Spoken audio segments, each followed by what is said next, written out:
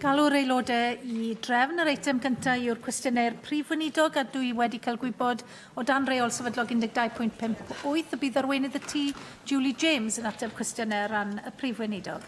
Y cwestiwn cyntaf, Mark Isherwood. Will the first, well, you, not the First Minister, make a statement on the provision of GP locum services in Wales? Yes, independent GP contractors and health boards will employ GP locums where there is a service need. GP practices must ensure they are appropriately qualified and registered. Thank you very much indeed. Well, in 2014, the chair of the North Wales Local Medical Committee wrote to members calling for urgent action to tackle a growing crisis unfolding in general practice. In 2016, the Vice Chair of the North Wales Local Medical Committee wrote to members saying, "I'm very aware of how precarious general practice is in North Wales. There's some areas such as Wrexham at risk of losing more surgeries in the very near future." And of course, Gresford is now under threat. Last week, new Welsh Government figures showed the number of registered GPs working in Wales at its lowest level since 2013, with 83 fewer in 2016 than 2017, but just over half of the GP practitioners leaving the workforce rejoining as locums. How, therefore, do you, as a government, respond to the reasons given to me by some locum GPs in North Wales 2.5 weeks ago for not working in Wales, being more affordable medical defence cover for locums doing sessions in England than Wales, on top of the separate performance list issue, extra bureaucracy when dealing with pension contributions, the curtailment of training links with North West medical schools, the stress and danger quote of working in the Welsh system, and different and inferior IT systems, quote, etc., etc. Nice, easy. You want to start? It's true that using the same data sources previous years does give a fall of 83. However, the statisticians have found quality issues of the data, which may mean it's considerably lower. And a more complete measure of GP capacity in Wales is to include all GP practitioners, locums, retainers and registrars. And using that method shows there's a 0.3% drop of about 8 than in 2016. However, I'm very pleased to say that, contrary to the gloomy impression, which I don't think is at all helpful given by Mark Isherwood, that following the conclusion of all 3 rounds of our train, work, live recruitment into GP training posts, the Wales Deanery confirms the appointment of 144 places, which surpasses the 136 training places available at the beginning of the recruitment round, which compares to 121 places filled following 3 rounds in 2016, an increase of 19%, which I think everybody can be very, very pleased of, and completely contradicts some of the gloom and despondency we hear from the opposite benches. Mick Anthony. Cabinet Secretary, isn't one of the issues with locums the fact that not only can they earn £800 plus a day without the responsibilities of running a practice, but that the tax system under which they operate means that they can effectively, by setting up as a corporation, just pay 20% tax and the rest of dividends. And what effectively the locum system is actually doing is undermining GP practices. Is it the case that the government is making representations or having discussions with the UK government about changing the tax system so that it cannot actually work in this particular way, and we actually give support to those who take on the day-to-day ongoing running of the GP practices, the long-term medical provision that we require from our GPs, rather than what is, understandably, people who can see far better terms and conditions and earnings by coming in as locums? Yes, it's true that the introduction of IR 35 in the medical profession has probably led locum GPs to consider their taxation affairs. And the taxation policy has not devolved to the Welsh Government, but it does affect, obviously, our GP workforce in the same way as it does across the rest of the UK. It's not absolutely clear how it's affecting individual career decisions by GPs, but there are many other factors currently in play, like professional indemnity and last person in a practice liability and that sort of thing. Of course, we have a different model in Wales as well to support this, and whilst the independent practitioner model has served us well for many years, many GP practices are finding it challenging to respond in the current situation. So we are looking at different ways of providing that, including employed practices and facilitating locums where younger doctors do want the flexibility that being a locum provides. So we are looking at very different ways of providing that alongside the multidisciplinary practices that we're also looking to implement in large numbers of practices in Wales. Rhina Bialwe.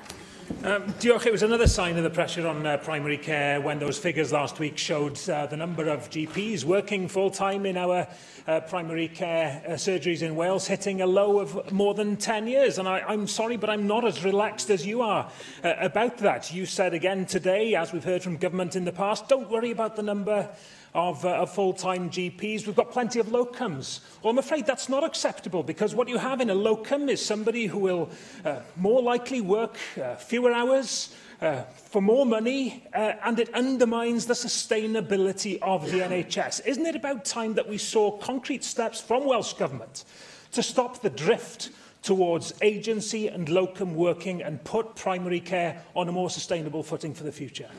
Well, again, I just disagree with the take that Rhys Iorwerth puts on this, because, as I said earlier, there are a number of ways of looking at how many people work as GPs, as locum GPs, as retained GPs, as GP registrars in Wales. And many of Wales's medical centres are training practices who are responsible for training the next generation of GPs. And as I said in response to the earlier question, we're doing very well on our training, recruiting more than ever before and filling all of our training places, including in previously hard to recruit areas such as Ceredigion and so on. So I don't think it's at all helpful to put the sort of negative spin that you're putting on it. And actually, what we really want to do is broadcast the fact that so many people are very happy, as a result of our Train, Work, Live campaign, to come and fill our training places and then go on to work in Wales. Cwestiwn 2, Mandy Jones. Diolch, Clary. Will the standing First Minister make a statement on the provision of social care in North Wales? I'm not quite sure what you mean by that, but social care plays a critical role in helping people live independently. Working in partnership with health, the independent and third sectors manage demand and improve outcomes for people both in North Wales and nationally. This is why Prosperity for All places social care as a sector of national importance. Thank you for that answer. Hampshire County Council is aiming to leverage voice-activated home speaker Amazon Echo skills to assist with adult social care. The technology can help people not only suffering with physical illness, but also help those who are suffering from loneliness and depression. According to the Council, over 9,000 people are currently benefiting from assistive technology such as Amazon Echo, with 100 new referrals being made each week. Will the Welsh Government look at introducing their own trial to help tackle the social care demand in North Wales? Yes, we already have several trials in place. It's a matter of great interest to us how we can use medical technologies of all sorts to assist with both social care and actually with medical care. And we have active pilots in place looking at exactly how we can exploit those technologies. Janet Finch-Saunders. Cabinet Secretary, alarmingly, social service departments in local authorities in Wales overspent by £383 million against their budgets in 2016-17, with Cardiff Council alone exceeding their budget by a staggering £190 million. Now, many are predicted to massively overspend again over the next 12 months. Costs in social services are predicted to increase by another £344 million in the next 3 years, and there is evidence now that by 2035 the number of people aged over 65 living in Wales will increase by 35%, and those aged over 85 113%. This is a ticking time bomb. Now, Cabinet Secretary, what frameworks do you believe the First Minister and indeed your Welsh Government are putting in place now to ensure that our social care providers and their budgets are effectively resourced and that they are indeed future-proof for the next 20 years? I always find it very difficult when the Conservative Party go on about spending in view of you the have the money, you have the budget that have been pursued by the UK government for some time. It's very handy to be able to have a divided brain on this subject, but I am happy to be able to tell the member that here in Wales, public spending on personal social services for families and children has gone up by 22% between 2010-11 and 2016 and 17, which is a considerable difference to the spending rise in England, which is only 5%. Llŷr Griffith.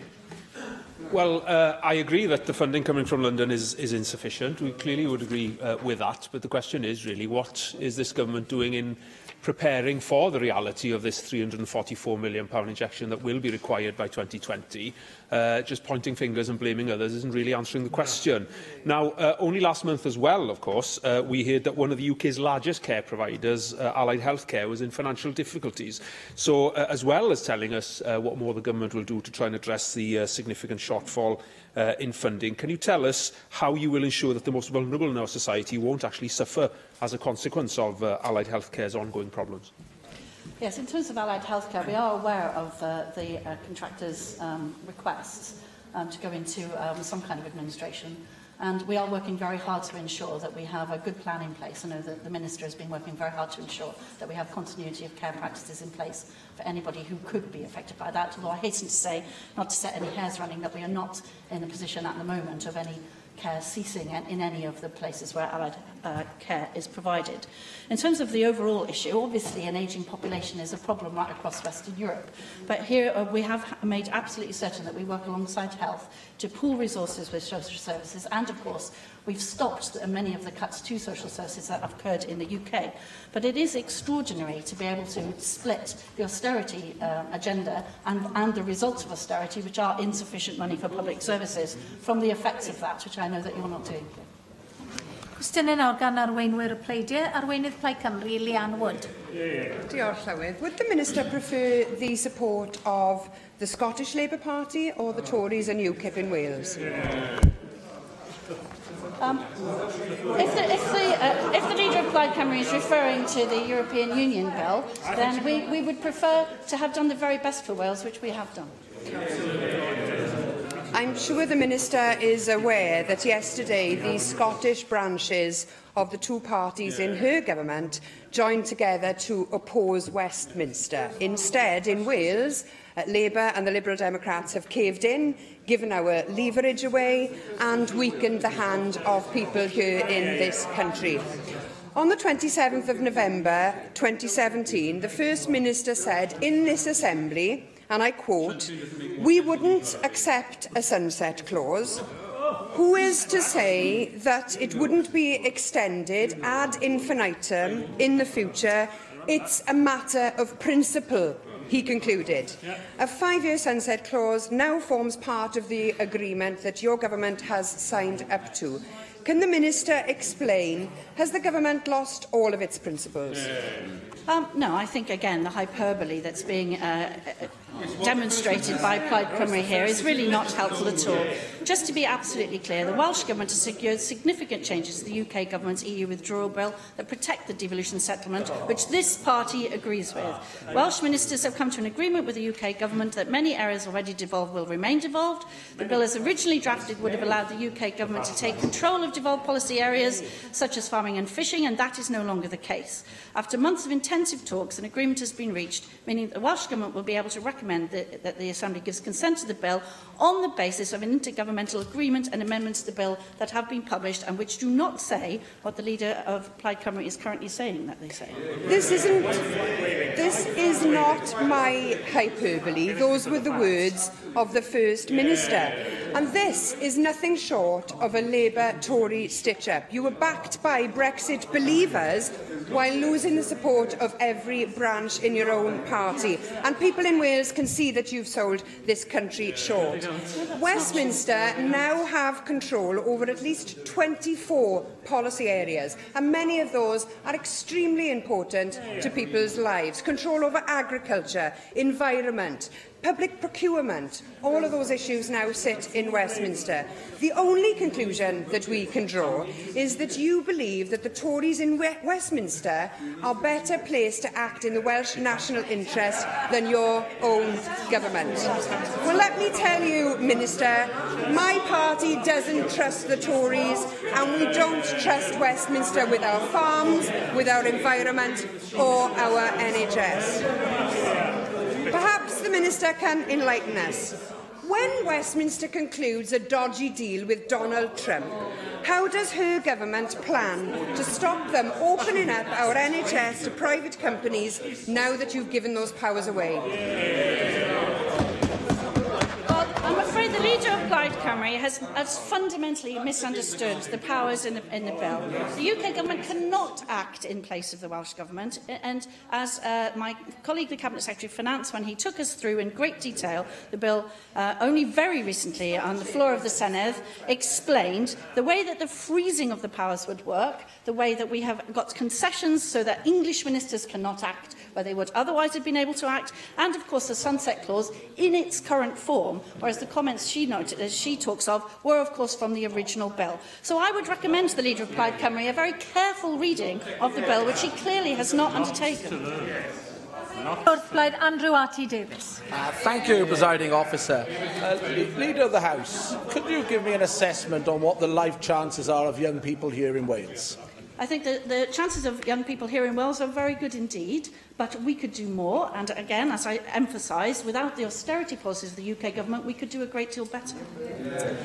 Well, Leader of the House, when it comes to education, many of the things that can be done to improve life chances for young people are within the gift of the Welsh Government, and sadly the achievement has been hindered by some of the policies that have been brought forward by previous Labour governments.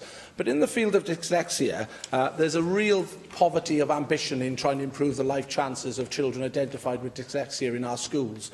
The gap with children achieving A or A star to C in selected GCSE grades has widened since 2015. 33% of pupils used to be against getting those results at GCSE. Sorry. Now, 36% of pupils are not hitting that target in English. When it comes to science, we used to be in positive territory for students who are identified with dyslexia. Now, there's a 10% deficit in children achieving 5 good grades at GCSE.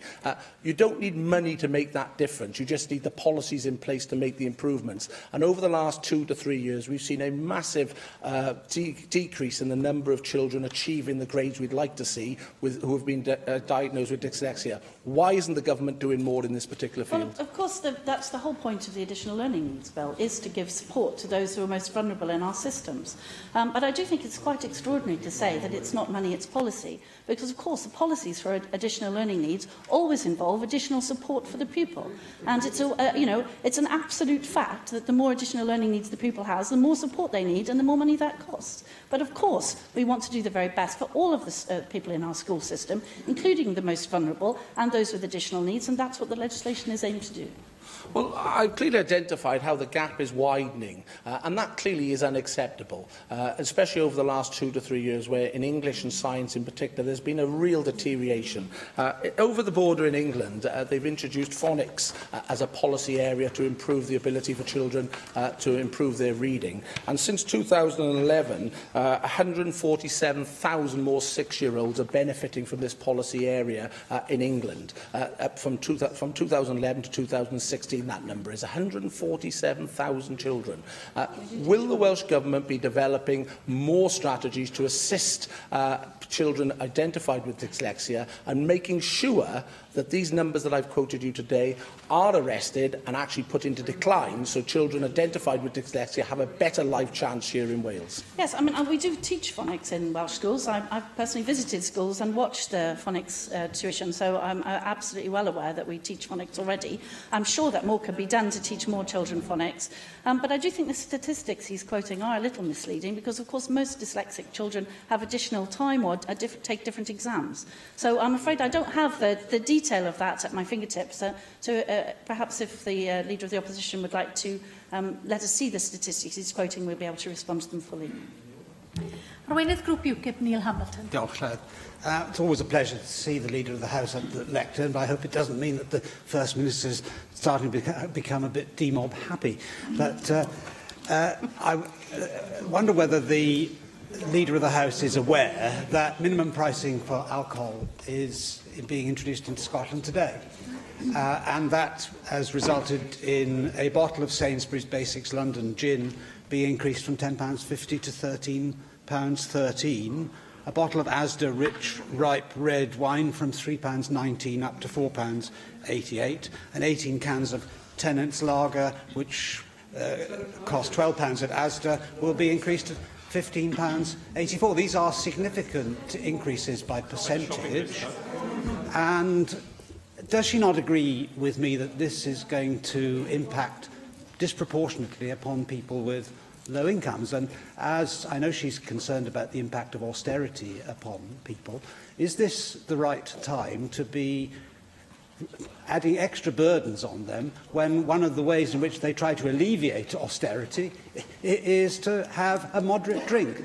It's not going to affect the people who've got serious alcohol problems very much, but it is going to affect the overwhelming majority of people who drink responsibly. First of all, in his remarks about the First Minister, which I think were particularly ill-judged, the First Minister is, of course, on an extremely important mission to Doha, coming in on the first Qatar Airlines flight to Cardiff Airport, yes, exactly. Something which we're all immensely proud of.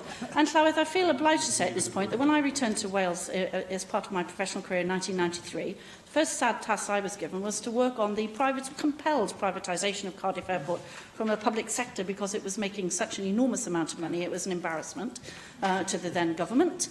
And I'm delighted to say that this Labour government has been able to put it back into the public sector, where, of course, it's gone from the very poor performance it had in the private sector to a sterling performance in the public sector. So I'm grateful to the leader of UKIP for giving me that opportunity to say. In terms of minimum pricing for alcohol, I know that he doesn't agree with the policy, but large numbers of people die as a result of alcoholic poisoning, and that's something that this party takes very seriously indeed. Well, I think what the Leader of the House is admitting is that it's a sledgehammer to miss a nut, because the vast majority of people are going to be affected in their pockets, but it's not going to make any difference to their health. At the moment, 76% of the price of a bottle of whisky is taken in excise duties and VAT. Of course, this is not a tax which is proposed to minimum price of alcohol, so the extra profit, if any, which is made will go into the pockets of the supermarkets. So there won't be a fund from which public health benefits could be spread by government policy. Surely a much better way of tackling this problem is to target the problem drinkers themselves rather than to impose burdens upon people who don't have a problem. Well, of course, the minimum alcohol pricing policy isn't the only policy that we have in place to assist people who suffer from alcohol abuse and substance misuse problems. The Leader of UKIP is quite right to say that it can be an issue with austerity, that people attempt self-medication and so on, but we're very wedded to making sure that those people have the correct support that they need to be able to stop the abuse that they suffer. And we know from the research that minimum alcohol pricing is one of the pieces of armoury in that kit. But of course, alcoholism or alcohol dependency isn't the only public health problem that exists in Wales. There's a significant problem with obesity, there's a significant problem with cardiovascular disease, and the Public Health Wales Observatory has recently published figures which show that the risk factors for heart disease are physical activity 71%, unhealthy eating 67%, alcohol, perhaps surprisingly, only 43%, and being a current smoker, even more surprising, only 23%. So where is this policy of minimum pricing of alcohol going? If the state has arrogated to itself the power to try to alter people's behaviour in their private lives by using the tax system or a variant upon it, why shouldn't we introduce a tax on food, a tax on salt, or any other of the known factors which might be a cause of deterioration in individuals' health? Well, of course, this party has a very different idea of the state's role in people's lives than UKIP does. I'm not entirely certain that it's consistent in UKIP. But, of course, we have a number of things at our disposal, which the government does indeed do. So we have done very large numbers of things in public health. So, for example, adult smoking prevalence rates fell to 19%, ahead of our 20% target in 2016. Smoking amongst young people is at its lowest level, with 7% of boys and 9% of girls aged 15 to 16 smoking regularly, compared to 9 and 14 in 2010. 425,000 men and women are routinely screened in Wales for breast, cervical and bowel cancer. These are state interventions in people's lives, but they are very welcome and they contribute hugely to public health agendas here in Wales, of which we're very proud. Question 3, Lynn Neagle. What steps is the Welsh Government taking to improve trunk roads in South Wales East? Our National Transport Finance Plan sets out our commitments to trunk road improvements across Wales, including the South East. Thank you. The recent changes to the A4042 Rechem roundabout in Pontypool have caused massive disruption for local residents and commuters, and I've received a very large volume of correspondence from constituents regarding not just the huge delays but also fears over the safety of the road. I'm very grateful to Welsh Government officials for agreeing to meet me later this afternoon to discuss proposed changes which could rectify this, being put forward by the developer of the nearby housing estate. What assurances can you offer my constituents that Welsh Government officials and the South Wales Trunk Road Agency, working closely with the developers and Torfaen Council, will be looking at this as a matter of priority and that a new system will be put in place as soon as possible? Yes, I understand, as you just said, Nigel, that transport officials are meeting with you after this session to discuss the issue in more detail. But we have received a number of concerns about the new road layout and are working with the local authority and the developer responsible for carrying out the work in its design to address the situation as a matter of urgency. I understand that it's likely that the road markings recently installed will have to be changed to improve traffic flows, and this will take a little while to implement because of the safety checks that need to be completed. So in the meantime, the temporary 40-mile-an-hour speed limit will remain in place, and new lanes provided will remain closed to traffic in order to maintain safety. The work is being carried out to increase the capacity of the roundabout, as I know she knows, to accommodate the new developments in the area. And the officials are more than happy to work with you to resolve the issues. Mohammed Ashkar. Thank you, Madam Presiding Officer. The project to do the A465 head of the Valley Road is currently the largest road building scheme in Wales. In October last year, the Cabinet Secretary for Economy and Transport announced a comprehensive programme and cost review of the project due to delay in completion targets with significant cost implications. Will the Acting First Minister advise the timescale for this review, and will she commit her government to making a statement in the Assembly on this important issue as soon as the review is completed? Yes, the Cabinet Secretary is indicating to me that he's more than happy to update members by way of a statement. Lewis. The Leader of the House will be aware of the public health scandal that is the A472 between Crumlin and Harvard Ynys. It isn't a Welsh Government trunk road, but I wondered if the Welsh Government has considered reclassifying it as a Welsh Government trunk road. It is a major route, after all, for the region and the area. But more importantly, with the resources of the Welsh Government, perhaps that trunk road's public health issues could be better resolved. I'm afraid I don't have any details of the road that the member is talking about, so I'll be more than happy to make sure that he's written to with the details. Bowden. I think we all welcome the potential economic benefits that Trago Mills is clearly going to be bringing to Merthyr Tydfil and the surrounding areas, but its location immediately off the Cyfarthfa roundabout on the A470 is a source of ongoing concern. The management of the opening of Trago Mills last weekend actually went very well and I think was generally very good, but the traffic remains extremely heavy in that area, given that we also have the Cyfarthfa retail park immediately opposite. And this coming bank holiday weekend, I'm sure, is going to be a bit of a nightmare up there. I think the problem is largely due to the fact that Trago Mills development was given planning permission some 20 years ago when traffic was much later and the other retail developments weren't there. So can you please assure me two things? One, that there is going to be a long-term permanent solution to relieve the pressures for local residents at Cyfarthfa. And can you also confirm that consideration is being given to the review of time limits on planning permissions for such developments which take no account of changing circumstances in an area over such a long period of time? Yes, thank you for raising that. We're fully aware of the importance of the A470 strategic corridor. The section around Trago Mills is currently being investigated and appraised to the requirements of the Welsh Transport Appraisal Guidance, known as WELTAG. Studies are on hold at the present time whilst the unsettled traffic patterns and demands return back to average conditions following the opening of the Trago Mills store, which we know increased demand considerably. The bedding-in period is expected to last about 6 months, at which time the study will recommence by testing projected trends with those known post-opening of Trago Mills. The sensitivity testing will better inform the appropriateness of the longer-term solutions that are proposed. Once the Stage 2 studies along the corridor have been completed, appraised transport interventions to address congestion will be addressed. That's expected to be completed by early 2019. And in the meantime, there are medium-term measures to be progressed. The The issue about the time limits of planning consent relating to major developments is a matter for local planning authorities to consider. I know the Cabinet Secretary has a consultation out at the moment. I'm sure that the local authority and yourself will be responding to that. In this case, as you know, the decision for planning consent was made in 1994 by the Mid-Morgan Planning Authority and included highway improvements appropriate to the scale of developments at that time. But as the member has highlighted, that situation has changed very much. So the studies will inform improvements in the road once the traffic has settled again. Cwestiwn 4, Mike Hedges. Diolch. What assessment has the Welsh Government made of the relationship between housing and health? Integrating housing and health is a platform to effective prevention and early intervention for people with social and healthcare needs. This is why both housing and social care are priorities in Prosperity for All. Can I thank you for that response? As you know, the 1945 to 51 Labour government had housing and health in the same ministry, led by Nye Bevan, somebody who we both hold in very high regard. Poor housing has a serious effect on health. People, especially the old and young, become more susceptible to illness when living in cold and damp conditions. Poor conditions mean that people can't be discharged from hospital when medically they're able to be, but if you discharge them, you're going to have them back in again because the condition they're living in as such, they're going to make them ill. What is being done to improve poor quality housing and thus reduce hospital admissions?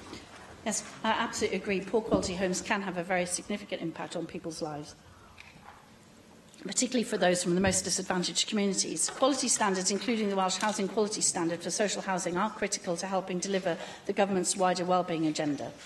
The Welsh Housing Quality Standard will ensure that by 2020, more than 220,000 households in Wales will have a home that is safe, warm and secure. Currently, as at 31st of March 2017, 86% of social homes in Wales meet the Welsh Quality Housing Standard.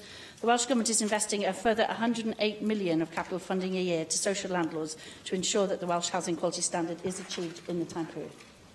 David Melding. Thank you, Llywydd. I think this is a very important question. I thank Mike for raising it. 45% of accidents occur in the home, and accidents are in the top 10 causes of death for all ages, particularly high amongst children, after cancer, I think the highest, and older people. Now, in the many interventions that we make, for instance, insulation of homes, social care visits, we should be making an assessment of the safety of homes, because very, very many vulnerable people could be protected if we did that and thought about preventing accidents. Yes, I mean, the member raises an important issue, and as part of the Welsh Quality Housing Standard, of course, making sure that homes meet a standard where accidents are very much minimised is important. There are also a number of schemes for adaptations across Wales, and I'm delighted to say that in my own council, the speed of adaptation has increased out of all recognition from where it was 10 years ago. But the member makes a very good point, and we are very keen to ensure that as we develop new homes in Wales, the best safety standards are incorporated in the design. Bethan Syed. Thanks. Shelter Cymru's guidance to private tenants about taking action if their home is in unhealthy or dangerous states, and I quote, "Firstly, you need to think carefully about whether to take action. In particular, consider whether your landlord is likely to try and evict you rather than to do the actual work." Although the tenants can then ask the council to send an inspector, they are still under risk afterwards if the landlord decides to throw them out, or if they have a grudge because they have taken that action. In that regard, will you look to taking putting legislation forward in relation to protecting long-term renters and encourage longer-term tenancies with clear and significant penalties for landlords if they take this type of action? Because, of course, we want to ensure that their houses are healthy, but if they are judged for taking action, then that is something we should all be concerned about.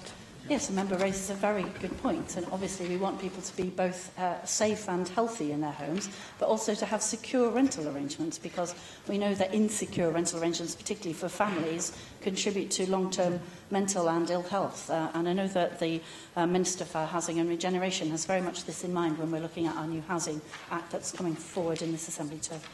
Cwestiwn 5, Siân Gwenllian. Annwch chi ddysganiad am yr adolygiad rhywedd sy'n cael ei gynnal gan Llywodraeth Cymru ar hyn o bryd?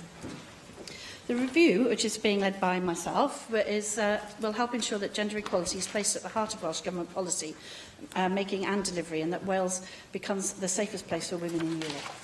Wel, dwi'n croesawu'r adolygiad wrth gwrs, cyn belled y bod deillianna yn glir ac y bydd yn arwain at wella cydraddoldeb. Ac wrth gyhoeddi yr adolygiad mewn araith yn Rhydychen, fe nath y Prif Weinidog ddeud, fel ydych chi newydd ddeud, fod o eisiau gweld Cymru fel y lle mwyaf saff yn Ewrop ar gyfer menywod. Ac eto, dwi'n cytuno'n llwyr, ond mae troi'r geiriau yna yn reality yn gofyn am ymrwymiad ac ewyllus gwleidyddol cadarn. Ar hyn o bryd, mae'r agenda cydraddoldeb rhiwedd yn rhan o ystod o'ch dyletswydda chi fel arweinydd y tŷ. Be di'ch barn chi am gael gweinidog sydd yn gallu canolbwyntio'n llwyr ar hyrwyddo cydraddoldeb i fenywod? Well, it's an interesting thought. I think it has pros and cons, which are very well rehearsed and which Llywelyn probably won't permit me to take an hour's speech on the pros and cons.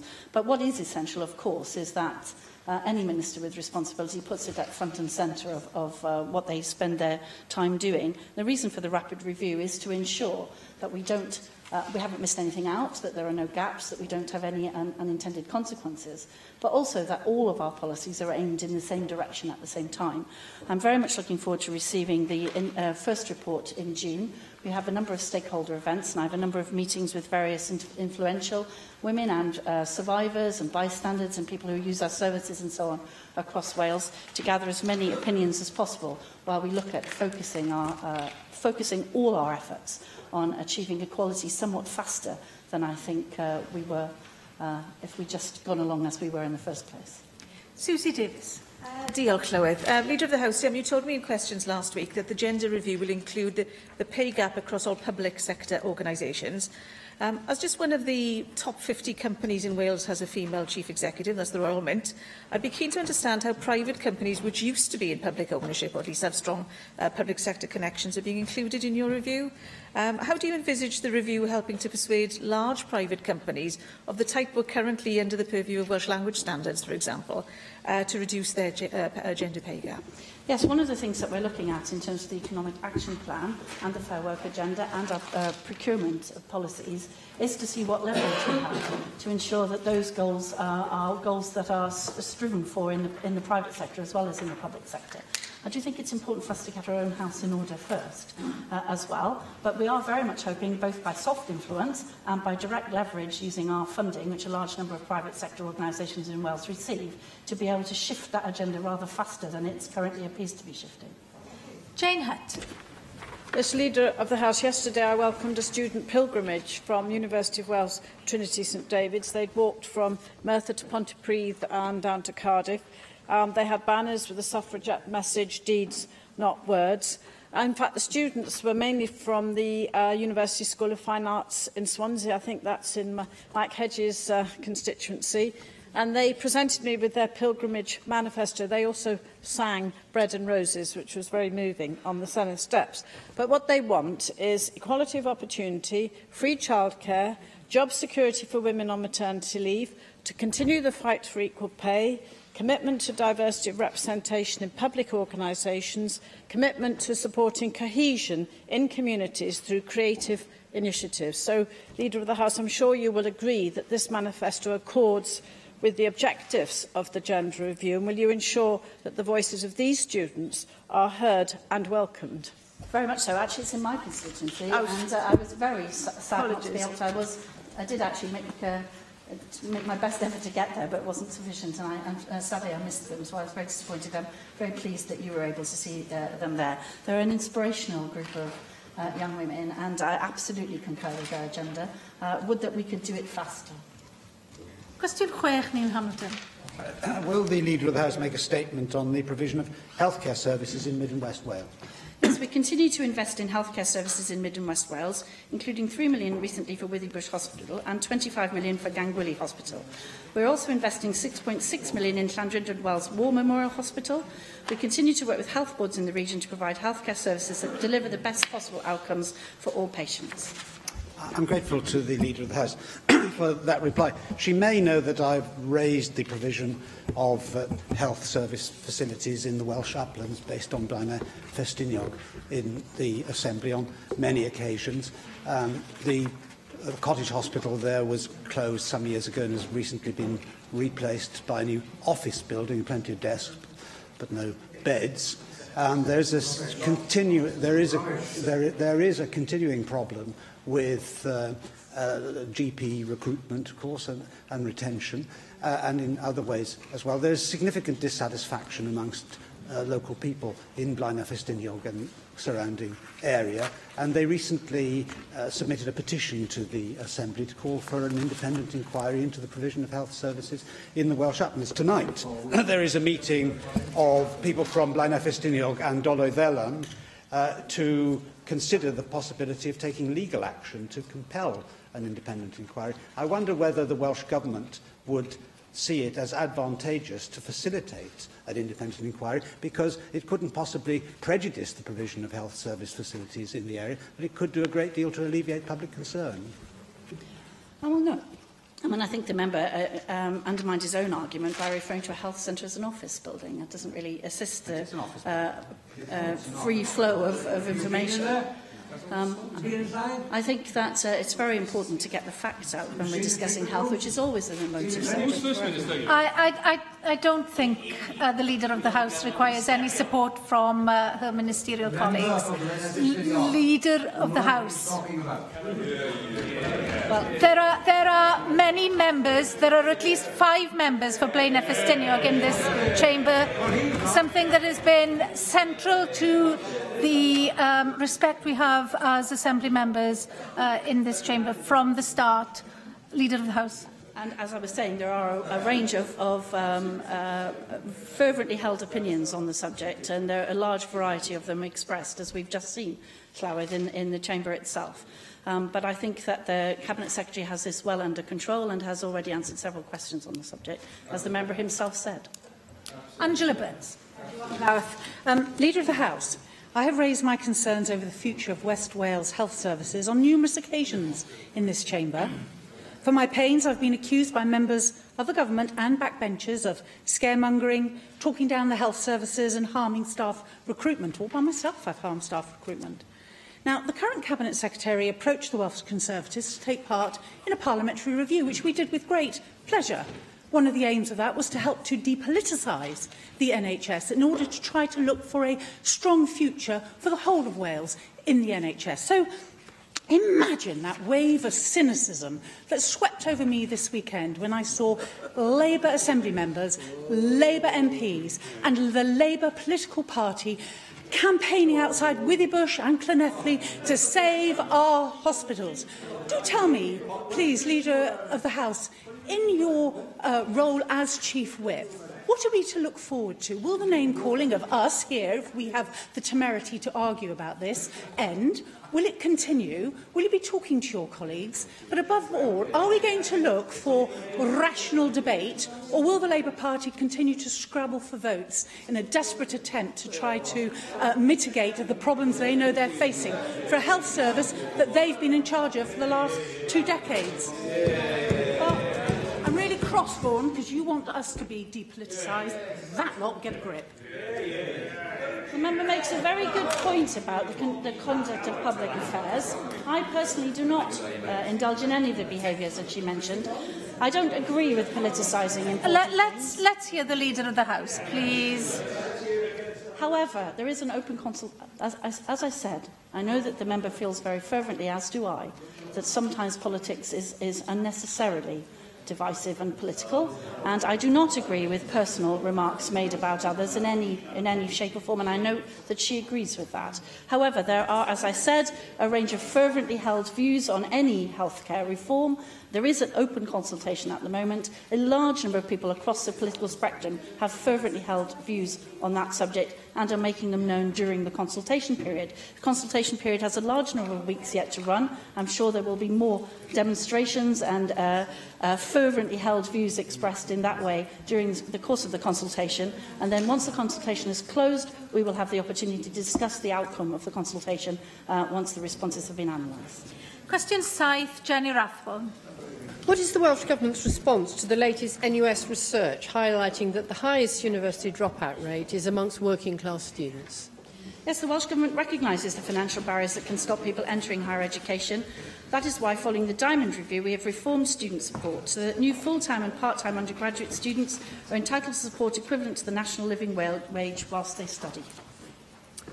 The NUS report class dismissed getting in and out and getting in and getting on in further higher education is, I think, an important contribution to the debate that needs to concern us all. Because in light of these dropout figures and the skills challenge that are posed by the fourth industrial revolution, we need to be raising the skills base of all our young people to respond to the uncertainties of the job market ahead. I'm somewhat concerned that we still have quite a big difference in the numbers of young people achieving degrees in Wales compared with, for example, the south east of England. 26.5% in Wales compared with 32, just over 32 in the south east of England. And I just wondered how the Welsh Government can address this, because it's clearly amongst working class young people that we need to be getting them to take on further education. Yes, absolutely. Our new student finance package is supported by the National Union of Students in Wales and answers many of the questions raised by the review in England. It's the most generous in the UK and is designed to give more help towards living costs by providing the equivalent to the national living wage through a mix of non-repayable grants and loans. This means students can focus on their studies rather than worrying about making ends meet. Wales is the first country in Europe to provide equivalent living cost support in grants and loans to full-time and part-time undergraduates, as well as postgraduates. The total amount of full-time student support awarded for academic year 2015-16 was £797.5 million, which is an increase of 7% on the previous year. Our recent performance data suggests retention rates for undergraduate higher education students in Wales are improving.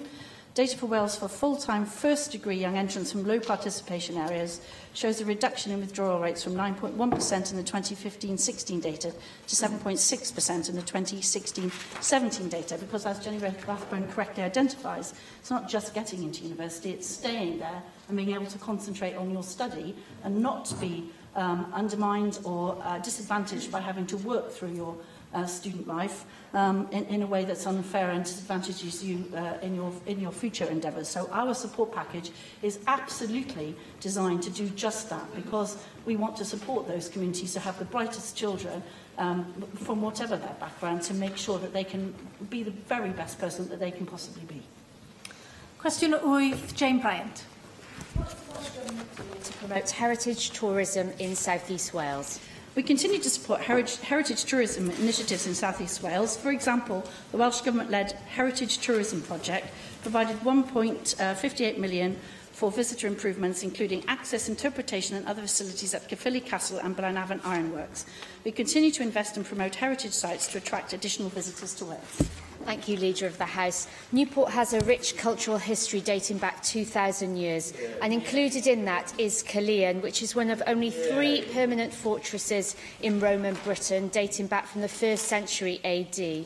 It's home to the most complete amphitheatre in the UK, impressive fortress baths, and the only remains of a Roman legionary barracks on view anywhere in Europe.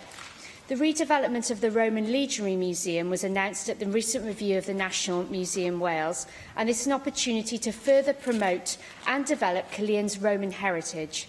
How will the Welsh Government work with the museum and Cadw to attract visitors from across Wales and the rest of the world? Yes, I have to say I only very recently visited Caerleon Roman Works and Museum and had a thoroughly lovely time. I particularly liked the baths, and the illusion of people swimming in the baths is particularly effective. And for anybody who hasn't been, I highly recommend it. It's a very educational and pleasant day out, so I couldn't recommend it more. We have had initial conversations to consider the future of the heritage offer at Caerleon. We're going to be involving other partners in due course, as suggested by the Thurley report, to ensure a consistent and coherent experience for tourists. We're going to have central works to the roof at Caerleon will mean its closure for some months, unfortunately. The museum is working in partnership with Cadw and will continue to offer an excellent education experience for schools. The Roman Baths, Amphitheatre and Barracks will continue to be open to the public throughout the period of the museum closure. I can't recommend it highly enough. It's a really excellent experience all round and very educational. Diolch i arweinydd y tŷ. Yn ei rôl yn ateb dros y Prif Weinidog. Yr eitem nesaf felly yw arweinydd y tŷ yn ei rôl fel arweinydd y tŷ ar datganiad a chyhoeddiad busnes, a dwi'n galw arni Julie James i wneud y datganiad busnes. Julie James. Diolch, Llawydd. There are no changes to this week's business. Business for the next 3 weeks is shown in the business statement and announcement found amongst the meeting papers available to members electronically. Mark Isherwood. Diolch, Clive. Well, may I both acknowledge your endurance and call for two Welsh Government statements. The first on the Welsh Independent Living Grant. As amongst other things, Chair of the Cross-Party Group on Disability, I've been articulating concerns in this chamber and in correspondence with the Welsh Government since the decision was taken by the Welsh Government to move the Welsh Independent Living Grant into local authority funding, unlike the situations in Scotland and Northern Ireland, where a partnership with the third sector was established and the Northern Irish commissioned into the Scottish model to ensure that the independence and control of the service user was protected. I last raised this early in March with the First Minister, describing the proposal as a betrayal of the right to disabled people to live independently and make their own decisions. But once again, despite calling on the First Minister to recognise that independence means giving people choice and control and not having to agree how they should spend their money with well-meaning experts in County Hall when they're the real experts in their own lives, the First Minister once again rejected this. However, I've now been copied on a report from a charity of which I'm patron, stating that at the recent Welsh Labour Party conference in Llandudno, on a motion put down by the Clwyd South Labour Party, that delegates voted to support the continuation of the Welsh Independent Living Grant, despite the policy of the Welsh Government, and it's been reported that this will now be maintained at least until the Assembly elections in 2021, welcomed by the campaigners led by Nathan Lee Davies from Wrexham, but still keen to stress there's some way to go in securing the grant in the long term. Therefore, given that this isn't just a decision, I'm sure, for any party conference, this is a decision for this place, I think the Assembly must have a statement to bring us up to speed on what is a very important matter for a large number of people, and particularly the campaigners who have been fighting so hard to achieve what appears to be some progress in this respect. Secondly and finally, could I call again, following calls last week, for a statement on the A487 Carnarvon to Bodnewydd bypass, although my request comes from a slightly different angle. We know that the public inquiry, we know that following the inquiry, the Welsh Government said it would consider the inquiry report and make a decision by the winter. We know that in March, the Welsh Government said it needed more time to consider the plans. But concerns been raised with me by local businesses that a document they submitted to the inquiry detailing objections not to the bypass but to the yellow route favoured by the Welsh Government presented, but the legal representative from the Welsh Government's barrister, on the basis of his submissions, they refused the right to question the Welsh Government on the contents of the document, although the legal advice they've received advised that no judge would make a decision based on any draft report, and any judicial review would only be possible on the issuing of orders. Dare I say that your barrister had said that they should have gone to judicial review before following publication of draft orders against the legal advice received. And they have raised concern with me what they have described as the total intransigence of the Welsh Government over 10 years in considering the impact on jobs and businesses locally. And they do support strongly a bypass, but have been trying to put forward their case, albeit without success to date, in asking the Welsh Government to adopt the orange or black route to protect businesses and jobs. This is a very important matter. The document I referred to is a detailed submission which confirms that if you read properly the original submissions, there was 75% local support for the black route. That was not presented in the WellTag evidence. It wasn't questioned at the public inquiry. I therefore support calls for a statement to the Assembly on this important scheme, and in the context of these valid objections and the real threat to jobs in the two major local employers on the route. On the first matter that he raises, we continue to maintain that a static grant can't possibly meet all of the demands of every disabled person in Wales who have complex and varied needs. No change has been made in government policy, and therefore I can't see that there's any requirement for a statement since nothing has changed in the government's policy. And as Mark Isherwood said himself, he asked the First Minister about it back in March.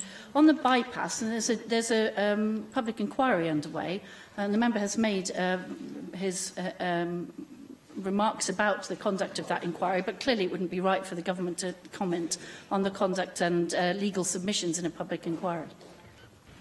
Simon Thomas. Diolch, Llywydd. I notice, Leader of the House, that it's been stated today that the incinerator proposed for Barry is likely to be operational by the end of the year. And I think there are wider lessons for the whole of Wales from the experience that the people of Barry have had over the last couple of years. Something has gone seriously wrong, I think, if we have an incinerator so close to homes, in an area of deprivation as well, in the context of air quality that we're all trying to improve in Wales, without an environmental impact statement. And it has been stated, I think, by the Environment Minister here previously, that she's minded to request such an environmental impact study to be done, but we're told, nevertheless, the incinerator is going ahead. So I would very much like, and Plaid Cymru would like, to hear a statement from the Environment Minister about whether we'll see such an environmental impact study. And if that impact study, of course, does give rise to questions around emissions, around transport links, around storage of wood, around all of the things that the local residents have been complaining about, then we need to understand how that might impact on the granting of final licences and conditions for the incinerator in Barry. And also I'd like to ask whether such a statement, if made, can also include any work that the government's done with Ofgem around the fact that the current proposal seems very different to the one that originally got granted the ROCS certificate. It's so old, this proposal, it goes back to the days of ROCS, I understand. But it's done under a previous regime. But a lot of change since then, including the incinerator itself being at least 10% bigger in terms of its output than it had been previously. So I think all of us would appreciate, not just for Barry, but for the wider lessons that we draw on the environment in Wales, a statement and an ability, an oral statement, so we have an ability to question the Minister on that. The second item I'd like to raise is the fact that many of us did celebrate Welsh food and farming at lunchtime today, and we're very grateful to the NFU, I'm sure, for they launching their campaign, We Are Welsh Farming, Ni yw Ffermio Cymru. But the context of doing that, raising this with you today, is, of course, we have this proposal of the Asda-Sainsbury merger, telling us that this will be done with lower prices, no jobs will be lost from the shops won't close, but somehow we'll have at least 10% lower prices. Now, there's only one way to squeeze lower prices out in those circumstances, and it's from the suppliers. And the suppliers are our farmers. And when you squeeze our farmers, yes, you may get something cheaper in the shop, but you're actually squeezing our communities, because those farmers are recycling the pounds that they earn within our communities. And that's clearly demonstrated by Welsh Government's own work as well as the unions' work themselves. So if we're going to see such a major merger and a consolidation in the supermarket sector, then it does beg the question that the Supermarket Ombudsman needs to be beefed up considerably, because we don't want to see any supplier, but I'm talking particularly of Welsh farmers here, to be squeezed by an irregular market and the use of too much pressure and too much anti-competitive, in effect, market forces being used. So it'd be good to have a response from the Welsh Government, perhaps a letter from the Welsh Government at this stage to the Asda-Sainsbury merger, what discussions you're having with the UK Government around this, what steps can be taken to protect Welsh suppliers and Welsh farmers in particular, and whether you think, as I think yourself personally, but certainly Government has said in the past, that it's very interested in beefing up an ombudsman and making sure that the voice of the supplier in the supermarket chain is strengthened, as well as, of course, what we see now, which is the supermarkets themselves being strengthened. Yes. I mean, I think on that second point, Simon Thomas makes an excellent series of points. It is very worrying that such a large merger is considered, especially when one of the partners effectively is Walmart, who is not exactly renowned for, what should we say, progressive policies in regard with its purchasing. It is, as you know, subject to the Competition Commission, but my understanding is that the Competition Commission generally looks at the effect on consumers and not on suppliers. The Cabinet Secretary for Rural Affairs and myself have some concerns about this, and we will be expressing those concerns into the Monopolies and Mergers inquiry. Because actually I share your concerns about the suppliers. There is only one way to squeeze it, and it is at that end. So it is certainly an issue for us that we will be considering. In terms of the Barry incinerator, I'm not absolutely certain where we are in that process. I think that probably the best way forward would be if the Minister updates us by way of a letter as to where we are from our point of view, and then we can take it forward from there. Jane Bryant. Leader of the House, I'd ask for two statements. Do you know when we could expect an update on the surgical use of vaginal mesh in the NHS? I've raised this a number of times in the Chamber, and I think that I understand that a Task and Finish group is due to report soon, and I think it would be appropriate if we had a statement following that in the Chamber. And the second statement I'd ask for is on animal welfare.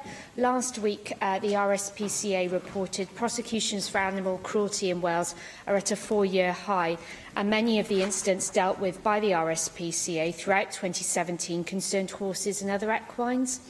It's frequently the case that they've been abandoned and horses are being found sick, dying or sometimes dead.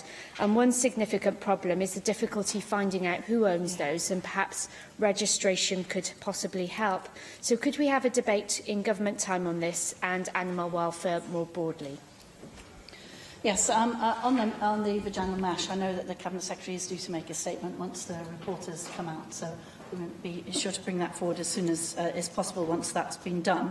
And the Cabinet Secretary is also due to make a statement on animal welfare. We are very well aware of the issue about tracing the ownership of horses, which is a massive issue in my own constituency as well, even though it's a city centre, which you wouldn't expect. And we are aware of that. I know the Cabinet Secretary takes it very seriously and is going to make a statement shortly. Mohammed Ashkar. Presiding Officer, Leader of the House, may I ask for a statement on the levels of child obesity in Wales? The latest Child Measurement Programme annual report shows that more than a quarter of children in Wales are overweight or obese. This is much higher than in England. Areas such as Blaenau Gwent and Caerphilly in my region both produced results higher than Welsh average. I understand the Welsh Government is working with Public Health Wales to develop a new strategy to tackle obesity. Could we have a statement from the Cabinet Secretary for Health on when this strategy is likely to report and what measures he intends to take to tackle this problem in the interim period in Wales? Thank you. Yes, the Cabinet Secretary is indicating that he's expecting to run a consultation. He'll provide an update before the summer recess on that consultation. Lloyd. As Leader of the House, I'd like to ask for two statements, if possible. The first relates to the announcement today by the WLGA, who claim that children's services in Wales are nearly at crisis point, and I quote, "Now, clearly increasing demand and reducing budgets is a recipe for disaster, as we all know. We have seen recently the difficulty in Powys, and it's clear that other councils in Wales are feeling the pressure in terms of the demands on their services and their ability to respond." So with that backdrop, can I ask if the Minister for Children and Social Care, therefore, would be prepared to bring forward an oral statement at the earliest opportunity on the pressures facing children's services and what the Welsh Government is planning to do to address them? That's the first one. And the second request relates to plans to develop a metro system for Swansea Bay and the Western Valleys.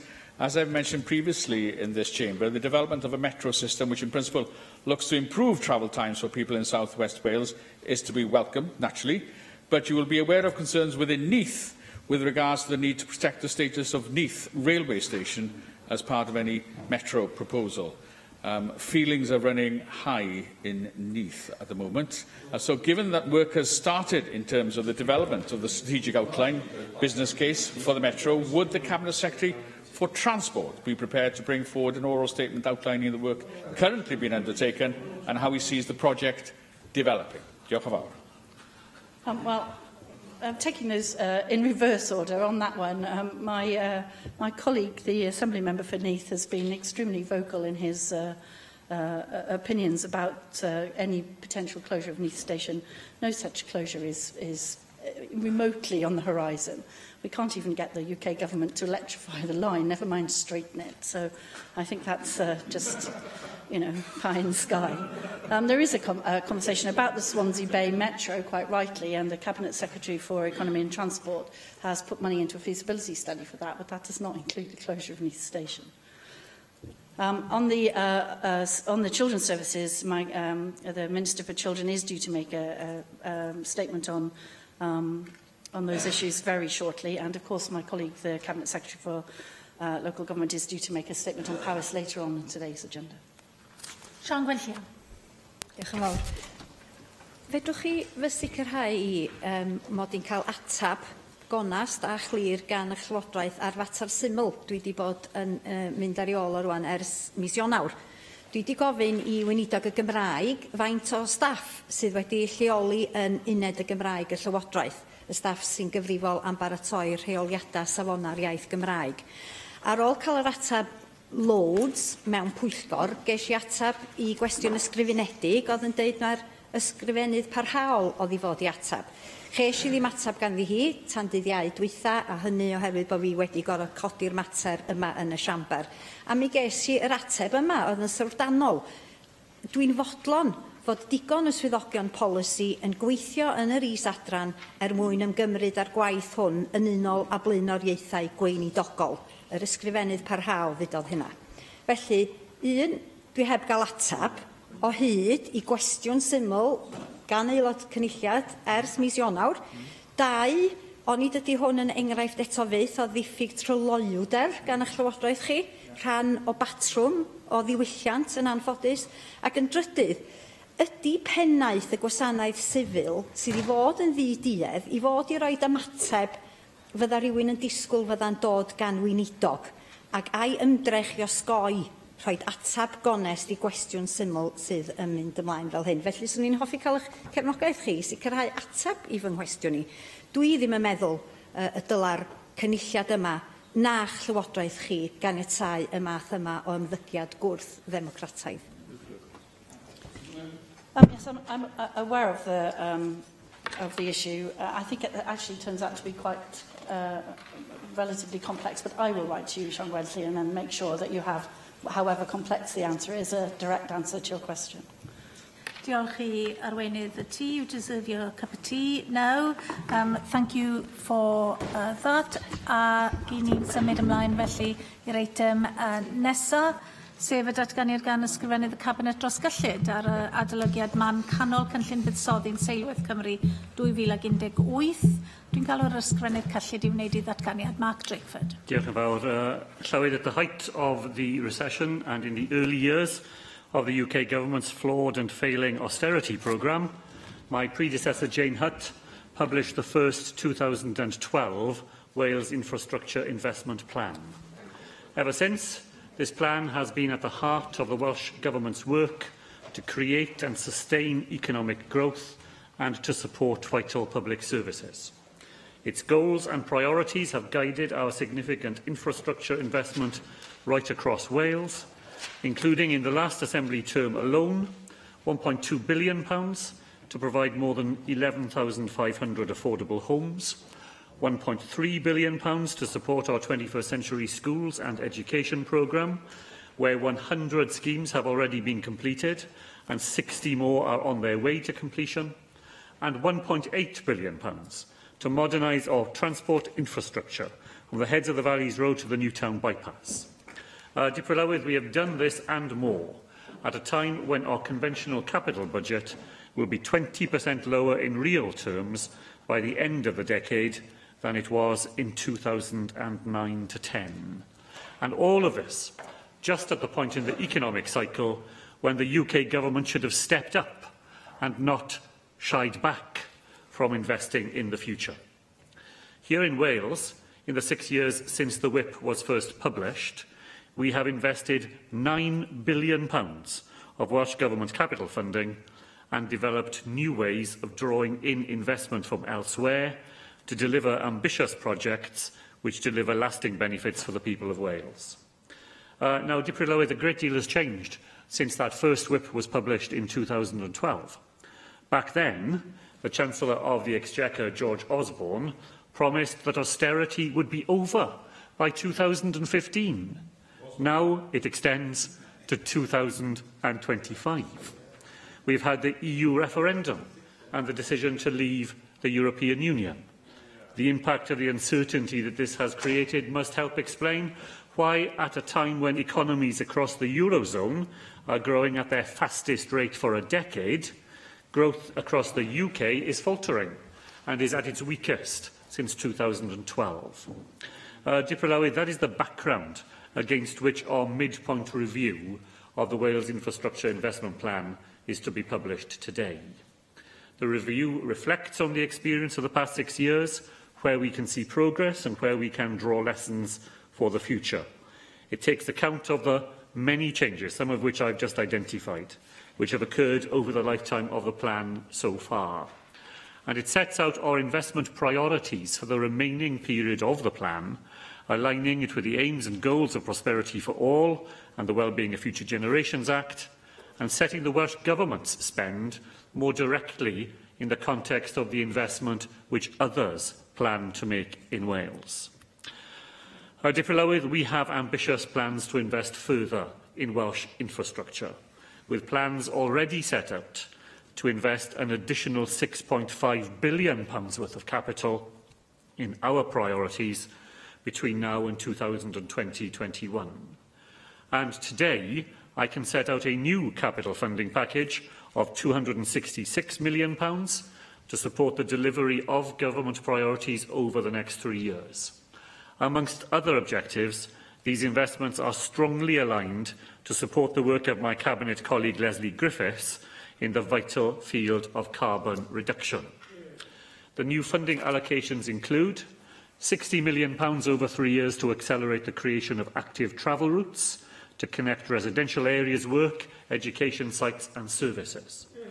Over £60 million over the next 3 years for the NHS for the All Wales Capital Programme.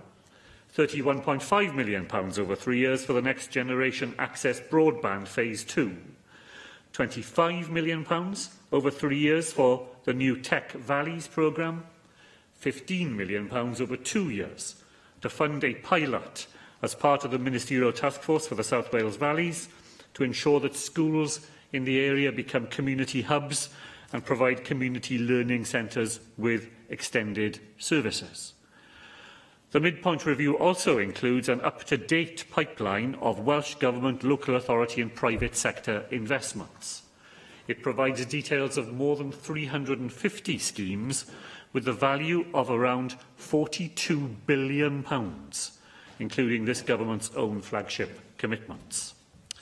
Llywydd, as members of the Finance Committee will know, my principle has always been to exhaust the use of the least expensive forms of capital before using other, more expensive sources. The plan, therefore, relies on our efforts to begin with to commit the vast bulk of our conventional capital well in advance of spend, then to move on to deploy every pound of capital available to us through the regional development funds from which Wales benefits as a result of our membership of the European Union, and that amounts to over £720 million in additional investment. Then to make full use of the £1 million, to make full use of the £1 billion in borrowing powers now available to us, and then to go on supporting additional borrowing for investment by our local authorities and our housing associations. And because even when we have pushed at the limits of all these possibilities, we still have vitally important public purposes which could otherwise not be afforded, we have devised our own mutual investment model, building from the Scottish Government's not-for-profit schemes, to find a way to fund the new Velindre Cancer Hospital for South Wales, to complete the dualling of the A465 Heads of the Valleys Road, and to enable us to accelerate Band B of our 21st Century Schools and Education programme. And I can announce today the latest development in this area, because in line with the provisions in the Government of Wales Act 2006, agreement has now been secured with the UK Government that it will bring forward legislation to enable Welsh ministers to issue bonds for capital investment expenditure, providing the Welsh Government with a further set of borrowing levers in the future. We are in the process of establishing a National Infrastructure Commission for Wales, and later this afternoon the Cabinet Secretary for Energy Planning and Rural Affairs will make a statement about our preferred option for our new land use plan, the National Development Framework. Together, these will provide a strategic picture of our national and regional infrastructure needs and help us ensure our investments are aligned and targeted to where they can have maximum impact in the face of continuing austerity. Diprilawydd, bydd yr adolygiad canol tymor o'r cynllun buddsoddi yn yn helpu I weithio mewn ffordd fwy cydweithredol ac integredig, o fewn y Llywodraeth a gyda'n partneriaid. Bydd yn sicrhau bod ein sailwaith yn gadarn, yn gyfrannu at dwf yr economi Cymru ac yn ein helpu I lunio dyfodol tymor hir ein gwlad a'i phobl. Rwy'n cymeradwyo'r cynllun i'r cynulliad. Thank you. Nick Ramsey. Diolch, and can I thank the Cabinet Secretary for his statement this afternoon. I think we all recognise that we do remain in a time of public spending constraints. We certainly in the Welsh Conservatives welcome proposals to invest in our economy and public services, despite those obvious challenges. Can I just say, in responding at the start to your statement, Cabinet Secretary, on your point about UK funding, which you made at the start of your contribution and the end, the almost obligatory comment now on funding cuts. Well, yes, spending cuts, you're quite right to say, have extended beyond the original cut-off of 2015 that was set out back in 2010. But if the alternative was deeper yearly cuts, then I think I would probably stick with the Chancellor's current timescale rather than looking at those cuts having been faster and deeper at the time. And we know that, yes, the deficit has taken longer to come down than was previously hoped, but the UK Government is getting there in that regard. Debt itself will soon be cut, not just the deficit, and that will, in the longer term, set the UK economy and the Welsh economy on a sounder footing, so you will have more money to invest in those important public services and infrastructure. Well, many people do. You might not agree with that, Lee Waters, but many people do agree with that. Your statement covered a wide range of investment proposals and a wide range of spending areas, so if I can just touch on a few of them. I warmly welcome the proposals to continue developing the 21st Century Schools programme through the second band of funding in partnership with local authorities across Wales. I recently visited the site of Monmouth Comprehensive School, due to open in September.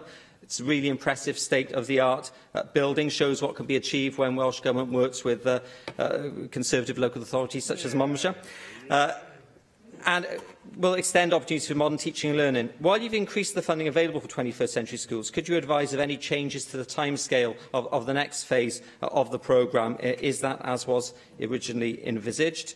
On house building, we recognise that there are growing pressures on the housing market, particularly in South East Wales, and commentators are concerned with the removal of the Severn Bridge tolls and the effect that that will have on local housing supply in Monmouthshire and other local authorities in South East Wales. How confident are you that the funding you're providing for the development of affordable housing proposals across certainly South Wales will be met?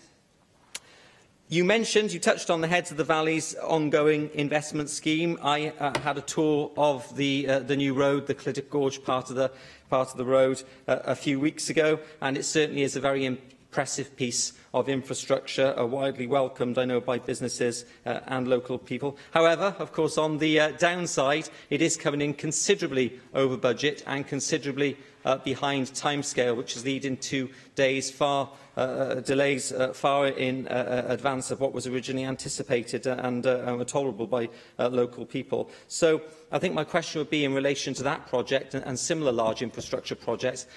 What mechanisms are you putting in place to make sure that the taxpayer is getting value for money, that projects like this are delivered as efficiently as possible, and that there is a proper scrutiny on the public purse? I know that in future Public Accounts Committee, which I chair, looks at spending like this, but I'm thinking in the meantime, what is being done at this moment in time to make sure that spending is efficient. I don't think you mentioned the critical care centre. I might be wrong. I don't think you mentioned the critical care centre currently being developed in Cwmbran. That's another project to which there has been a significant delay. However, it is now going up, and again looks an impressive building. So could you just, at this midpoint in your infrastructure programme, guarantee that will open on the timescale which we are now looking at?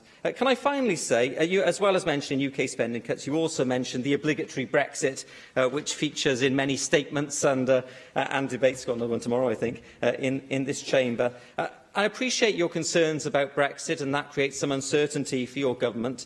But I would point out that that wasn't a decision of the UK government. That was a decision of the UK people, and a decision of, well, actually, a majority of the Welsh people. It wasn't probably not a decision of a majority of my constituents, or probably yours in Cardiff West. But it certainly was a decision which the Welsh people took. And do you not agree, Cabinet Secretary, that rather than constantly bemoaning the effects of this, it is for the UK government and the Welsh government to now get on with delivering a stronger economy in the light of what's happening? And I think the people of Wales will be looking at you to set forward a positive vision for the future that will take Wales where we need to go at this important juncture in our history.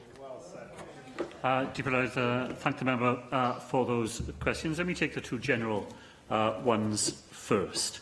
As far as public spending constraint is concerned, the choice that faced the government ought not to have been between steeper, swifter cuts and the long, slow strangulation of the UK economy, which they have embarked upon. The choice ought to have been to use counter-cyclical investment, particularly of an infrastructure sort, at a time when the costs of borrowing had never been lower. And instead, George Osborne chose, rather than doing what was done in the United States of America and on the continent of Europe, to take that opportunity to stimulate economic growth, he chose the most inopportune moment you can imagine to reduce capital investment right across the United Kingdom.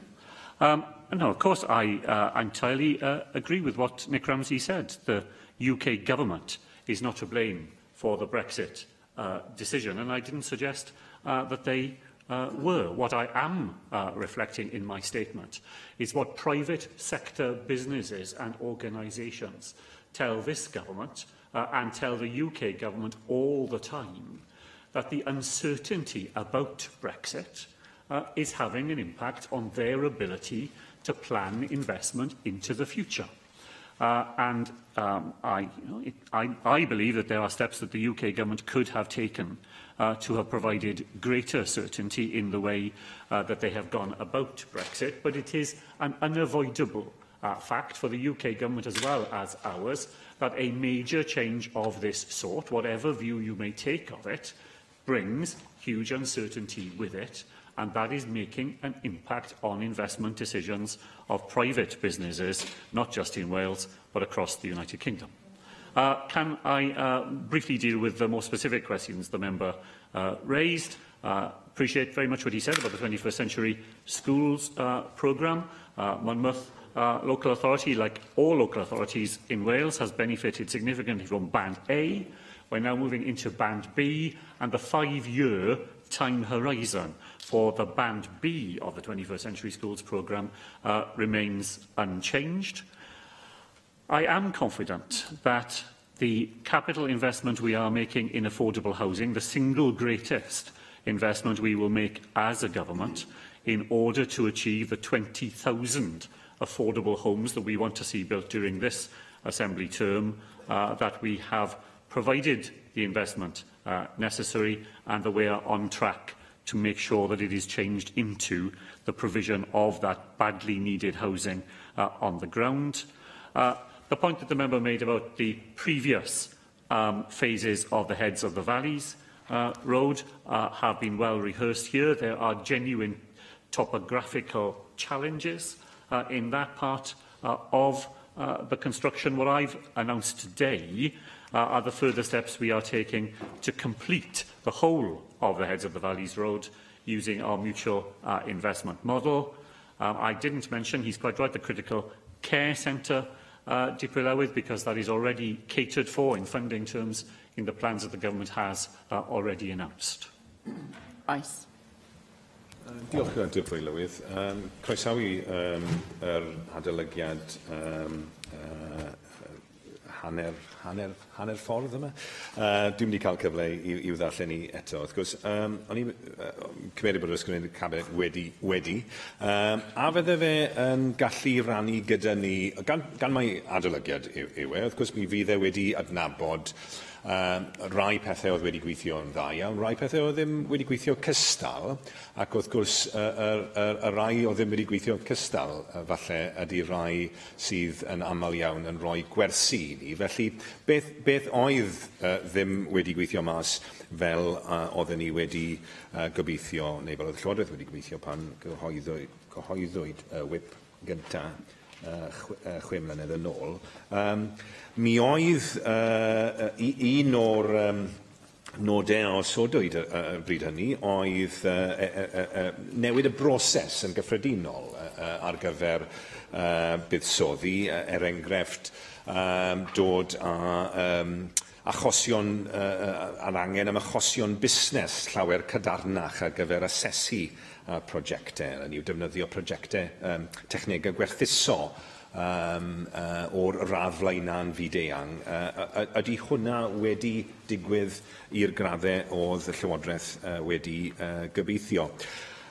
Secondly, I'd like to turn to the question that we've rehearsed this issue many a times, Cabinet Secretary, but it is this issue of the balance of regional infrastructure investment across Wales. You did refer to it actually in your remarks in relation to a strategic picture which needs to take account both of national and regional needs, and we produced figures of course previously that have shown certainly the kind of imbalance in terms of capital investment that typically we see across the UK, and the fear is that we are becoming potentially in microcosm a version of that problem in the UK of over-concentration of capital investment, actually in the corner of the country that is already relatively affluent. And of course we can't avoid it at the moment, but we have had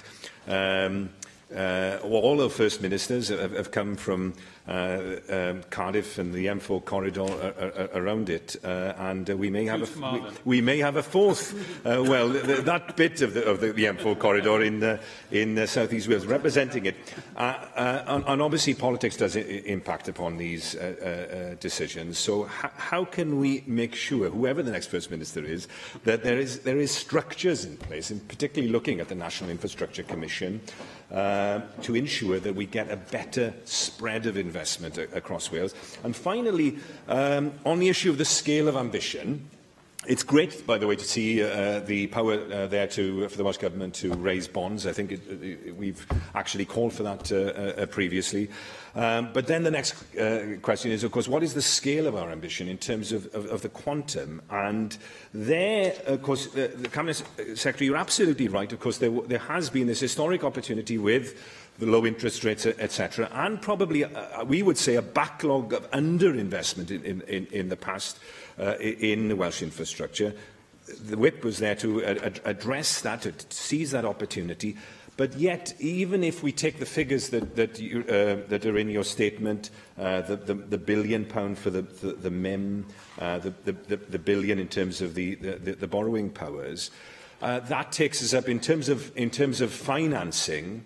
On an annual basis, that takes us up to about 1% of the annual budget. Scottish Government have a target of 5%. And so if we were to match their ambition in terms of our appetite for financing a capital programme on that scale, then we would be in a totally different situation, wouldn't we, in terms of the level of capital investment that we're currently able to finance. The 350 odd projects, the 42 billion, at current rate, it'll take 20 years, a generation, for us to actually work our way through the whip as a whole, there or thereabouts. Shouldn't we take this opportunity, as we're reviewing the whip, also to ask ourselves, is the scale of our ambition equal to the opportunity and equal to the challenge that Wales currently faces in terms of its infrastructure. Diolch yn fawr, diolch I Adam Price am y cwestiynau. To answer his first couple of questions first, looking back over the first period of the whip, what would be some of the lessons I think we would learn from it? Well, I think the first is that we are putting considerably more emphasis in the midpoint review on the way in which Welsh Government investment has to act in a complementary review, complementary way with the investments that other public sector bodies make in local government, for example, but also the major investments that go into transport and energy and water and so on by other major investment players in Wales. So I think we've learnt the need to make sure that those things are better aligned. I think we've learnt as well for the need of public authorities to have a finer-grained grasp of infrastructure within their own localities. So the National Assets Working Group we've set up, which has done, as I know Adam Price knows, a mapping exercise in the Cwm Taf area, trying to make sure that all partners on the ground are aware of the infrastructure assets that are owned by others and therefore are able to make better investment decisions, sharing facilities, releasing land for housing, creating better jobs in the management side of infrastructure and making the public pound go further. And I think that's something else we have learnt in this first part, and that's why we've provided a relatively modest sum of money, around £2 million, to make sure that that mapping exercise can be replicated right across Wales. Adam Price asked about whether we had succeeded in strengthening the way in which business cases are brought forward for investment, and the five-stage business case model has now been adopted as standard, and that was very much driven by some of the work that went into the original whip. I don't dissent from the proposition that geography has to play a part in the way in which investment decisions are made, but I've never believed myself that it ought to be the determining criteria. I think in the end it has to be the quality of the proposal that comes forward, the return on public investment that it provides, the impact that it will have on the future of our economy. Those have to be the things that we look at first, and then, of course, we have to see how investments can help us to spread and sustain prosperity in all parts of Wales. I didn't mention in my statement the over £600 million of capital investment that will come with the city deals that have already been announced. And of course the growth deal for North Wales is now making further progress. The Metro in Swansea, mentioned by Dr Di Lloyd earlier this afternoon, the North East Wales Metro, the major investments that are going on in Anglesey to make it an energy island, and the ambitions that we have there for marine energy in the future. I think we're able to show that we are investing in all parts of Wales. It's an important criterion that we use, but it is not the decisive one. As far as ambition is concerned, I'm grateful to Adam Price for welcoming the news on bond issues, and it is a matter I know he has raised regularly in the Chamber. I can tell him as well that I have already written to the Chief Secretary to the Treasury, alerting her to the fact that I intend to make a case for extending the borrowing powers available to the National Assembly as part of the forthcoming spending review. The difference between Scotland and Wales, however, is rooted at least partly in the level of PFI debt which Scotland drew up in the first decade of devolution, which we, thankfully, decided to avoid. And there is a choice which he and I have rehearsed many times outside the Chamber and here. Every time you finance borrowing, you have to eat into the revenue that is available to the Welsh Government for other purposes. And a case can be made for diverting more of our revenue to support additional capital borrowing, and it's a perfectly respectable case that can be made. But every pound we divert in that way is a pound less for the very urgent revenue demands which the government faces on all sides of the chamber. We know we don't have the money we need for our schools and our hospitals and our other great public services. So it's a matter of judgment, and there's a balance to be struck, and it's a challenging one to get right. But I wholly endorse what the Finance Secretary has just said about the choices that have to be made. And the reality is, of course, we are constrained by the Welsh bloc, which is out of our hands. Half the budget goes on health, another quarter goes on education, the remainder is split between the other heads upon which the government spends. The amount available for capital spending is therefore limited, and the Finance Secretary's hands are tied. So we're talking here about a small part of the Welsh Government budget. The urgent need for Wales, as the poorest part of the United Kingdom, is to raise the tax base here, now that we've got limited freedom to raise future revenues from taxation. This is going to become increasingly important to make Wales a more attractive place for businesses to locate and to expand, and to attract entrepreneurs into the country and to encourage those who are all already here. I know that the Finance Secretary starts all these statements with the ritual trip down Austerity Avenue, but the fantasy that a UK Labour government would have done anything very much different from what the Conservatives have done had they been in office after 2010, I think it is nonsense. The Alistair Darling plans on which the Brown Labour government fought the 2010 election was actually more restrictive than the plans which George Osborne proposed in his first financial statements. And the idea that you carry on spending money forever and have infinite deficit spending is disproved by the experience of countries as various as Venezuela and Zimbabwe. And we've doubled the national debt since 2010 to nearly £2 trillion, which is now £22,000 for every single person in the United Kingdom. Yes, we've lived in an era of low interest rates, but if the government's financial policy had been much more relaxed, then those interest rates would not have fallen as fast and as far as they did. Now, of course, there's only one way forward for interest rates, and that's up. So we have to be ever more cautious, I think, in balancing the books or moving towards that. I mean, George Osborne, of course, has continually pushed off to another day. Philip Hammond, similarly, the day at which the budget is balanced. Now, that has implications, of course, for us here in Wales too.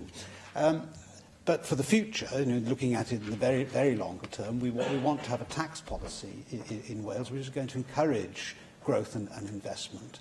And you have to create wealth before you can spend it. If you spend it before it's being created, then you end up in the same position as Mr. Micawber. But to move to the specifics, I just want to make a couple of points. The statement says that the plan's been at the heart of the Welsh Government's work to create and sustain economic growth. But, of course, economic growth in terms of private sector business in Wales has been modest since the inception of the plan. And, in fact, Mid and West Wales is one of the worst. And I do endorse what Adam Price has said about the need to have a more equitable spread of investment throughout the country. Wales, according to the Barclays Entrepreneur Index, has the second lowest number of high-growth companies in the UK, at only 77. The number of companies receiving venture capital funding has also increased from 23 last year to now to 32. The value of this investment hasn't increased. It's stable year on year at only £9 million. These are very disappointing figures. The Stats Wales figures on active business enterprises per 10,000 population show that overall the Wales figures have an increase of only 57 active businesses per 10,000 since 2012, and Mid and West Wales figures are very much below the best areas, and the Wales average Overall, Mid Wales, being for these purposes Powys and Ceredigion combined, shows an increase of only 31 active businesses per 10,000 population between 2012 and 2016. So we need to do something to ensure from the Welsh Government's ability to spend that we build upon these modest successes so that we reduce the imbalances in Wales. Looking at the increases in business turnover between 2012 and 2017, again from the Stats Wales figures, Wales has seen an overall increase of 13.8%. Pembrokeshire has seen only a 3% increase. So, I know you're never going to have everybody at the average throughout the whole country, obviously, and things change over time. But we should, I think, at least endeavour to ensure that there's a greater equity in the way government is spent. Yes, I'm sure that Lee Waters will find that it grows on in the longer it gets. But the other get much longer because you've had far more time than the other two spokespeople. So if you could come to questions. To your authority. The Deputy Presiding Officer. I would just like to make a further plea, lastly, in relation to broadband access, because, again, for Mid and West Wales, of the 10 constituencies with the slowest broadband connections, 7 out of 10 were in Mid and West Wales, and Carmarthen, Eastern Dynevor, Montgomeryshire, Ceredigion and Dover Meirionydd. Over 50% of broadband connections are slower than 10 megabytes per second in 2016. I do applaud what the Welsh Government has done in this respect to improve connectivity, but I think there is a lot more which still needs to be done. It can only be done if we can provide greater finance for it. So I wonder if the Finance Secretary could give us his reflections on those few points that I've made. Thank you. Thank you very much. Let me, first of all, identify a small number of points where I would not agree with what the member has said. He said that the Welsh Government's hands are tied. Our hands are not as completely tied as they once were, very largely due to the work carried out by my predecessor, Jane Hutt, in setting off down the road of innovative ways of adding to the conventional capital that is available to us. And I tried to set some of those out in the way that we have supported borrowing that was capable of being undertaken by housing associations and local councils, in the way that we have used sources of funding outside the Welsh bloc. Of course, the big context is set by the bloc in the way that Neil Hamilton said. Let me say to him, austerity isn't an avenue, it's a dead end. That's what the continual pushing into the distance of the day when we will finally see it come to a conclusion demonstrates. I've not argued at all, Dipper this afternoon, for infinite spending. But the clue is in the term, isn't it? Capital investment. Capital spending is not just money poured down the drain.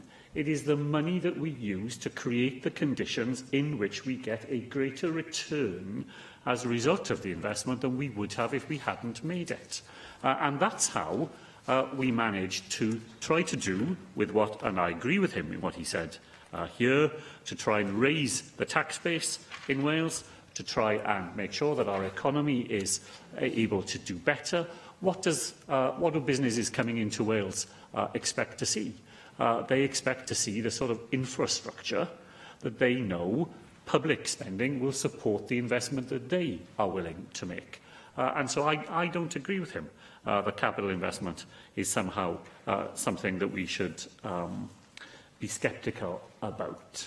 We invest today in order to succeed tomorrow, and the success we have tomorrow more than pays back the investment that we make in order to get there. Shall I thank him for what he said at the end about broadband access? He's seen that there's over £30 million in today's announcement of additional investment over the next 3 years in broadband access. My understanding, but you'd hear much more of it from my colleague who has responsibility for it, is that that money will, in part at least, be spent in those parts of Wales where the broadband challenge is at its greatest, and to enable us to accelerate the infrastructure that we need in digital technologies, again, because businesses in that part of Wales, their future and their growth depends on it. Thank you. Mike Hedges. Thank you, Deputy Presiding Officer. I very much welcome the statement by the Cabinet Secretary, who I'm sure agrees with me that choice is often between austerity or growth. And what austerity is doing is strangling growth in the British economy and the Welsh economy. Can I also say it wasn't serendipity that Wales has got low PFI. It was good decisions taken by the Welsh Government at the time. They could have followed Scotland and England and built up that debt.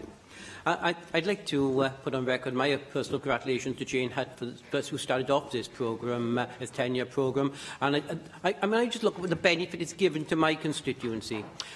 The new secondary schools, the new primary schools, the improved transport infrastructure, the new homes. And that's what we get elected for, is to improve the lives of the constituents who we represent.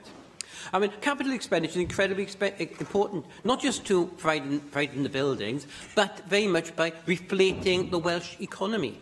You put money in, capital expenditure, you buy goods, you employ people, then this money gets circulated inside the economy. This is something that doesn't seem to cross Philip Hammond's mind. It probably doesn't appear on his spreadsheet. I think that it's a very important point that Adam Price raised about bonds, but the important thing about bonds is not to use them, but have the capacity to use them to keep the Public Works Loan Board honest.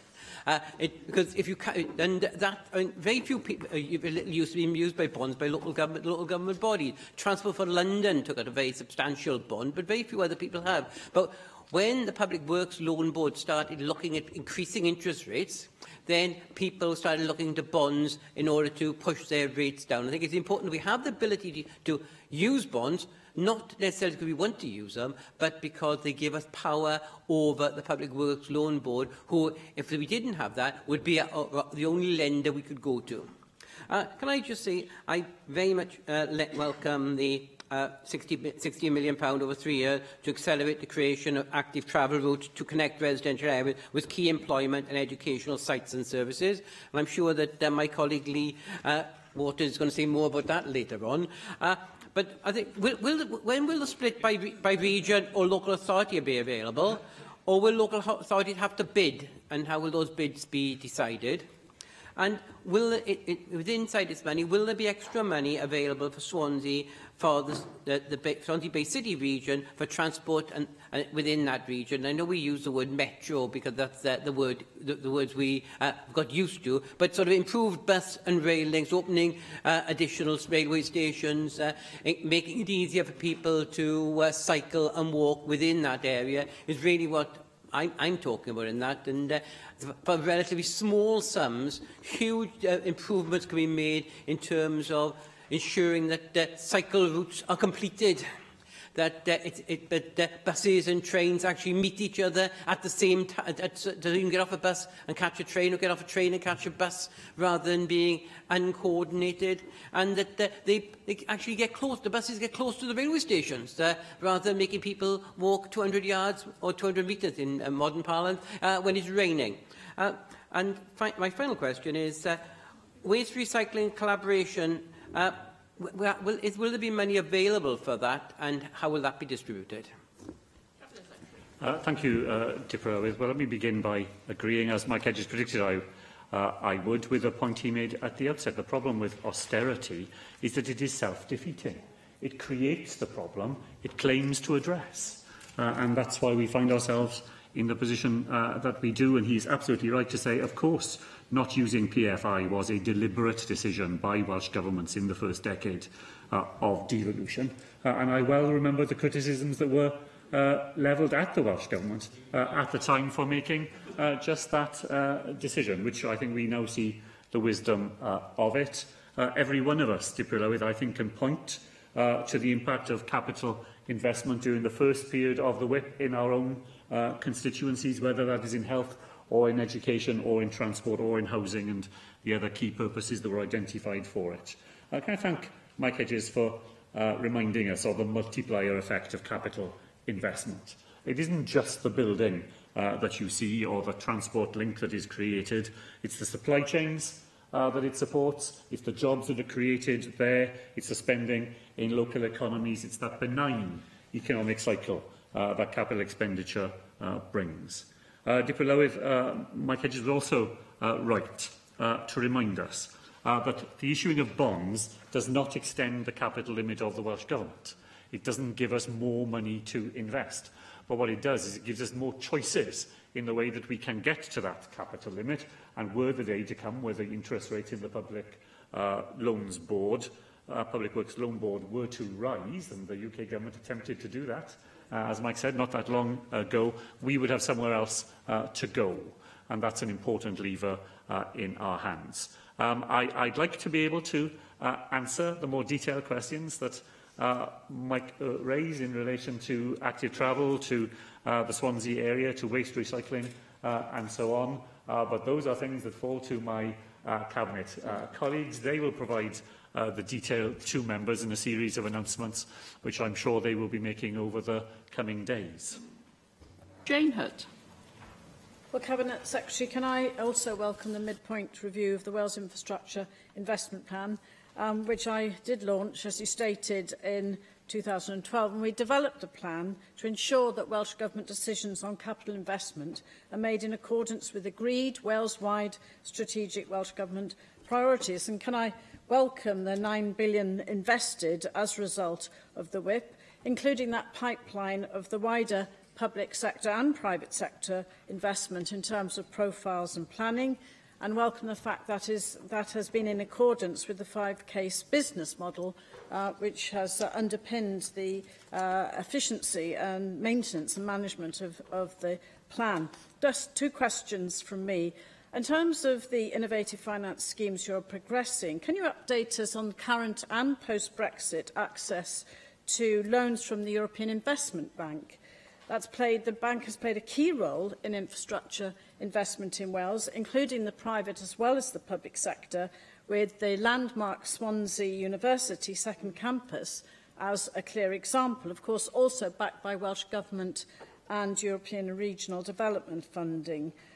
Will we be able to continue to access European Investment Bank funding? Can you also confirm that the European structural funds, and you highlight the 720 million which have been used for capital investment Wales in this programme, will be fully drawn down and in this programme timeline, and for what key purposes? Can I thank you for opening the Llantrwch Major Comprehensive School, the Learning Campus, which of course was as a result of the 21st Century Schools Investment Programme, in partnership funded in partnership with the Vale of Glamorgan Council. And just finally, Mike Hedges, and in your response to him, talked about the wide impact on the economy.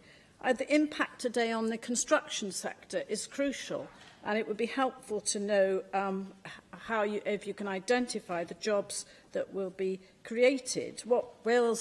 We have shown in Wales that we can be innovative, and we can, in fact, challenge austerity through innovation and careful management prioritisation of our resources. Thank you, Deputy Lywyd. Well, first of all, can I say to Jane Hutt that the Llantrwch Major Learning Campus is an absolutely excellent example of what I said about all our constituencies have flagship places that we can point to that are there because of the work that the WIP set in motion. The member made a very important point about the construction sector. I attended an event at Coleg y Cymoedd yesterday, in which I was able to meet several groups of young people. I'm very pleased to see a number of young women amongst them who are following courses in engineering and in the railway industry, making sure that they have the skills that are needed for the construction sector in the future, and to hear from the Institute of Civil Engineers, for example, just how important the WIP has been to them in allowing them and their members to plan ahead for capital investment that they know is here in Wales. Two specific questions from Jane. First, in relation to the European Investment Bank, where we have argued from the beginning that the UK should aim to remain a subscribing partner of the bank. We are a major capital holder within the bank, and of course Wales has benefited from it. The European Union UK Phase 1 report of negotiations says that there is a prospect of what is called a continuing arrangement. between the UK and the EIB. I have written to the Chancellor of the Exchequer on the basis of that report to press on him the point that we clearly see merit in a mutually beneficial relationship with the bank and making a number of technical suggestions to him based on our experience as to how an ongoing relationship with the EIB could be secured. As to structural funds, we continue to operate within the Chancellor's guarantee, which sets a limit of 2019 for us to commit all structural funds available to us during the current round. I remain hopeful, if not optimistic, that the transition arrangement, which is part of the first Phase 1 deal, once it is confirmed, that will mean we are able to use structural funds in the current round on the basis of business as usual. That is to say that they will go to the end of the 7-year period and 2 years beyond that, so that we are able to make even better use of the resources that are available to us. Thank you. Finally, Lee Waters. Cabinet Secretary, I rise to praise the government.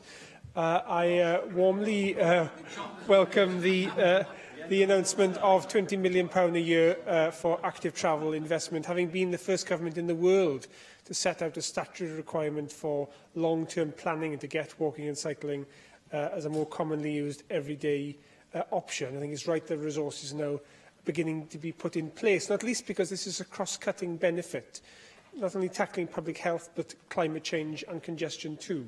There are a number of questions I have, but as you rightly remind us, the details are for the relevant Cabinet Secretaries. But a question for you perhaps is if you can help point to us in the future the total amount of investment the government now makes in walking and cycling schemes. It is quite difficult to disentangle the various different funding streams. And I think it would be helpful, given the scale of this announcement, to have a global figure which would allow us to compare our spending with other countries.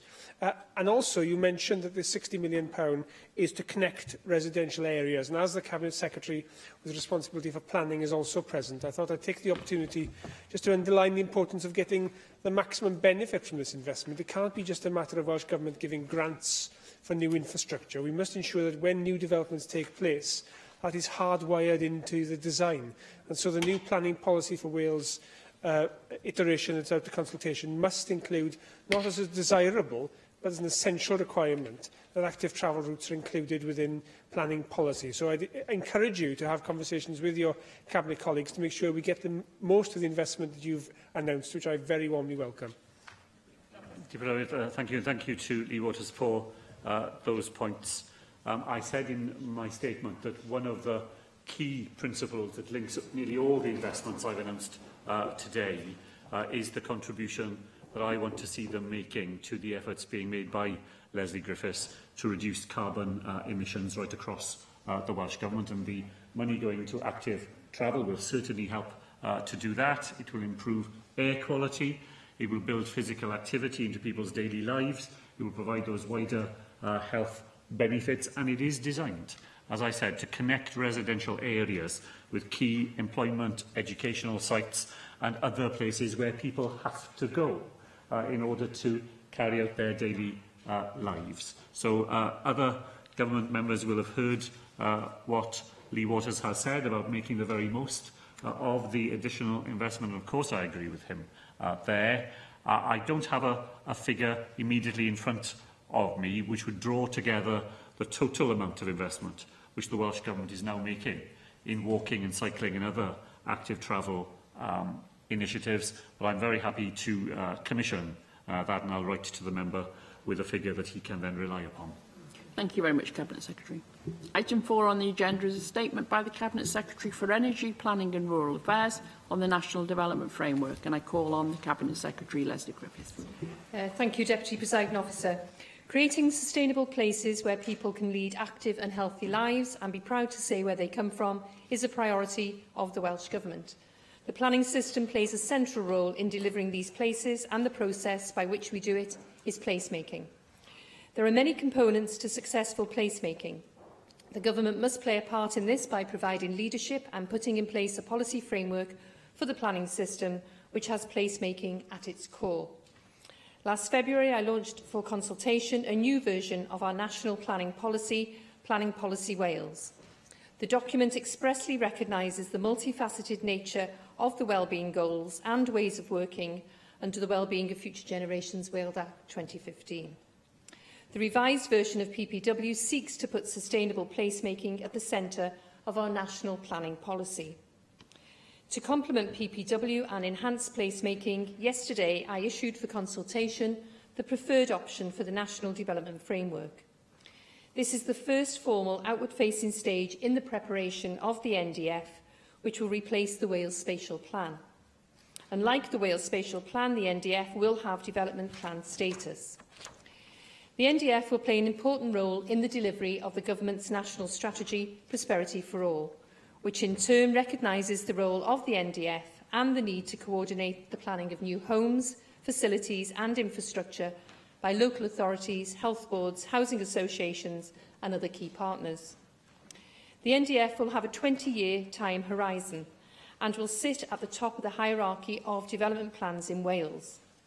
Beneath it will sit strategic development plans and local development plans, and the legislative provisions require any plans beneath the NDF to conform to it. This represents a very powerful mechanism for shaping the planning system in Wales, and it is essential local development plans are prepared and reviewed in a timely way if we are to give effect to our placemaking ambitions. The preferred option is the product of considerable stakeholder engagement, testing and challenge, and reflects the structure of the draft PPW. Taken together, PPW and the NDF strengthen the role of placemaking in the planning system. We must turn away from thinking of the important issues of the day, such as housing, transport, health and energy, as discrete issues, and recognise their combined impacts on places. It is time to re-energise the planning system and local planning authorities to deliver sustainable places for future generations. The consultation on the preferred option for the NDF closes on 23rd July. I encourage everyone with an interest in the long-term development of Wales and the creation of sustainable places to make their opinions known by responding to both consultations on PPW and the NDF. Thank you. Thank you. David Melding. Thank you, Deputy Presiding Officer. Can I welcome the announcement today? One of the disadvantages, and Deputy Presiding Officer, you share fully in this, of first being elected in 1999, is that we remember going round this racecourse in the first place. And the spatial plan was regarded as being, highly innovative, groundbreaking indeed, 20-year vision, integration across the, main public policy areas, so they're not viewed as discrete entities, regional planning as a new concept that was going to give relevance to the planning cycle. That was published in 2004, and I cannot tell you how much it dominated the First Assembly, this whole concept of thinking spatially. We updated the plan in 2008, and then you did a further update in 2013. And about halfway through this whole process in 2009, the chair of the North Wales Economic Forum heavily criticised the plan, saying that it was good in theory, but it was very difficult to actually see what it delivered. And I think that's a very broad criticism, and it's not entirely fair, but I think it does sum up some of the frustrations. Can I just ask some very specific questions? And when will the draft National Development Framework be laid before the Assembly for its consideration? Because there is a danger that it will come to us very late in the sort of late evening of this Assembly term. I just wonder if you have anything further to tell us on that. And what then have you learned from the Wales Spatial Plan?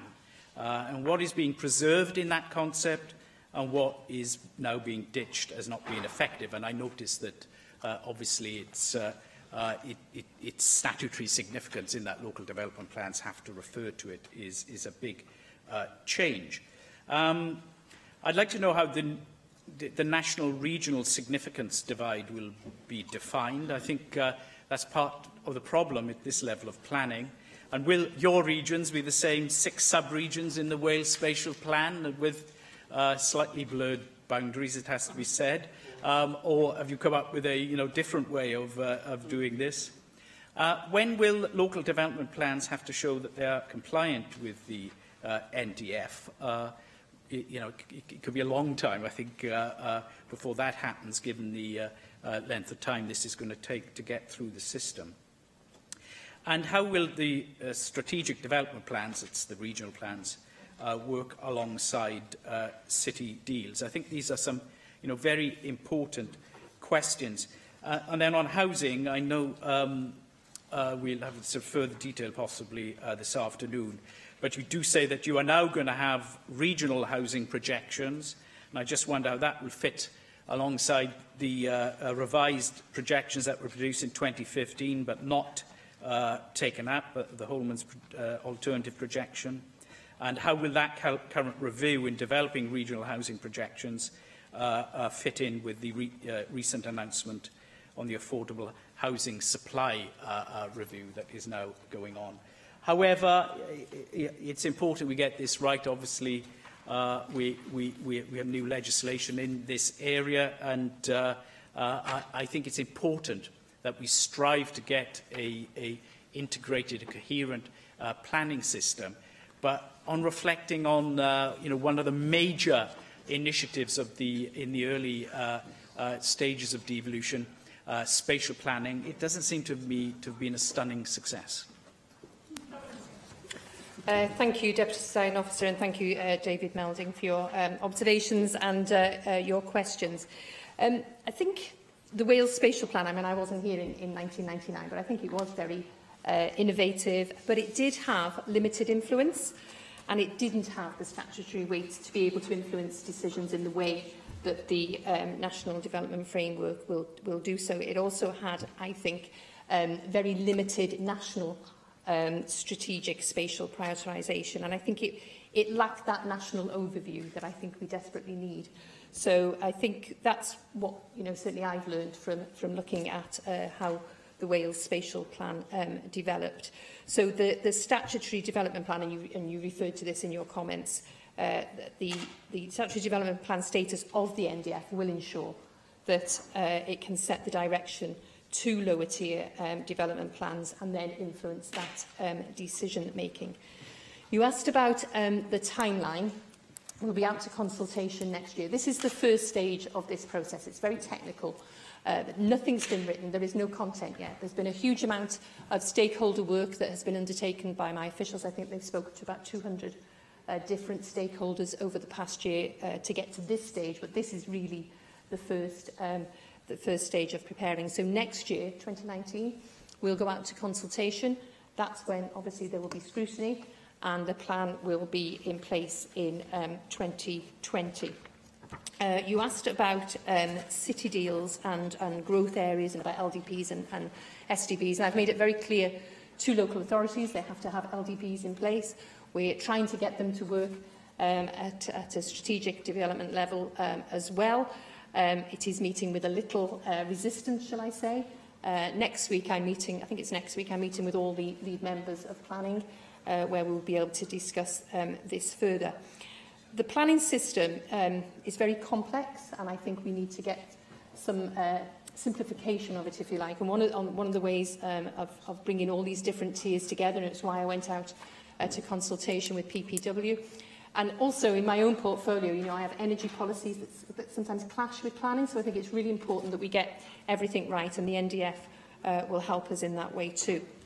So the planning system will obviously play a crucial role in delivering the Cardiff and Swansea City deals, the proposed North Wales and Mid Wales growth deals, also if those bids are approved, by setting out our strategic spatial policies on housing, on employment, on transport, on education, on digital infrastructure, on tourism, and I've had conversations with all my Cabinet Secretary colleagues to get ahead of this stage also.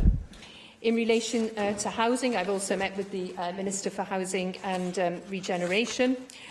What I want the NDF to do is to provide strategic direction for housing, again linked to connectivity infrastructure. I think it's very important that happens around key facilities and also where there are areas of growth.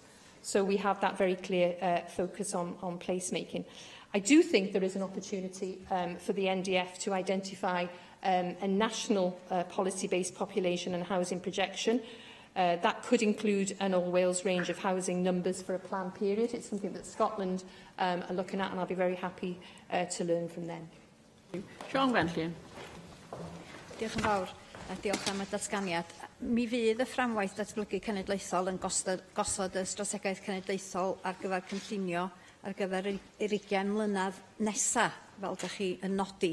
Felly mae'n ofnadwy o bwysig fod Llywodraeth Cymru yn ymgynghori gymaint o phosib i sicrhau fod yr amcanion iawn yn cael ei gosod a bod y strategaeth gywir mewn lle i gyflawni yr fframwaith. Ac wrth gwrs, mi fydd rhaid i'r cynlluniau datblygu strategol a chynlluniau datblygu lleol gydweddu efo'r fframwaith. Ac rheswm arall dros gael ymgynghoriad sydd yn un trwyadl yn yr ardaloedd gwledig, yn ogystal ac yn yr ardaloedd dinesig ac efo grwpiau gwahanol o ddemograffig yng Nghymru hefyd. Dwi'n meddwl bod hi'n bwysig ofnadwy ar y pwynt yma bod pobl Cymru ac yr awdurdodau lleol mewn gwirionedd yn deall be ydy pwrpas y fframwaith datblygu cenedlaethol a'i berthynas o efo'r ddau haen sydd yn dod oddi tan efo. Mae o'n edrych yn rhywbeth hollol dechnegol a diflas ar yr wyneb, yn dydi, ond dwi'n meddwl bod hi'n bwysig bod pobl yn deall mae hwn yn gosod allan y fframwaith ar gyfer datblygiad am gyfnod mor hir a bod angen iddyn nhw fod yn rhan o'r broses. Felly, dwi'n meddwl bydda cael eglurhad o beth yn union ydy pwrpas hwn reit ar y cychwyn fel hyn yn fuddiol iawn. Ac dwi'n cytuno hefo David Melding, mae angen dysgu gwersi o'r cynllun gofodol Cymru. Do'n i'n chwaith ddim yma yn 1999, ond dwi'n cofio y cyfnod yna, ac yn cofio fod o'n amlblogaidd iawn a bod wedi achosi llawer o ddrwg deimlad a gwrthwynebiad. Felly, gobeithio fydd yr fframwaith yma ddim yn mynd i'r un cyfeiriad ar cynllun hwnna. Felly, fedrwch chi roi sicrwydd fod yr ymgynghoriad yma yn mynd i fod yn ymgynghoriad mewn wir ystyr y gair, ac na ddim rhyw ymarferiad lle mae'r canlyniad terfynol ac yr opsiwn a ffefrir na dyna fydd yn diweddu efo ni ar ddiwedd y dydd. Mae'r ddogfen yn sôn am, a dwi'n difynnu, darparu cyfeiriad ar gyfer y 3 rhanbarth sydd yng Nghymru. Y Gogledd, Canolbarth a De Orllewin Cymru a De Ddwyrain Cymru. Rwan, pwy sy'n deud na hynna ydy y 3 rhanbarth sydd yma yng Nghymru? Mae'r fframwaith hefyd yn sôn am ganolbwyntio ar 2 strategol, darparu seilwaith cydgysylltiedig mewn ardaloedd Bargen Ddinesig a Bergen Twf, a chefnogaeth i ardaloedd gwledig. Dwi'n deall yn union be mae hynna i fod i feddwl. Felly, a'r bwriad ydy gorfodi awdurdodau lleol i weithio ar faterion sydd wedi cael eu penderfynu gan Llywodraeth Cymru o fewn rhanbartha sy'n cael ei gosod ac yn cael ei lliwio gan Llywodraeth y Deyrnas Unedig, yr ardaloedd dinesig ac yn y blaen, sydd ar hyn o bryd yn cael ei hefelychu hefyd gan Llywodraeth Cymru. Troi at faes y Gymraeg, ac wrth gwrs mae diffyg tai fforddadwy yn broblem ddifrifol mewn llawer o gymunedau, tra bod cymunedau eraill yn teimlo bod tai wedi cael eu hadeiladu yn y llefydd anghywir, heb yr is-adeiledd a'r cyfleusterau a'r gwasanaethau sydd ei hangen ar gyfer y twf mewn poblogaeth. A yr her fawr fydd y Cymru yn wynebu dros yr 20 mlynedd nesaf, wrth gwrs, ydy datblygu'r Gymraeg, wneud yn siŵr bod y Gymraeg yn ffynnu, ac mae gan y system gynllunio ran i chwarae yn y nod o gyrraedd miliwn o siaradwyr Cymraeg. Fydd y potensial yma sydd gan y system gynllunio ddim yn dod yn amlwg os nad ydy Llywodraeth Cymru yn darparu arweiniad cry ac adar yn y maes yma. Ac fyddwn ni'n awgrymu i gychwyn fod angen diwygio a chryfhau cyngor technegol, nodyn cyngor technegol 20, sydd yn gwrthwneud deddf cynllunio 2015. Da ni wedi cael y drafodaeth yma o'r blaen, ond dwi yn dal at hynny ac yn gobeithio fydd hwn yn rhoi cyfle i ni gael y drafodaeth yna unwaith eto. Mae na gyfla efo'r fframwaith i Lywodraeth Cymru roed arweiniad cry i awdurdodau lleol o ran cynllunio ieithyddol. Felly, nghwestiwn ola fi ydy, wnewch chi ddarparu sicrwydd y bydd y fframwaith datblygu cenedlaethol yn cynnwys datganiad clir a chadarn a di gamsyniol ynghylch pwysigrwydd a pherthnasedd y Gymraeg wrth gynllunio sut i ddefnyddio tir. Diolch. Diolch, Sian Gwenllian.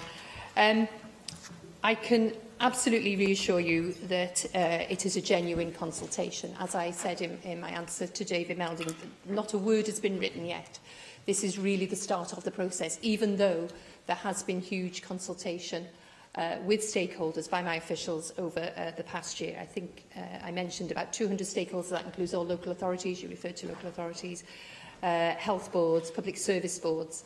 But you know, the real hard work starts now. And it is very technical and it is hard because it isn't something tangible. It is hard to ensure that people do understand, you know, just what an important document this is and what, you know, it is intended to do. It will be a national land use development plan. You know that I'm out to consultation at the moment on the draft marine plans. So that's obviously for the water and the sea. This is an equivalent for the land, and as I've mentioned, it will replace the existing Wales spatial plan, and it will set out the 20-year spatial framework for land use in Wales. So it is a context for new infrastructure. It's also for growth at national, at regional and local levels also.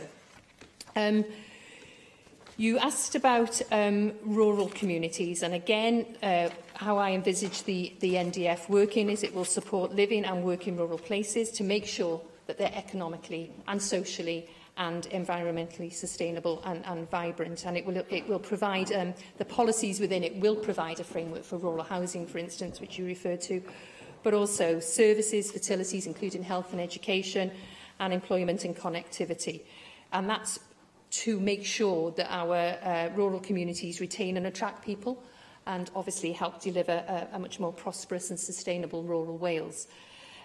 You asked specific questions around the Welsh language, and we are under a duty to consider the impacts of the NDF on the language, and we're doing that as part of the integrated assessment process.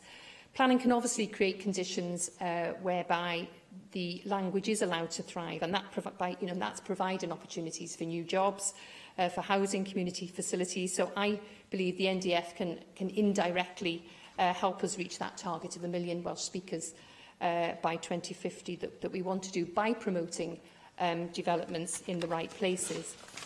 In relation to local authorities, I mentioned that officials have been in discussions with local authorities so that they do understand where the LDPs and the SDPs fit in.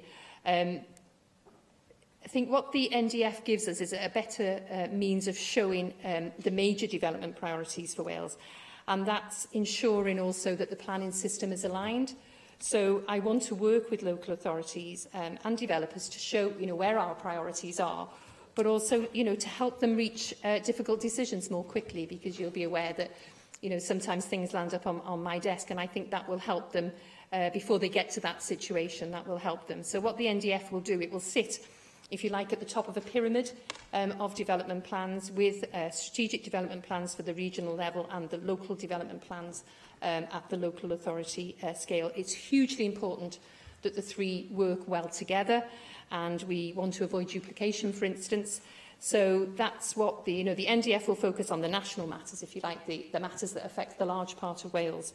But the strategic and local development plans will remain responsible for the detail and for identifying sites for different types of development. Thank you. Gareth Bennett.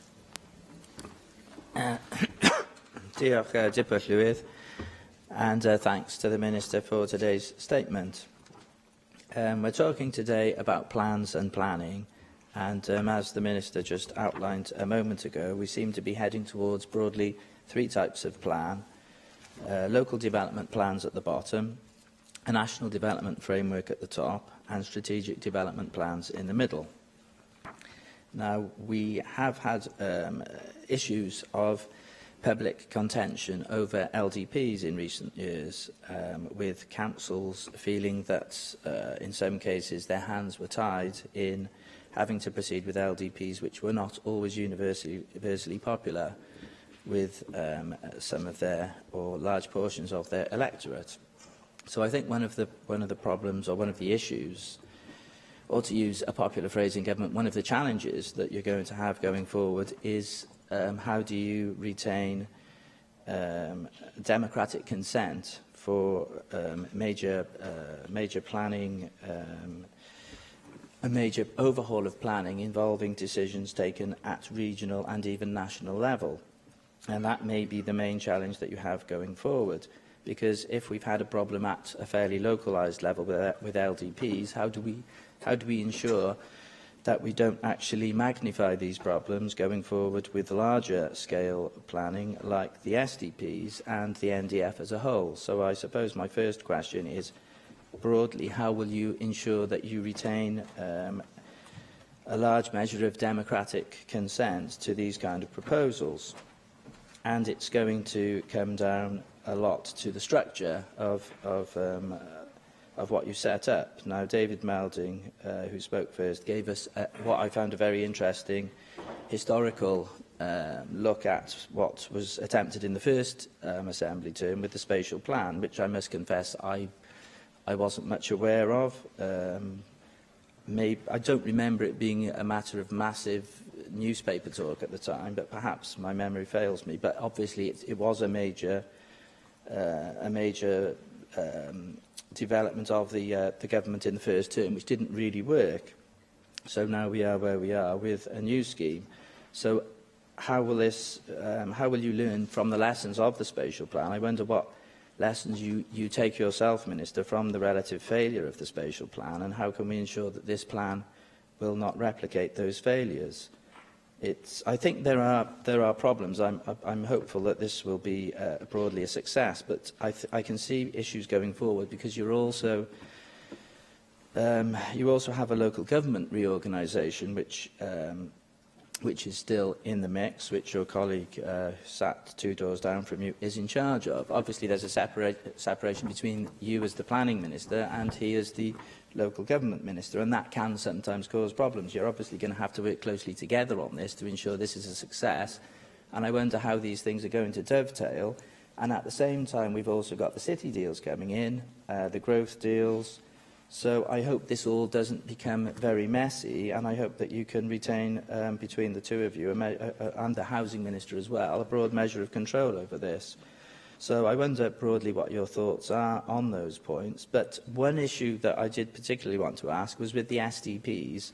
Now, I know you stated there are going to be, these are going to be statutory, so they will influence, sorry, the NDF will be statutory, so this will influence, is bound to influence decisions taken at the lower tiers.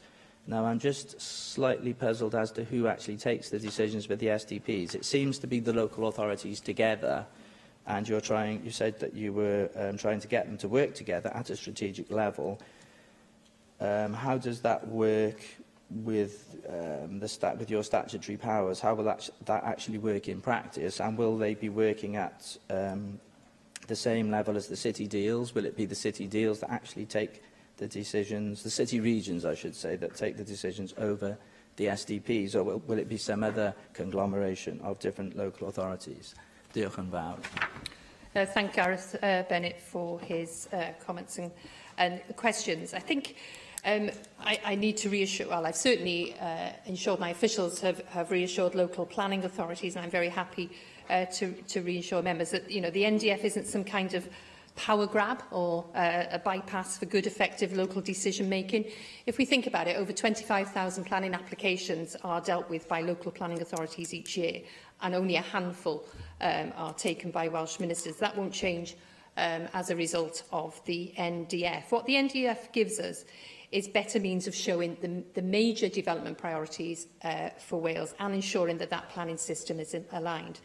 You're absolutely right, you heard me in my answer to Sean Gwellian, that the NDF will sit at the pyramid, at the top of a pyramid of development plans, and the SDPs and the LDPs will be underneath at a regional and local authority level.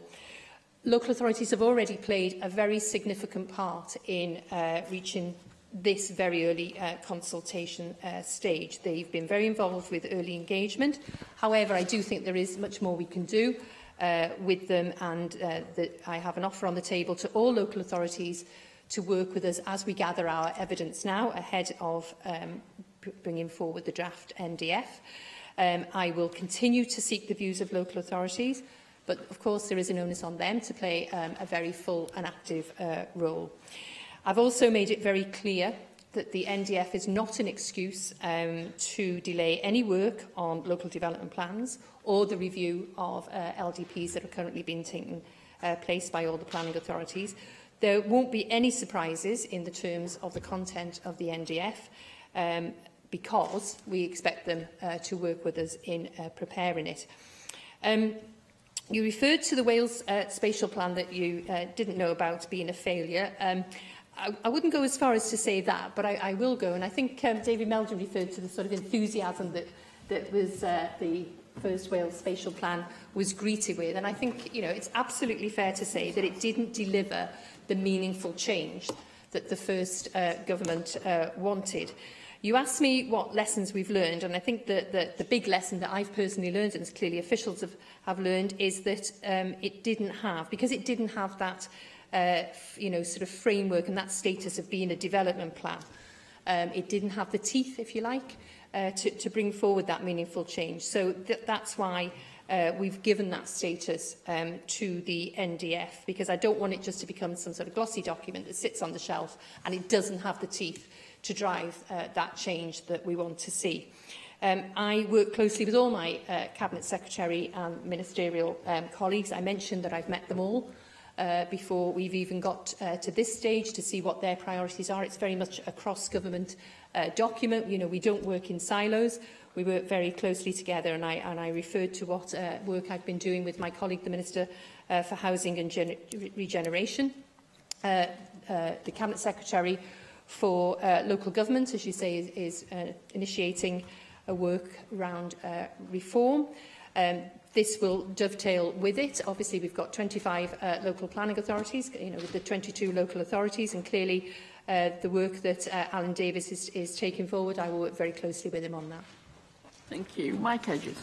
Deputy Presiding Officer, I strongly support the principle of a National Development Plan and a Strategic Development Plan sitting above the local development plans. I think that we too often look at areas in isolation, and for those who know the area near where I live, you have Park Trostra and you have Forest Park Retail Park, which are about 3 or 4 miles apart. They have an effect on each other, but they're dealt with by different planning authorities, and any changes that anybody's put forward in recent times, they still be built under different planning authorities. So I think that, and we've seen the development of the second campus in Swansea. I think it's been a tremendous building, but it actually has a much bigger effect on Swansea than it does on East Batal, which is the council which by serendipity it appears in. I mean, it was a bit of land which nobody used, and they followed the stream down to get a boundary. So I think that it is really important that we do end up having a strategic overview. Can I go before the spatial plan? I mean, the spatial plan only replaced the old county plans. The county plans existed, and they designated areas within a county for different usages. It's quite interesting that the county plans disappeared because the county planning department disappeared because somebody decided there's a planning department in the district, the planning department in the county, and there must be some form of overlap there. We can bring efficiency in by merging them. I thought people always want to merge things to bring efficiencies in. One day it'll work. I think that we found out then the county plans disappeared. So you didn't have a county development plan, which was very useful. And I think that we do need overall development plans because people are always affected by the area next to them. And that's not solved by either the boundaries of Wales or the boundaries of of council areas, however big you make them, or by the boundaries of the city regions. I've got two real questions.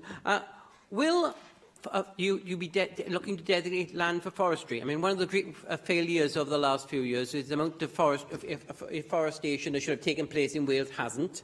Many people in this room are very keen on increasing the amount of forestry in Wales, will you be designating areas? Like the county plan, we used to designate areas of minerals, areas of forestry. Will that be in there so you'll have areas designated so we can actually have enough land available for afforestation to actually meet our plans? The second question is, we've now got a marine plan separate to the National Development Plan. Why? Because I come to the conclusion that the sea at every point meets land. And I'm also of the view that ports, for example, have an effect on the marine, though at least part of them are on land and part of them at sea. Surely one unitary plan covering marine and land would be better than having two plans. So I'm sure somebody in the future will be wanting to join them.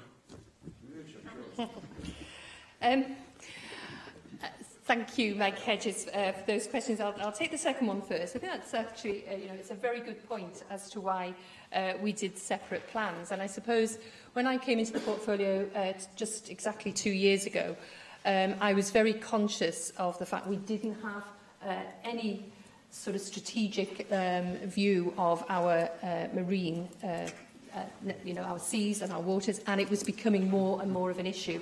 And I was very keen to get the marine plan up and running. As it was, it took me a year, just over a year. If I'd waited for the NDF as well, and obviously the NDF isn't going to come out till 2020, that would have prolonged it. But I think it is very important that they do dovetail very much together.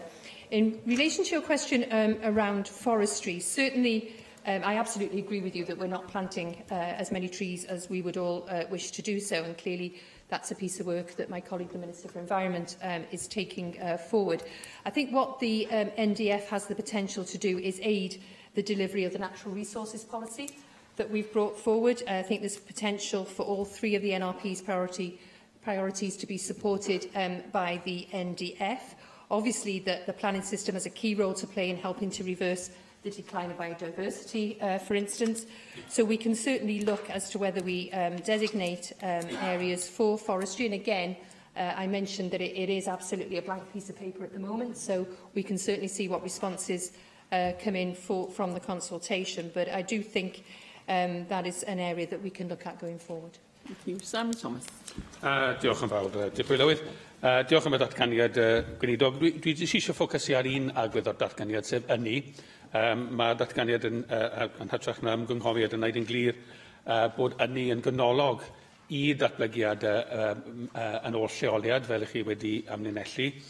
Yn benodol, mae lot o sôn yn yr ymgynghofiad yn y papur ynglyn â adnewyddol sydd yn dod o dan dwylo Llywodraeth Cymru, wrth gwrs, ond mae hefyd I wir I ddweud bod datblygiadau ynni o bwys tu hwnt I ynni adnewyddol sydd yn effeithio ar cymunedau. Chi'n meddwl o enghraifft am gosod bŵer Aberdawan, fe gafwyd pwyllgor newid hinsawdd dystiolaeth y wythnos diwetha bod cae y gorsaf hwnnw sydd yn yr arfaeth o dan Llywodraeth San Steffan hyn y byd yn holl bwysig I targedau newid hinsawdd Llywodraeth Cymru.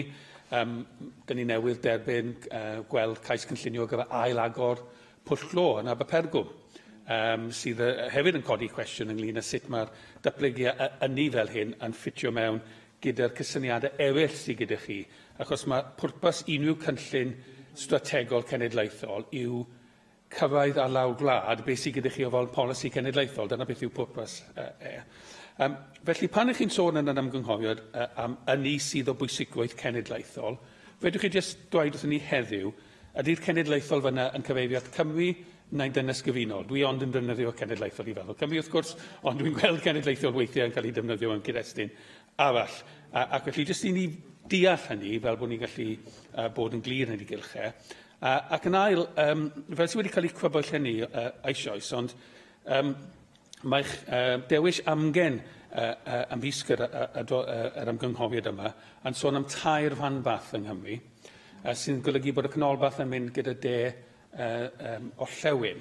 Ond wrth gwrs, 4 rhanbarth I pob pwrpas sydd gyda ni bellach, gyda rhanbarth Uchelgais y Gogledd, Fanbath twf Ceredigion a Phawys da'i gilydd, a wedyn y ddwy ddinas fanbath yn y de. Ac fel ych chi'n gwybod falle ddoe, fe gynhalwyd gynhadledd yn amgeddfa Glannau Dŵr yn Abertawe yn edrych ar ynni yn dinas fanbath mae Abertawe, oedd wedi cael ei cynnal gan yr IWA, ac un o pethau tyfodwyd ac y wir yn argymellwyd yn y gynhadledd yna, ydy dyle fod targedau ynni ac ynni adnewyddol rhanbarthol yng Nghymru. Hynny yw, mwyn cyfoedd eich targedau cenedlaethol sydd yn yr ymgynghoriad yma, dych chi eisiau targedau rhanbarthol, achos mae gwahanol rhanbarthau yn gwneud yn well na gilydd o fan ynni adnewyddol. Mae'r canolbarth yn cyfannu yn helaeth o fan ynni o'r fel yn y gwynt, er enghraifft. Felly, ydych chi yn ynglwm wrth y syniad yma o tair rhanbarth, ac a fydd chi'n clyflwyno yn ei sgil felly targedau ynni adnewyddol rhanbarthol? Thank you. In relation to the word national I2, I'm talking about Wales when I refer to the NDF.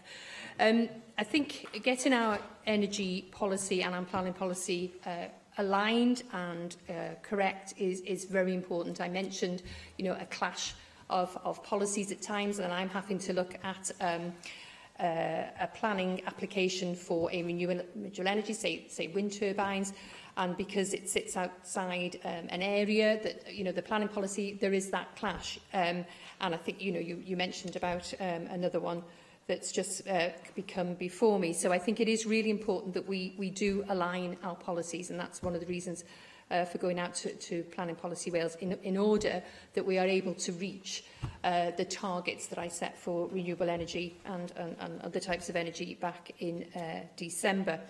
In relation to the regions, no, I'm not bedded, and I think this is an area that we can look at over this period now when we're looking at the preferred option and setting the scene, if you like, ahead of the draft NDF coming out next year. I think looking at whether we should have regional targets for energy is something that we can look at. I think the most important thing is that the NDF supports our decarbonisation aims and helps us build resilience to the impacts of climate change. I think that's something that I would want it obviously to do. If we're going to achieve our strategic decarbonisation goals, I think that has to be a central goal of the NDF, and that includes obviously reducing our greenhouse gas emissions by at least 80% by 2050. So what I want the NDF to do is support the delivery of our targets through policies that then support generation through a range of technology, and also provide a framework for the delivery of local energy generation also. You mentioned major energy infrastructure, and again, I think it gives us an excellent opportunity, the NDF, to spatially express our very positive planning policies on energy infrastructure in order, again, that we can meet our climate change obligations and also our renewable energy targets. So my officials are currently examining opportunities to map the potential for new large-scale renewable energy infrastructure across Wales. And again, placing those in planning and policy, I think, will enable us to show real leadership where we consider the developments are best placed. Thank you. Jenny Rathbone. I'm very pleased and very much welcome the hardwiring of the wellbeing goals and ways of working of the Wellbeing of Future Generations Act into the planning policy for Wales and into the National Development Framework. In the light of that, I wonder if you can say a little bit more about the status, its development plan status, and whether it enables you to do some of the following. For example, does it enable you to make it clear that out-of-town shopping centres will not be welcomed in the future because of the damage they do to placemaking in city centres or town centres? Does it enable you to insist that significant new housing developments will only take place where there is also decent public transport links? As it's impossible for us to meet our climate change obligations unless we control development to areas that are properly connected. Does it enable us, for example, to repeal the 1961 Land Compensation Act, which is one of the main barriers to the development of new land for housing where there is housing need, as it enables people to hold on to land in the hope that at some future date it might become considerably more valuable than it is in its current status. So I'd be keen to understand a little bit more about what levers this new National Development Framework gives you to really deliver on the Wellbeing of Future Generations Act aims. Thank you, Jenny Rathbone, and you're absolutely right. I think the ways of working in relation to the Wellbeing of Future Generations Act have been absolutely integral to the development of the NDF, even during the work that we've undertaken to date, but absolutely for the work ahead. We've really considered how the ways of working shape what we do and how they can help us achieve the sustainable development that we want to see. They've also been used to inform the review of the evidence and identify issues, and also look at the structure of the assessment framework. So, you know, it's obviously a requirement of several pieces of legislation that we do undertake a variety of assessments in relation to the NDF, and so we have really sought to integrate the approach already at the assessment process. You ask about specific points, and I think you're absolutely right. It's vitally important that when we're looking at where housing developments are going to be placed, for instance, that there is the public transport around it. And when I've had discussions with my Cabinet colleagues and ministerial colleagues ahead of this, it's been something they're looking at. So, for instance, when I was talking to Kirsty Williams, if she was looking to put a new tertiary college somewhere, it's important that you look at what surrounds that, whether the housing is there, whether the public transport there. So, absolutely, that will be part of this. You asked me about the 1961 Compensation Act, and I'm afraid I don't have the answer to that question, but I'll certainly be happy to send a note to the member. Thank you very much, Cabinet Secretary. Yr item nesaf yw datganiad gan ysgrifennydd y Cabinet dros Llywodraeth Lleol a gwasanaethau cyhoeddus, Cyngor Sir Powys, diweddiariad ar gefnogaeth o dan fesur Llywodraeth Lleol 2009, yn galwaf ysgrifennydd y Cabinet, Alan Davies. Diolch yn fawr, Deputy Lewydd. Following a critical inspection by Care Inspectorate Wales of Powys County Council's Children's Services, my colleague Rebecca Evans, the then Minister for Social Services and Public Health, issued a warning notice to the Council under Part 8 of the Social Services and Wellbeing Wales Act 2014. On the 16th of April, my colleague Hugh Rankin-Davies, Minister for Children and Social Care, provided an update on progress on the actions arising from the warning notice. Earlier today, Care Inspectorate Wales published their report of their inspection of Powys Adult Services. The inspection highlights areas of significant concern for Powys to address. It was clear in the previous report on children's services and in today's report on adult services that improvement in the authority as a whole is necessary to enable improvement in social services. In November last year, I received a request for formal support from Powys' leader, Councillor Rosemary Harris. I subsequently exercised my powers under the Local Government Wales Measure 2009 to provide Powys with a comprehensive package of support to assist with corporate improvement.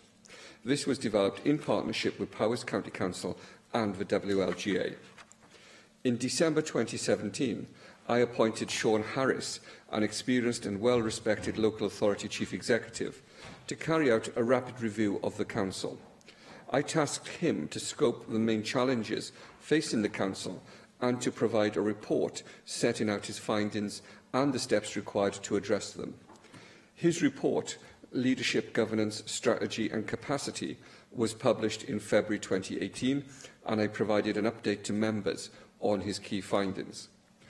The report highlighted that the Council had made progress but still faced significant challenges in strengthening its corporate leadership and capacity. The report also stressed that those challenges could be overcome with, and I quote, an increased capacity and capability in the local authority, coupled with an enhanced and intense package of sector-led improvement. To ensure continuity and consistency, I asked Sean Harris to continue his work with Powys County Council and oversee a second phase of support. He has provided them with support in the following key areas: performance and quality, vision, organisational change, and finally, strengthening the budget position. We met again yesterday and he provided an update on progress at the end of his second phase of work.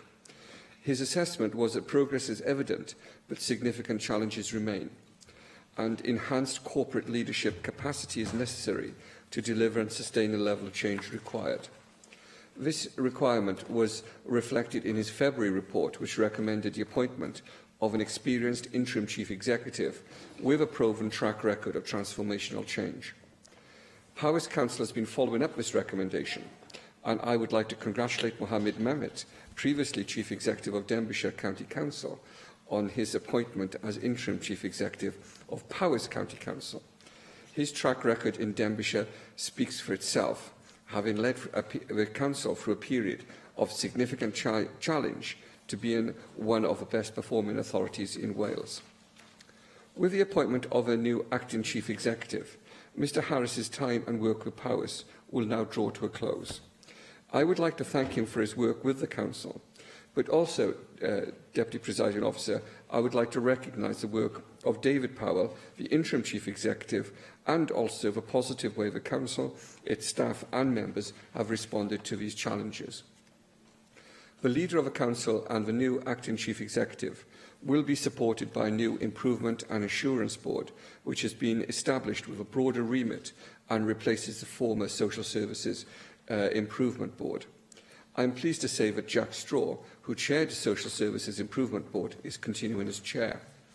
The Welsh Government and Powys County Council have appointed Bozena Allen, a former Director of Social Services, to the role of Social Services External Member, and Jackie Salisbury, a former Chief Executive and Director of Finance, to the corporate role on the board. They will provide support, challenge and guidance to the Council. They are experts in their field, with a proven track record of successfully implementing and leading organisations during periods of transformational change. The board held its first meeting on Wednesday, the 25th of April, and the board will provide regular updates on progress and will advise on where further sector-led or Welsh Government support is required. Deputy Presiding Officer, I believe the actions for the Council are clear. They must deliver the social services improvement plan they have in place for children's services and ensure a similar plan is delivered for adult services. They must also follow through on the recommendations in Sean Harris's review of leadership, governance, strategy and capacity. I would expect the Council to implement an up-to-date, robust and sustainable medium-term financial strategy which prioritises its spending in key services and can deliver the package of measures needed to transform the Council. I have provided some investment to assist with this.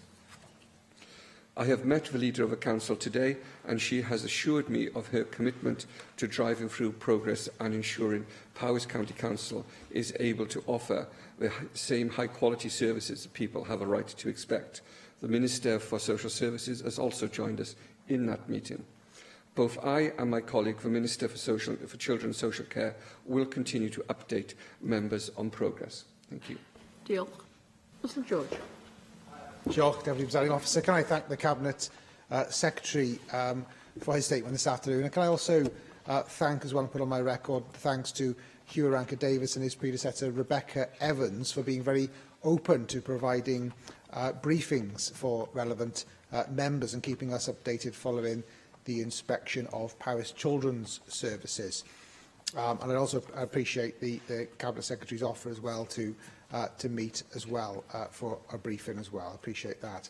And it's also encouraging, I think, that Powys County Council themselves have also provided the opportunity for briefings for Assembly members in regards to the recent issues. I am pleased to learn that the actions seem to already be taking place by the local authority to implement the recommendations, and that the leadership and the council of the council seem to be positively taking forward the recommendations in a transparent and positive way. You stated, Cabinet Secretary, or you started your statement by referring to the Care Inspectorate Wales report published today, which highlights areas of significant concern for Powys to address in regards to adult services. I was pleased looking at that. It does highlight the fact that the morale of staff has boosted now, and that wasn't the case some time ago, so I think that's positive. But can I ask you, how are you going to measure the improvements that the local authority are required to make? And ultimately, improved outcomes will determine, of course, whether adult services are sufficient enough to no longer need such a high level of intervention from Welsh Government. So could you outline some specific targets for improvements and clarify what work is currently being undertaken with Powys to develop these? The report today published also repeatedly highlights the fact that the workforce delivering adult services has a high sickness and absent rate and high turnover and inconsistent levels of supervision. So I wonder what role the Welsh Government will play in establishing a workforce strategy that is able to build strength in the workforce and deliver a timely, informed and effective service. You have congratulated Mohammed Mayat in his appointment as the interim chief executive. It's my understanding he's the acting chief executive rather than the interim, if you could clarify that. But I have picked up myself very positive feedback on his appointment. You referred yourself to his track record in your statement. Are you confident that the new chief exec or the acting chief exec is the correct appointment? And I perhaps would be useful to know as well what the recruitment process is, what involvement Welsh Government's role is in that recruitment process. And finally, do you recognise that in order to build capacity and to ensure that these improvements are lasting, that stability to the political landscape is important? And therefore, do you agree with me that the proposals in the Green Paper on the local government reform to preserve Powys as a single local authority on the same footprint as the Health Board contributes to the stability and gives that best possible chance for lasting improvements to be made? Cabinet Secretary. I'd like to thank the Conservative spokesperson for his kind words at the beginning of his contribution and also on his ingenuity at engineering local government reform into the final contribution of that speech. In terms, I'll start perhaps most easily by answering some of your final questions first. The Welsh Government does not have a role in appointing Chief Executive of Powys or any other authority. It's a matter for the authority to take those decisions. Clearly, the Welsh Government stands ready to assist and to support, but it is right and proper that local government itself takes those decisions, and the appointment of Mohammed Mehmet was made by Powys County Council in line with their procedures, and I welcome the appointment. I have absolute confidence in him and his ability to lead the professional workforce in Powys County Council and to deliver the professional leadership that is required in order to restore the council to where we all wish it to be in the future. In terms of the role of Welsh Government, the Conservative spokesperson has, their Deputy Presiding Officer, asked a number of questions which refer to the potential role of the Welsh Government in terms of workforce strategy and delivering against a series of interventions. Let me say this. One of the what I think one of the positives looking at the interventions that have been delivered to Powys and with the support of Powys has been that this has been very much led by people who have experience of and are rooted in the delivery of social services and also local government. This is local government sustaining and supporting local government. And I hope that we will be able to put in place over the next few years more structures which will enable local government to sustain and support local government services. I hope the days of interventions from Welsh Government will soon be at an end, in fact. I hope that we will be able to put in place structures and means and processes by which local government will be taking responsibility for the improvement services delivered to and by and for local government. That is how it should be. It's right and proper that local government has those structures in place, and certainly Welsh Government will seek to do all it can to provide the help and support required to reach that point. The Conservative members asked a number of questions on how we will measure improvements and the high level of intervention required in order to deliver on our targets and objectives. I will say to him that the Improvement Board will itself, I will expect the Improvement Board to publish its objectives and to publish its work streams in due course, and we will all be able to hold the Improvement Board to account for how it achieves and delivers on those ambitions. But let me also say this, and like him, I've read the report on adult services, which was published at lunchtime today. We see the failings there, we recognise the failings, but we also recognise what has been said about the service delivery there. And the point that was made by Russell George in his contribution about staff and workforce morale, I believe is absolutely central to everything else we're seeking to achieve here. We are putting in place the structures and the people who can help ensure that we have technical skills and the managerial skills to deliver the services that we require and that the people of Powys have a right to expect. But more than that, we need to address issues of corporate culture, and we need to address corporate culture in Powys and sometimes elsewhere as well. And I hope that the wider changes that the leader absolutely recognises are being made will deliver that change in culture within the organisation as well. I will say, Deputy Presiding Officer, to members that the meeting I had with Councillor Harris this afternoon was a very good and very positive meeting. Myself and the Minister for Children's Social Services, I think, left the meeting feeling very positive about the commitment that Councillor Harris was making to improvement and the journey that she is leading within Powys. And it is certainly a matter for myself and all ministerial colleagues involved in this that we will ensure that Welsh Government provides all the support that Powys requires in order to complete this journey. Thank you. Simon Thomas.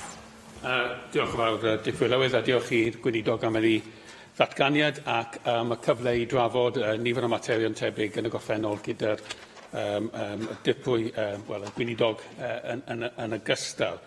Ga i jyst dechrau gyda pwynt nath yr ysgrifennydd Cabinet benni arno. Mae'n dda gen i glywed bod e'n ffyddiog bod pethau wedi gwella ym Mhawys, ond dwi edrych ar tri peth a dweud y gwir, yr adroddiad y gwasanaethau plant, yr adroddiad heddiw a gwasanaethau oedolion, ac wrth gwrs y gwaith mae fyntau wedi wneud ynglyn â llywodraethiant i fewn i Cyngor Powys. I ni yn gweld bod yn fas iawn yr un bobl sydd nawr yn gwella'r gwasanaethau oedd yn gyfrifol pan wnaeth y gwasanaethau mewn i drafferth yn y lle cyntaf. Ac bod nhw wedi newid i swyddogaethau nhw, maen nhw'n dal yn fan o'r un criw i pob pwrpas sydd wedi bod yno ers wneud rai o penderfyniad, yn wedig y penderfyniad y cyllido nath arwain ni mewn i'r gors arbennig. Felly, ga i ddechrau gyda'r trosolwg hynny, gan goesawu a dymuno'n dda i Mehmet pan mae'n dechrau ar ei waith fel prifwaith wedw dros dro, gan dweud hefyd fy mod i wedi cwrdd a aelodau cynulliad eraill tua wythnos yn ôl gyda'r prif swyddogion a'r arweinydd y cyngor, ac o'n i yn cael yn plesio gyda'r atebion y prif swyddogion yn sicr, a ni'n meddwl bod nhw wedi cael gafel ar y sefyllfa.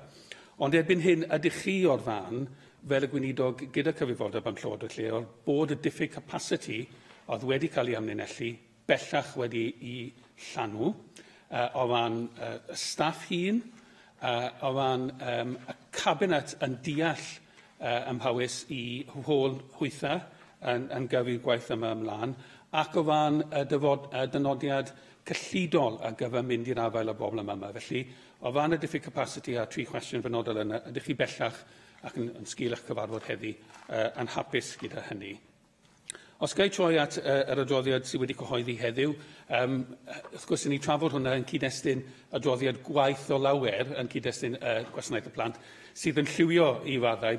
Mae'n anodd gwybod sut byddwn ni wedi ymateb i'r adroddiad heddiw, ond i bai bod ni wedi cael adroddiad cynt, achos fel oedd Russell George yn crybwyll, mae nifer o pethau dyle fod wedi digwydd nawr ar y gwaill, ac yn ei croesawu hwnna. Ond un o pethau sydd cyffredin rhwng y dau adroddiad yw diffyg dealltwriaeth, a dim jyst diffyg dealltwriaeth, absenoldeb dealltwriaeth o'r deddf gwasanaethau cymdeithasol a llesiant. Ac ydych chi o'r fan bod y hyfforddiant bellach yn ei le i wneud yn siŵr bod pob swyddog amhawys sydd yn gyfrifol o dan y deddf hwnnw bellach yn derbyn yr hyfforddiant yna. Yr ail beth sy'n cyffredin rhwng y ddau adroddiad yw trosiant staff, difrifol, staff yn symud, staff yn mynd, diffyg parhad staff. Mae wedi cael ei awgrymu i fi bod, os licech chi, bod yr drefn mwy llym diwedda wedi gyfu i fai staff penderfynu, felly bod nhw'n am adael y gwasanaeth, ond mae dal yn trosiant, a mae dal angen i'r staff deall sefyllfa yn Powys a bod yn glir ynglyn â'i gyfrifoldebau. Beth sy'n gyfrifol am y diffyg dealltwriaeth yma? Ai y trosiant naturiol sy'n digwydd, ai natur Powys fel cyngor cefn gwlad, a'i ffaith bod nhw delio weithiau dros y ffin gyda Lloegr hefyd. Ydych chi'n hapus bod bellach bod y mater yna wedi i ddatrys yna wedi gosod y fforddi? Un o pethau eraill sy'n dod allan o'r adroddiad heddi yw bod gofal wedi gyhifio ymysg oedolion yn effeithio a gwasanaethau ehangach ym Mhawys yn gwasanaeth ysbytau a gofal. A byddwn ni jyst hoffi gwybod os gyda chi mwy i ddweud am mynd i'r afael a bobl am arbennig yna hefyd. Ac yn olaf, un o'r pethau dwi'n meddwl sydd wedi arwain i'r sefyllfa yma ym Mhawys yw diwylliant gwleidyddol sydd wedi bod yn y Cyngor Sir yn y gorffennol, diffyg hefio, diffyg fannu gwybodaeth, diffyg troeloedau ymysg rai o'r aelodau cabinet hun. Falle bod hwnna'n newid. Wy'n gwybod bod rai o'r grwpiau gwleidyddol yn fwy awyddus y tro yma i ddal pobl i gyfri. Ac yn y cyd-destun yna, ydych chi o'r fan bod Cyngor Sir hunan yn rhoi digon o cefnogaeth, hyfforddiant a cefnogaeth yn yr ystyr ehangach y gair i'r gwrthbleidiau, i'r cynghorwyr unigol, fel bod nhw'n gallu dal y cabinet presennol i gyfri, a hefyd fel bod gyda nhw arfau i ddeall y problem yna ac i fynd i fod yn fan o'r ateb datrys y problem yn ogystal. Dwi'n diolchgar Derbyn Iwerydd i'r aelod am y ffordd mae wedi dod at ei gyfraniad y prynhawn yma ac cyfraniad adeiladol a positif ydy'r ffordd dwi'n gobeithio bod yna gytundeb a draws y siambr bod angen arnyn ni pan ni'n delio gyda rhai o'r problemau dyn ni'n gwynebu yn Powys. Dych chi wedi gofyn sawl cwestiwn ac yn anffodus dwi'n credu mod i'n mynd i ateb bron bob un yn yr un ffordd. Fel bod, mae sefyllfa wedi gwella ac mae yna welliant yn digwydd yn Sir Powys, ond dyw hynny ddim yn meddwl bod ni'n gallu camio nôl a ddim yn meddwl bod nhw wedi cyrraedd y fath o amcanion ac uchelgais o Russell George wedi awgrymu yn ei gyfraniad Felly, pan dwi'n edrych dwi'n cytuno gyda chi bod eisiau troesolwg o'r sefyllfa ym Mhawys yna ddim yn edrych ar gwasanaethau plant neu oedolion neu y fater o llywodrothiant y cyngor ar wahân ac yn unigol. Mae rhaid edrych ar draws pob un o'r adroddiadau a dadansoddiadau yma.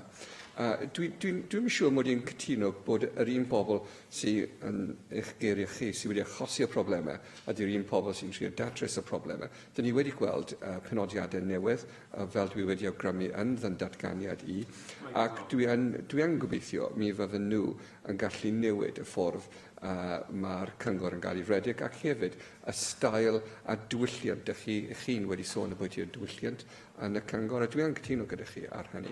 Dwi'n credu bod angen newid ddim just yn y ffordd mae pobl yn gweithio, ond sut ydyn nhw'n gweithio hefyd.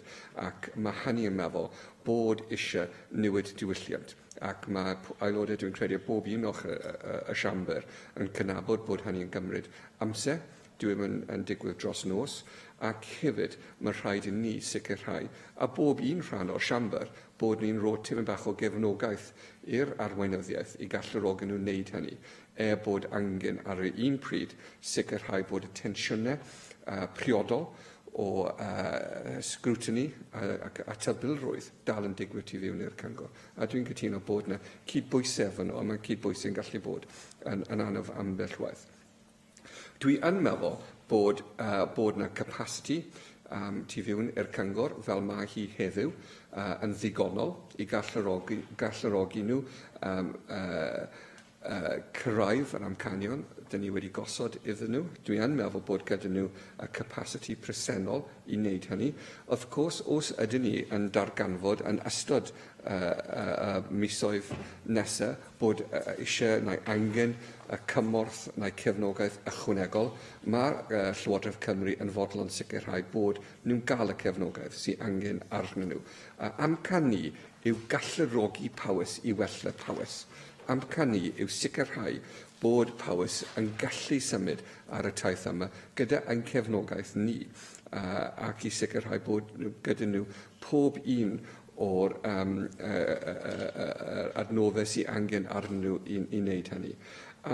Dwi'n cytuno a dwi'n gweld bod yna diffyg deallusrwydd ambell waith a bod dych chi wedi enwi y deddf gwasanaethau cymdeithasol a dwi'n cytuno gyda chi ar hynny. Dwi'n credu bod yn mynd tipyn bach tu hwnt i hynny ac yn bellach na hynny ambell waith hefyd. Ond mae rhaid i ni hefyd sicrhau bod pobl yn gael y fath o'r fforddiant sy'n angen arnyn nhw i galluogi nhw wneud y waith dyn ni'n gofyn nhw wneud, a dwi'n hyderus bod hynny yn gallu digwydd a bod hynny yn mynd i ddigwydd. Dych chi wedi gofyn y bwyty trosiad staff ac moral ymhlith y gweithlu ym Mhawys ac yn y gweithlu yn y adran gwasanaethau cymdeithasol yn penodol. Dwi'n cydnabod y pwynt dych chi'n wneud. Dwi'n i fi i cynnig fy marn a natur Powys fel cyngor sy'n gwasanaethu ardal neu rhanbarth wledig. Fyswn i ddim yn cytuno bod yna broblem fyno. Dwi'n credu bod y problemau mae Powys wedi gwynebu wedi bod problemau tu fewn i'r cyngor a wedi bod yn problemau oherwydd y diwylliant sydd wedi bod tu fewn i'r cyngor. Ac dwi yn gobeithio fel dyn ni'n gwella y ffordd mae gwasanaeth yn cael i rhedeg ym Mhawys, mi fyddwn ni'n gweld y diwylliant gwell ym Mhawys hefyd. Mae rhaid i ni sicrhau bod ni'n deall impact ar wasanaethau ychwanegol tu fewn i'r cyngor. Dwi'n cytuno gyda chi ar hynny a dwi'n hyderus mi fydd y Prif Weithredwr ac arweinyddiaeth newydd yn gallu wneud hynny. A gai benni ateb eich cwestiynau gyda hwn. Mae diwylliant gwleidyddol ym Mhawys wedi bod yn un Powysaidd iawn dros y blynyddoedd, a pob un ohonyn ni sydd wedi cynrychioli y sir yn y lle yma, a rhai sy'n cynrychioli y sir heddiw yn deall hynny. Ac dyn ni yn hefyd yn gweld ambell waith bod y diwylliant gwleidyddol ddim wedi, dwi'n gyfalus gyda'r geiriau fan hyn, ddim wedi bod yn diwylliant sydd wedi hybu scrutiny a wedi hybu fath o tensiynau angenrheidiol mewn unrhyw sefydliad democrataidd. Dwi yn credu bod hynny yn newid, ac mae rhaid i'r cynghorwyr a bob un rhan o'r spectrwm gwleidyddol ym Mhawys derbyn y gyfrifoldeb am wella Powys, wella fod dyn nhw yn rhedeg y cyngor, a gwella hefyd sut ydyn nhw yn sgrwtineiddio yr executive ym Mhawys. Dwi wedi gweld hyn yn digwydd yn fy nghyngor i ymlaen ei Gwent, a dwi'n hyderus bod y newid diwylliant gwleidyddol sy'n angen, a dwi'n cytuno gyda chi ar hynny, yn bosibl am Mhawys hefyd. Thank you. Neil Hamilton. Thank you, Deputy Presiding Officer. Can I also commend the Cabinet Secretary and his two colleagues for the way in which they've been open and transparent to a tragic affair. This isn't a subject out of which anybody is trying to make any party political points, which would be quite wrong. And I think the sensitivity which government ministers have brought to this difficult task is highly commendable, because you certainly don't want to reduce morale still further in Powys County Council, and we all appreciate the difficulties of local administration in a county which is so extended and where transport links are difficult and the population is highly dispersed. And in rural areas, social problems are often much more difficult to solve than they are in concentrated urban areas. So we all have tremendous sympathy for the County Council and the difficulty of the tasks that they have to perform. But ultimately, as in all these kinds of cases, it's down to a failure of leadership. And I do take the point that Simon Thomas made, that a lot of the same people who were involved in the decisions which brought us to where we are now are still in place.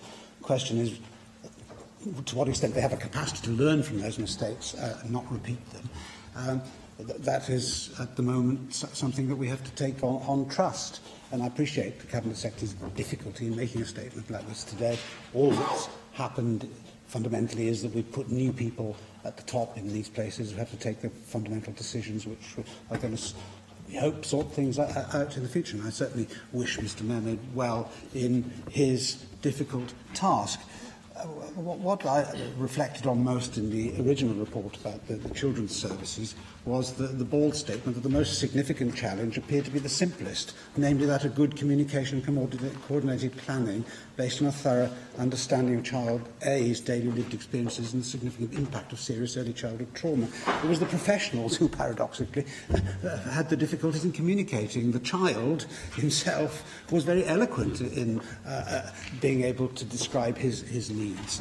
And that is a most extraordinary situation to be in. I'm sure it's been a traumatising experience for those who are on the staff of Powys County Council. Nobody should underestimate that, and one should be sympathetic. I don't like pointing the finger of blame in these circumstances, except with the aim of having some positive outcome. And I think the approach which the government has taken to this, with the Cabinet Secretary in the position well, akin to the one described by Walter Bagehot in the English Constitution about Queen Victoria, that he has the right to be consulted, the right to encourage and the right to warn. He very properly, I think, in answer to Russell George, pointed out the separation of functions between Welsh Government on the one hand and local authorities on the other.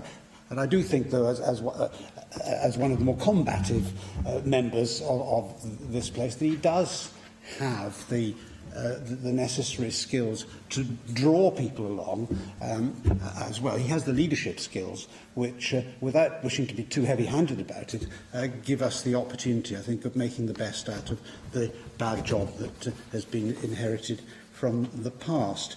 One of the extraordinary things that I felt in Sean Harris's report was where he says there's some lack of understanding what good looks like in the organisation. And that the Council was insufficiently daunted by the size, scale and nature of the change required. I hope that has now been addressed. He also said the Council is insufficiently clear about what needs to be done and how to do it. I do hope that the new appointments will address that lacuna as well. And although Sean Harris's report was strong on management speak, we all, I think, know what needs to be done. And it's got to be a cooperative enterprise. There is a peer group which has been put together to coordinate things. Can the Cabinet Secretary tell us how often he's going to be able to report to us on the progress which is being made by these new individuals and organisations? Because at the moment everything is being taken on trust. Nobody has any alternative to that. But we will, I think, very soon be in a position to ask, are the right decisions being taken? Are the new management teams being put together? And be able to draw some conclusions as to the lessons which have been learned from the past. The conclusion of Sean Harris's report was that in 5 years' time all the residents of Powys should be assured that the management of the County Council and provision of all its services are being provided to the highest possible standard. So I think that we need to be assured in a relatively short time frame that the remedial decisions which are essential have been taken. So I wondered if the Cabinet Secretary could reassure us on those points.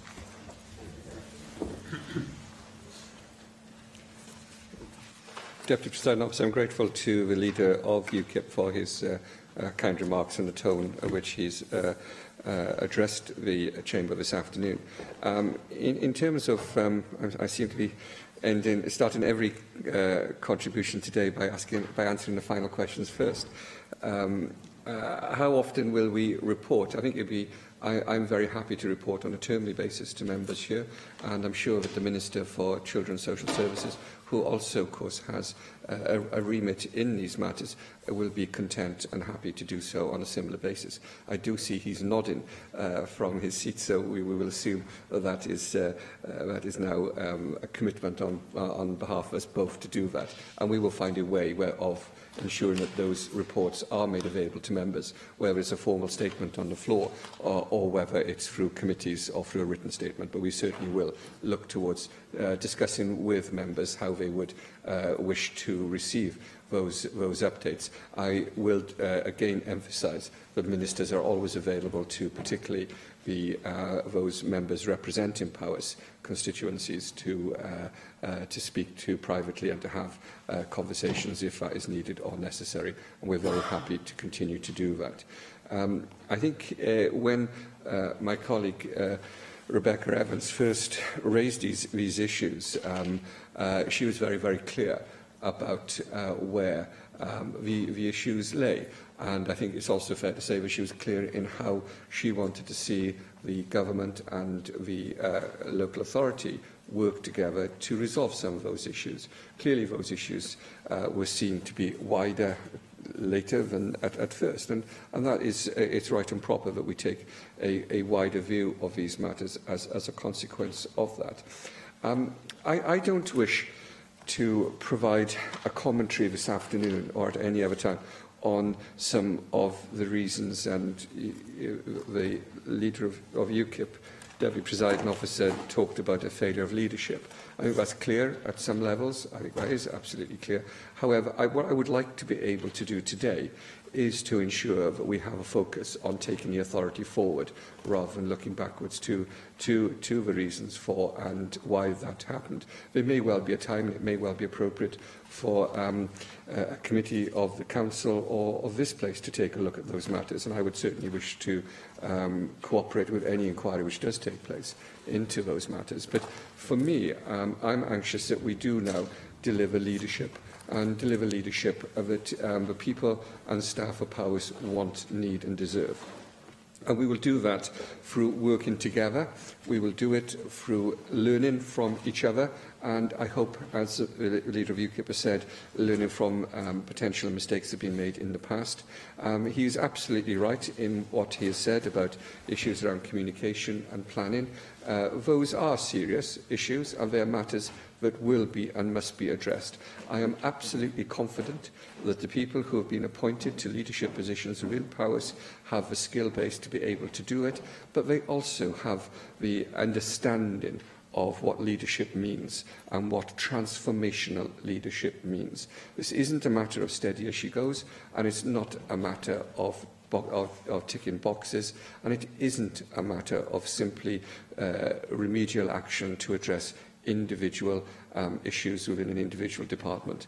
This is about transformational change within an authority to address the culture within the authority and how that authority runs itself, and then to be held to account for those changes by the people they represent in Powys. I recognised a great deal of what Sean Harris wrote in his report. You've quoted him saying that there was a lack of understanding of what good looks like and a lack of understanding of what needs to be done and how to do it. I have to say to members, that is not the first time I've read those sentences in a report of this sort. And I know that there is some reticence in different parts of the chamber about some of the proposals that I've made to address some of these matters. But I will say to members that it is incumbent upon all of us to look seriously at the structures we have in place and to ensure that we are able not just to address individual issues in individual authorities which are more sustainable in the future. Members will have seen the press coverage today of social services functions in local authorities and what is being said by the WLGA. I will say here that I agree with the comments made by the WLGA today. I do not believe that the structures we have in place are sustainable for the future. I've made that very, very clear. It is for each individual party represented here to then consider their response to those challenges. And I hope that we will be able, over the coming weeks and months, to look towards an agreed vision of the future where we have strong, robust local authorities able to take responsibility for improvement of services for local government, delivering within local government. And I hope that we will be able to do that in a cooperative spirit and a cooperative approach, which is exactly what the leader of UKIP has suggested this afternoon. That is what I seek, and I think there is great agreement for that, not only in this chamber, but throughout local government as well. Joyce Watson. Diolch, Dipro Llywydd. And I just want to pick on the very last point that Cabinet Secretary made, and that's one about cooperation. We all know that over the years, and we've heard it being asked for, that there are many, many examples of best practice in local government. And we have asked over the years, when we have reports like this, about the sharing of that information. So it's not new, it's not rocket science. We know it's out there. Powys Council would have known that it was out there, because other authorities have gone through the same problems and come to some resolution. So I suppose, in a way, that is my first question. The other thing that may be useful, and maybe the Cabinet Secretary might think of it, and it has been done before, certainly in child protection, is to ensure that the councillors, when they are challenging this improvement within their authority, understand the questions they ought to be asking, rather than simply scoring political points against each other. Because we all know, and I don't want to look back in history, but we do know, some of us, the history of the failure to work together politically in Powys, and the disruption that causes, because there is no overall leadership. And I have very often struggled with the reconfiguration of who is in charge and who is supporting who, why and how. And, you know, I'm pretty educated in political configuration, so if I'm struggling with it, I'm fairly certain that the public would have been struggling with it too. So I suppose my plea today here, above everything else, is that the councillors and the political leaders in the council put the politics aside, put the people first, and that they drive change and step up to the challenge that they now have to face. And that challenge it is fairly clear, is political leadership. It is about putting the right policies together, and it is about ensuring the implementation of those policies in an agreed forum with our support. So I suppose my question to you will be, will the Improvement and Insurance Board continue to coordinate the improvements in both adult and children's social services in Powys? And will Welsh Government continue to support that process up to a time when you feel that they can continue without that support? And also, where I started, will it be the case that local government, in and of itself, will start to help local government improve? And can you somehow and help ensure that best practice is emulated and is learnt from? Thank you very much, Deputy Presiding Officer. Some fascinating questions. Yes, I hope that we can ensure that best practice, local government delivers some fantastic services. We tend to debate these issues when there are issues with those services, and I think we should also celebrate the successes of local government in delivering services to millions of people day on day, and we should recognise that where there are issues, the people who are best placed to resolve those issues happen to be in local government as well, in my view, and people who are experienced professionals at delivering high-quality services and who are able to identify the weaknesses that we've described this afternoon and debated today, and identify as well solutions to those areas. So I hope that best practice will be able to be understood throughout local government, and that we can help local government, if necessary, put in place the sorts of structures required in order to make best practice something which is seen and witnessed across local government throughout the whole of Wales year on year. In terms of where we're going with the Improvement and Assurance Board, we put in place the board under the leadership of Jack Straw, the former Chief Executive of Swansea, in order to deliver the assurance we require that the lessons are being learned and that the improvements are being delivered. I have provided funding for that board in order to be able to pursue its work and to do so. I've given an undertaking this afternoon, and the Minister for Children's Social Services has also given an undertaking that we will report back regularly to members on the improvements as they're taking place. The Improvement and Assurance Board is there to improve not just social services but wider corporate issues within the Council. I am absolutely confident that we have the structures in place which will ensure that those improvements take place and do so in a timely manner. I will ensure that we have all the information made available to members so that members on all sides of this chamber can hold us to account for those commitments and those assurances that I give today, this afternoon. In terms of the political culture within any institution, it is very much in the hands of the members. The members do require, do need to fulfil the roles of accountability and scrutiny. It is absolutely clear and right that opposition members and members representing the executive have to hold the executive to account. That is true here, it is true in Powys, it is true in any democratic institution. But how the authority leadership is held to account is a different question. I hope that all members of all political parties and no political parties represented in Powys will do so in a way which is constructive and which is positive. I perhaps don't share entirely your optimism, Joyce, that politics will be put to one side. We've said that before on other occasions. But I do hope, and I do know the opposition leaders in Powys. I know whether it's Matt Dorrance or James Gibson-Watt or Elwyn Vaughan. I know that they're all deeply committed to the people of Powys and to serving the people of Powys. And I know that all of the opposition leaders will work hard to ensure that Powys is put back on the right tracks and will work with the executive to ensure that that happens, whilst at the same time holding the executive to account in the way that they're elected to do. That is a difficult balance to find, but I'm absolutely confident that the members of Powys County Council are able to do that.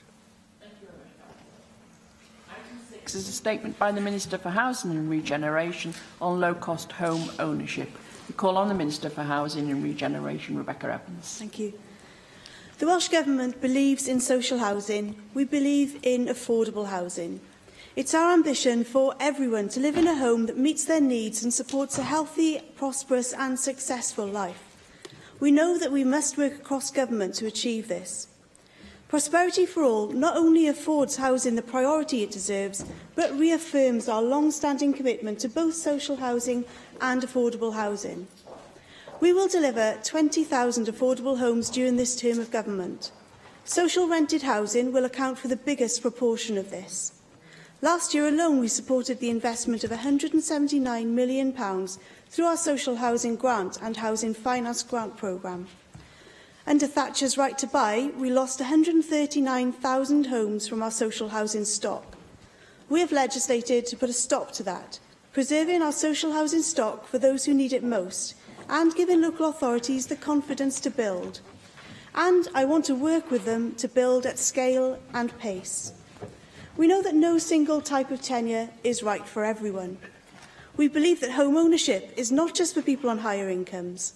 People on lower incomes have aspirations to own their own home, and we will help them in ways which do not diminish our social housing.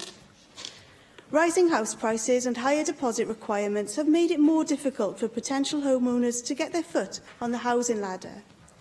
Indeed, the Resolution Foundation recently published their prediction that under half of millennials may own their own home by the time they reach 45. This is why I want to increase and improve the range of options available to people who wish to own their own home, providing new opportunities alongside our longer-standing products.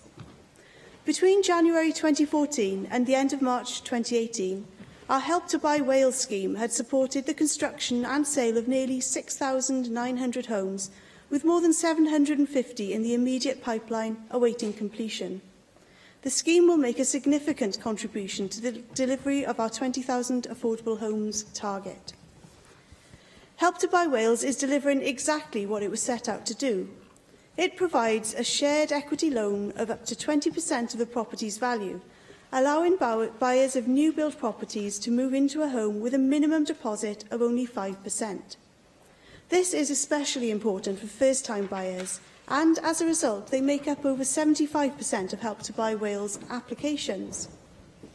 In addition, it continues to provide a boost to the housing industry by supporting the construction of new homes across Wales. Investing in housing has clear benefits for the economy, supporting the construction industry and the associated supply chain. We continue to make Home Buy Wales available. This shared equity scheme offers purchasers the opportunity to buy an existing home and has particular appeal in the areas where there is limited new build, including rural areas where there is little volume building. I have asked my officials to revisit this established scheme and, in collaboration with local authorities and registered social landlords, consider whether any additional measures can be identified to improve and support its growth. I am keen to consider additional home ownership opportunities for people living in rural areas where priced houses are particularly high. My officials are exploring options such as self-build, which may provide additional opportunities. I am pleased to draw members' attention to the fact that we have made significant strides to improve our low-cost home ownership offer in the last few weeks, introducing 2 new schemes and the Your Home in Wales website. I launched the Rent to Own Wales and Shared Ownership Wales schemes to help a broader range of people access home ownership. Rent to Own Wales will help people who can afford monthly payments but are not able to save enough for a mortgage deposit. Shared Ownership Wales will help those who have access to a small deposit and are able to get a mortgage on a proportion of the value of the property. The Welsh Government is investing £70 million in these new home ownership initiatives as part of our commitment to build 20,000 affordable homes during this term of government. Early interest in the schemes has been very positive, with 6 housing associations across Wales now registered to take part and offering a portfolio of homes. The focus will now be on improving the supply of homes across all local authority areas in Wales. The launch of these 2 new schemes represents an increase in the options available to support aspiring homeowners, including first-time buyers and young people hoping to stay in or return to their communities. Clear information is essential for people considering buying their own home, and I recognise that with a number of different options, there does need to be clarity about what's available. That's why I have launched Your Home in Wales website, which provides key information on all Welsh Government-funded home ownership schemes. This practical guide will help people determine which scheme is best suited to their personal circumstances. These schemes will all contribute to our ambitious target of delivering 20,000 affordable homes during the lifetime of this Assembly. I want to lay the groundwork for the prospect of setting even more stretching targets in the future, in response to a range of housing needs. I also want Welsh Government to continue to create a climate which drives innovation and improvements in terms of design, quality and energy efficiency. To support this, members will be aware that I have commissioned a review of affordable housing supply. To ensure that the review is fair, transparent and robust, I am establishing an independent panel to oversee this work under Independent Chair Lynn Pamet. The review will need to balance the growing need for affordable homes against a backdrop of continuing pressures on the public expenditure available to support house building, and I look forward to providing detail as the review progresses. Our low-cost home ownership schemes, combined with our work in other areas of housing and our forthcoming review, clearly demonstrate that the Welsh Government is committed to achieving its ambition for everyone to live in a home that meets their needs and supports a healthy, prosperous and successful life. David Melding. Diolch yn fawr, Llywydd. I feel I ought to start in a more generous spirit than I did last week, because we often clash on housing matters. So let me just welcome some of the tone of this statement and such phrases as "I want to work with them to build at scale and pace." That's the various people building houses. We believe that home ownership is not just for people on higher incomes. Well, that's why I defended the right to buy, though the Minister can coherently hold to this principle as well. I'm not denying that, even though we would disagree. The focus will now be on improving the supply of homes across all local authority areas in Wales, and I want to lay the groundwork for the prospect bit weak, but anyway, of setting even more stretching targets in the future. So, some of the tone has improved, but I fear now I have to go back to type and just remind people of our current situation, and I try also to compare it to that of England, which is also in a housing crisis, and I've always been balanced in my remarks. I don't think the Welsh Government has invented the sort of housing market that we are currently in, but it's just its level of response and the projections it's come out with for housing need that I have particular problems. And if we don't have the correct targets to aim for, we're not going to meet the justified aspirations of so many people, especially younger people and people forming families. If I look at the house building stats, the current projections, which are accepted by the Welsh Government, are that we need 8,700 homes each year. 8,700. That's 5,200 market, 3,500 social. In fairness, the Welsh Government now has a target of 4,000 social each year, or roughly affordable, is a more general description. The alternative Holman's projection, produced in 2015, estimated that the following was needed each year: 7,000 market, 5,000 social. That gives you 12,000 as a target. It couldn't be achieved instantly, but something that you have to work up to. If the alternative projection is more accurate, and I think there is a high level of academic opinion, anyway, that it is, we will be short of 66,000 homes by 2031. And I'm taking 2031 as a reasonable period of time now in which to look at our deeper housing strategy. That is a real concern, and I do hope your review is going to look at these projections seriously and come up with a serious response, which the Welsh Government has never done. It has never responded officially to Professor Holman's projection and said why it doesn't agree with it. It just has ignored it. It has made no attempt to refute it.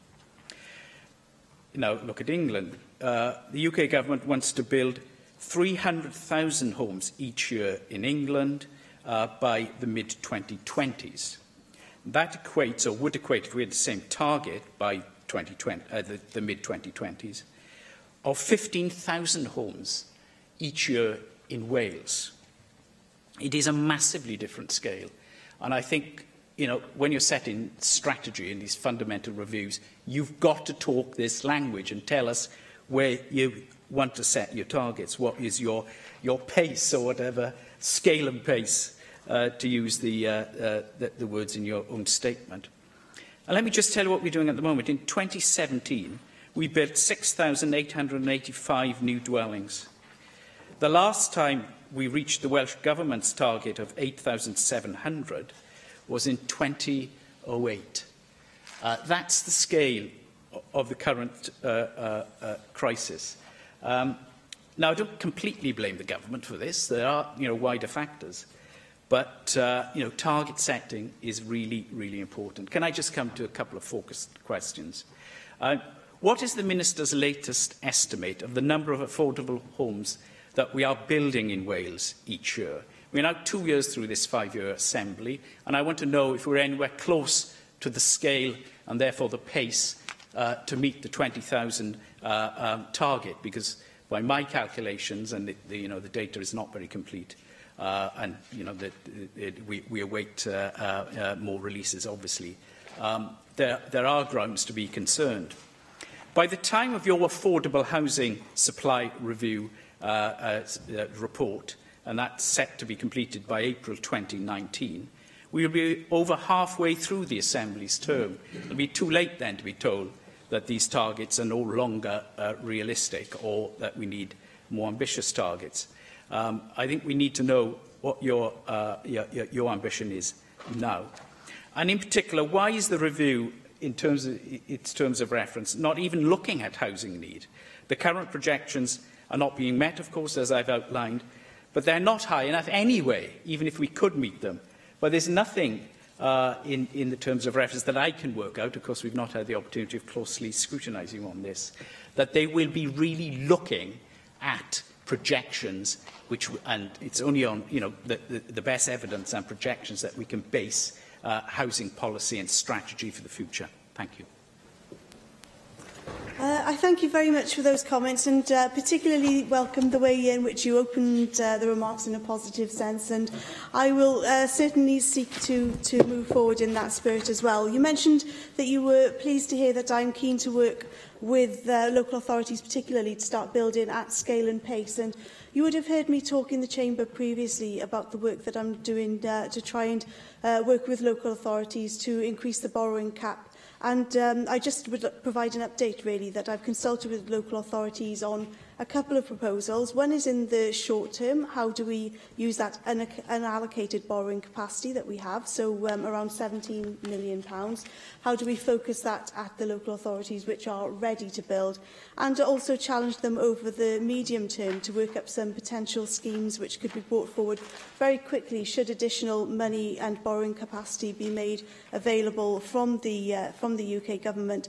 And we're certainly having those discussions with the Treasury, and as soon as I'm able to update members further on that, I'd be pleased to do so. But as I say, there is work progressing with that. In terms of housing need, I'm very aware of the PPIW report that Alan Holman's commissioned and was published back in 2015.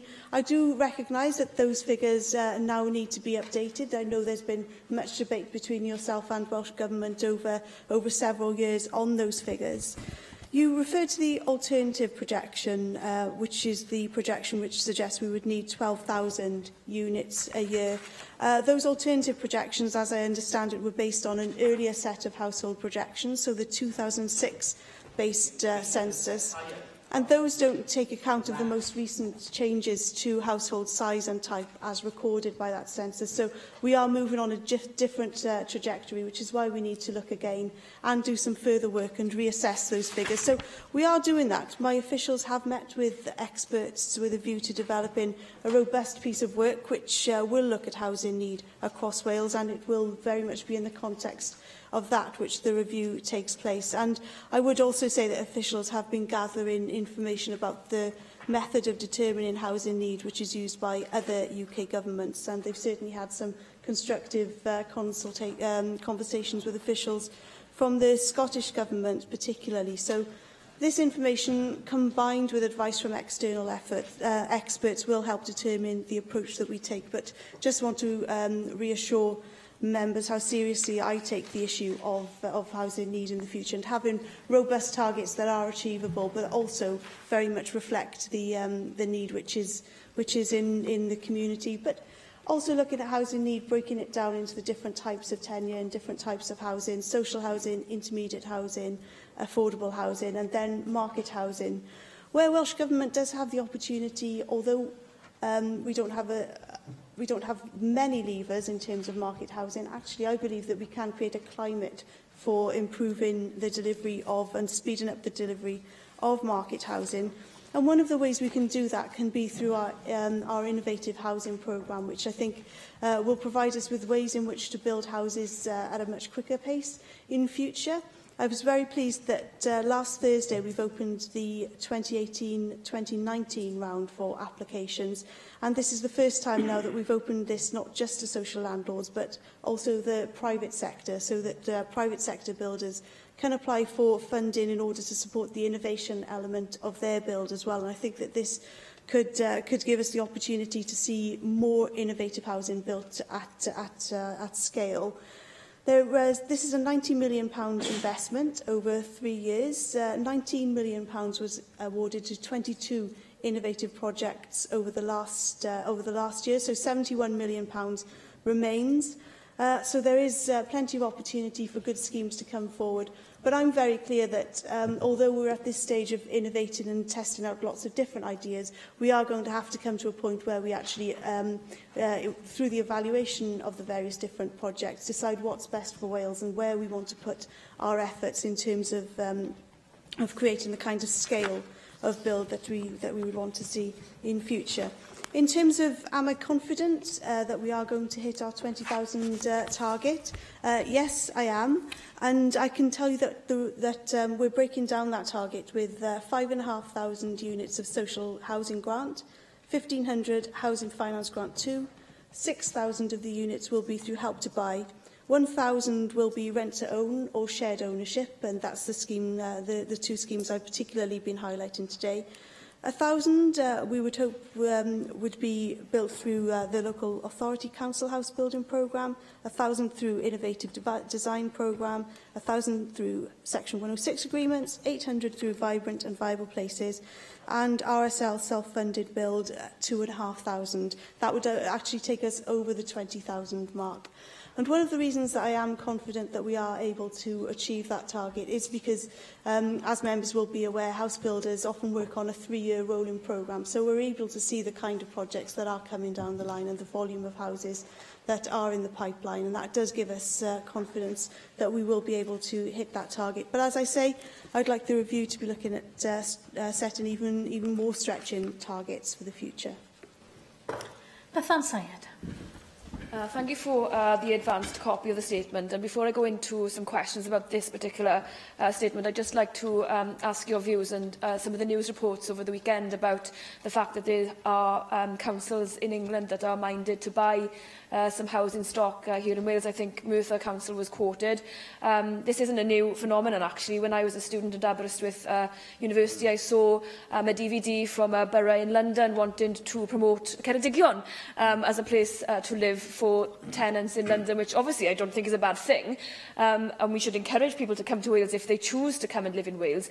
But what does that mean for you as a government if there are councils in the City of London which are buying up stock that potentially you want to develop here in Wales with Welsh councils? How can we understand what your engagement is with those particular local authorities to know what that will mean then for our targets here in Wales?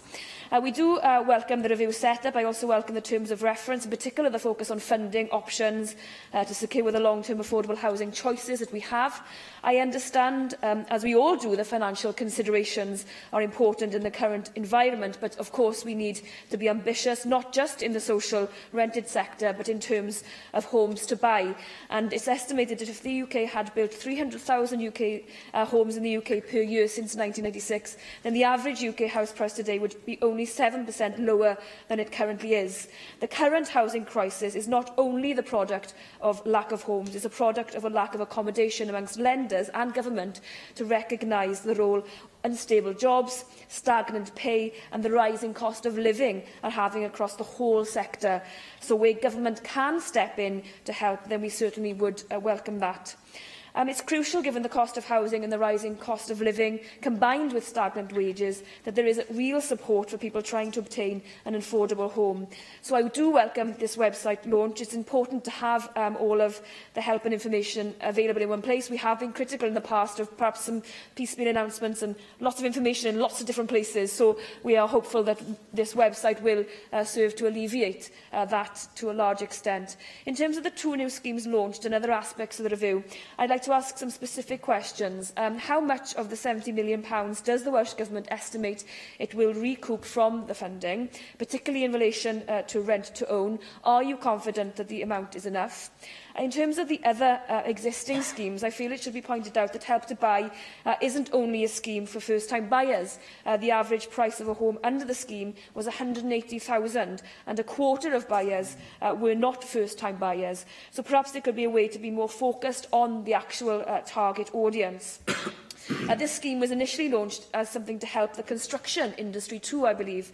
So I would like to ask whether the review could look if there are more effective ways to assist first-time buyers.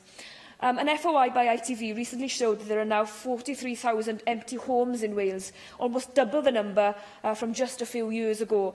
This despite the Welsh Government scheme to attempt to put empty homes back into use. So could your review look into how effective current policies are in this regard? I understand that councils have powers to put homes back into use, but clearly they're not using those powers, otherwise the numbers would not be as low as what I have just quoted. I'd also like any review to investigate what could be done about high rents and increases.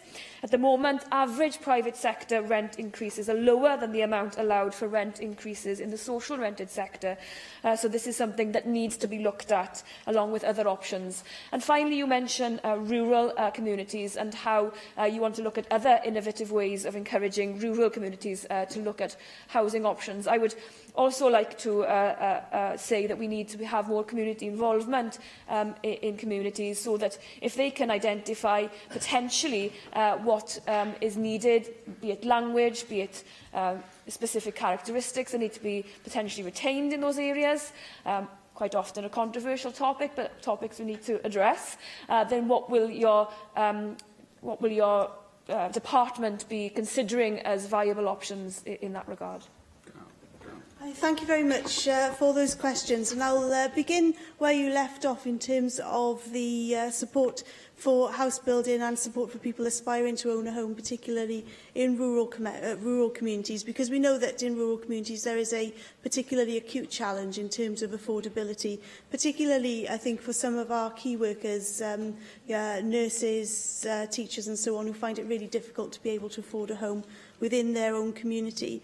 The role of our rural housing enablers is particularly important in terms of working alongside local authorities and with our housing associations in those rural communities in order to pinpoint the areas where we do need to be putting further investment and creating further opportunities for home building. I'm particularly keen to see what we can do about encouraging self-build, and I've asked officials to provide me with some advice on this. It's something actually which could be beneficial for all kinds of communities, but I think in rural communities particularly it might be something that provides opportunities for people. And we've also established a rural strategic group, and that includes those rural housing enablers, housing associations, local authorities, Community Housing Cymru and the WLGA, and they're a group which meets now quarterly in order to advise Welsh Government, but also to test ideas and share good practice as well. And I agree that our housing proposals, but also working in partnership with planning, does have the opportunity to support and promote the Welsh language, particularly often again in rural communities. And I think that housing does have an important role to play in supporting the Welsh language. You also referred to empty homes, and I share your concern about the number of empty homes that there are across Wales, and some of those properties could quite easily provide people with a much-needed home. So we are committed, again, to working with local authorities in Wales to bring back houses into use and provide ongoing support to those authorities through our Houses into Homes and Town Centre loan schemes. And these initiatives, which are operated by local authorities, together have amounted to over £50 million, providing homeowners with the finance that they require in order to renovate those properties and bring them up to a standard which is suitable for rent or for sale. The terms and conditions of the Houses into Home scheme have recently been amended to enable local authorities to have greater flexibility so they can offer a more customer-focused solution to the problem of empty houses, and loans are now available to bring empty houses back and commercial buildings back into use, but actually splitting them into flats as well in order to try and create a greater number of homes as well. So there is work going on empty homes, but I agree that, that we need to be considering what further we can do.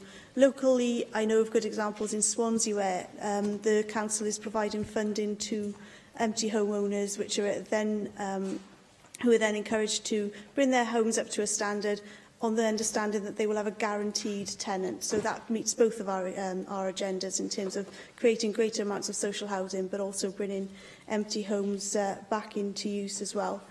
The rising cost of living and the difficulty in securing enough funding for a deposit is one of the real drivers behind the Rent to Own Wales scheme and the Shared Ownership Wales scheme. And it's remiss of me not to point out earlier that the Rent to Own scheme particularly was one of the agreements which we came to with Kirsty Williams, who's been particularly passionate about this and the opportunity that it provides for quite some time.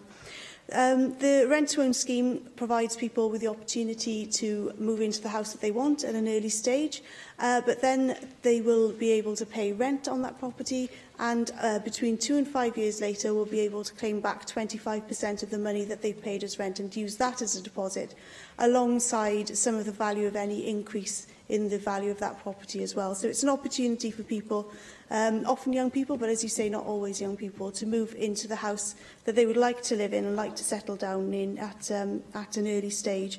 6 housing associations are working with us at the moment, but we are having discussions to increase that, and I would like to see these houses being made available across Wales.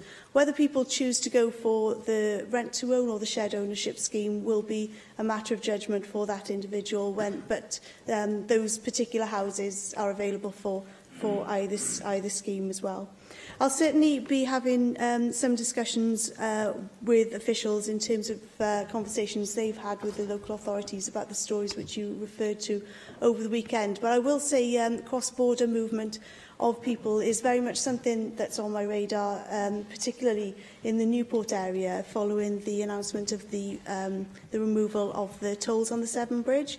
I've had discussions with house builders, and they're telling me that it genuinely is having an impact on the pressure on the housing market in that area, and they're seeing increased desires for house building in the area. So there'll be some discussions that we need to be continuing to have with the local authority there to ensure that we're able to meet the needs of people within the area who want to stay within their area as well.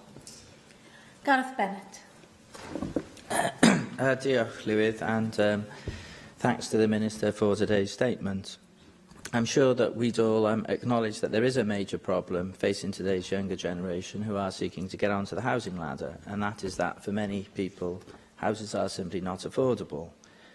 A major issue is that wage increases are not keeping pace with house price increases, which does create a challenging environment if we are trying to improve home ownership rates. Now, your statement today focused quite a lot on shared ownership schemes. I think to some extent it's good to try and be innovative in helping people to raise the finance to get onto the housing ladder. And I appreciate there are different kinds of schemes, two in particular that you talked of today.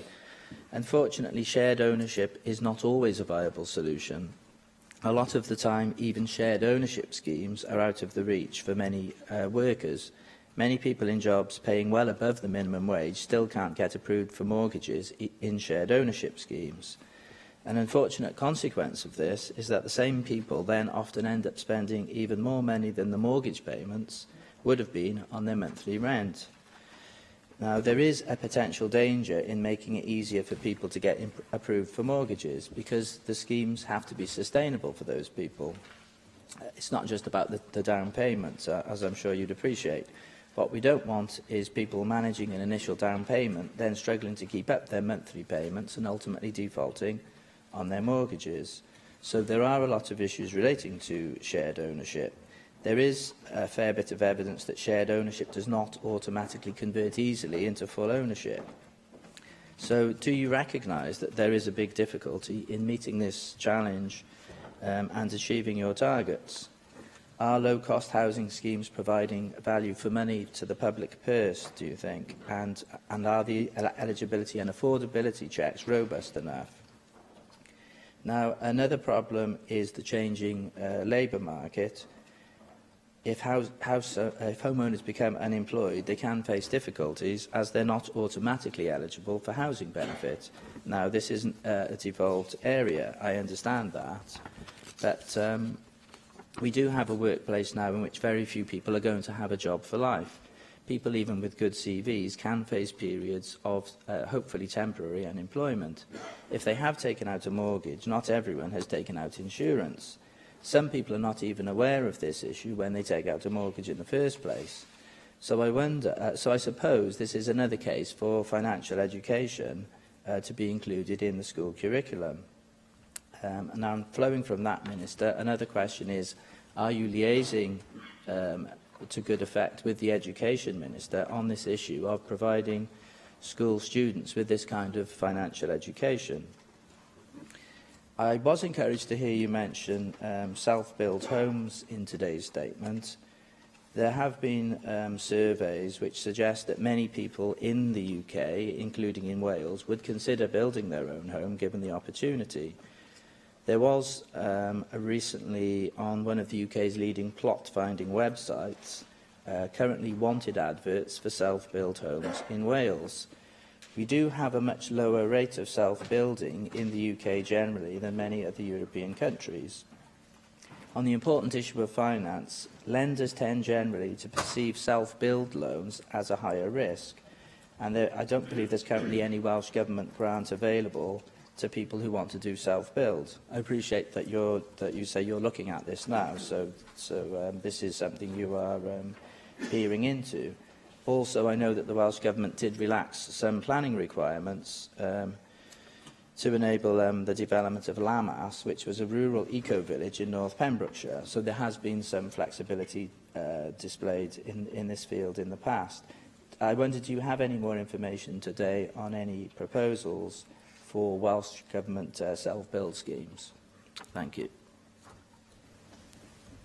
Thank you very much for those questions. And I'd begin by reflecting on your comments about wage increases and how difficult some people find it in order to get on the housing ladder. Our schemes today do make that easier, but I agree it's not for everybody. So there will be an important focus from Welsh Government on ensuring that actually we have a healthy housing sector right across the piece. And I would start by saying that this involves work with the private rented sector particularly. So you'll be aware that we already have Rent Spot Wales up and running, and that's providing assurance that those people who are renting homes to people are sufficiently licensed and have the information that they need in order to be good landlords. And I've also committed to very shortly be introducing legislation in order to ban fees charged to tenants by letting agents, and also committed to working with the sector in order to continue to drive up standards. And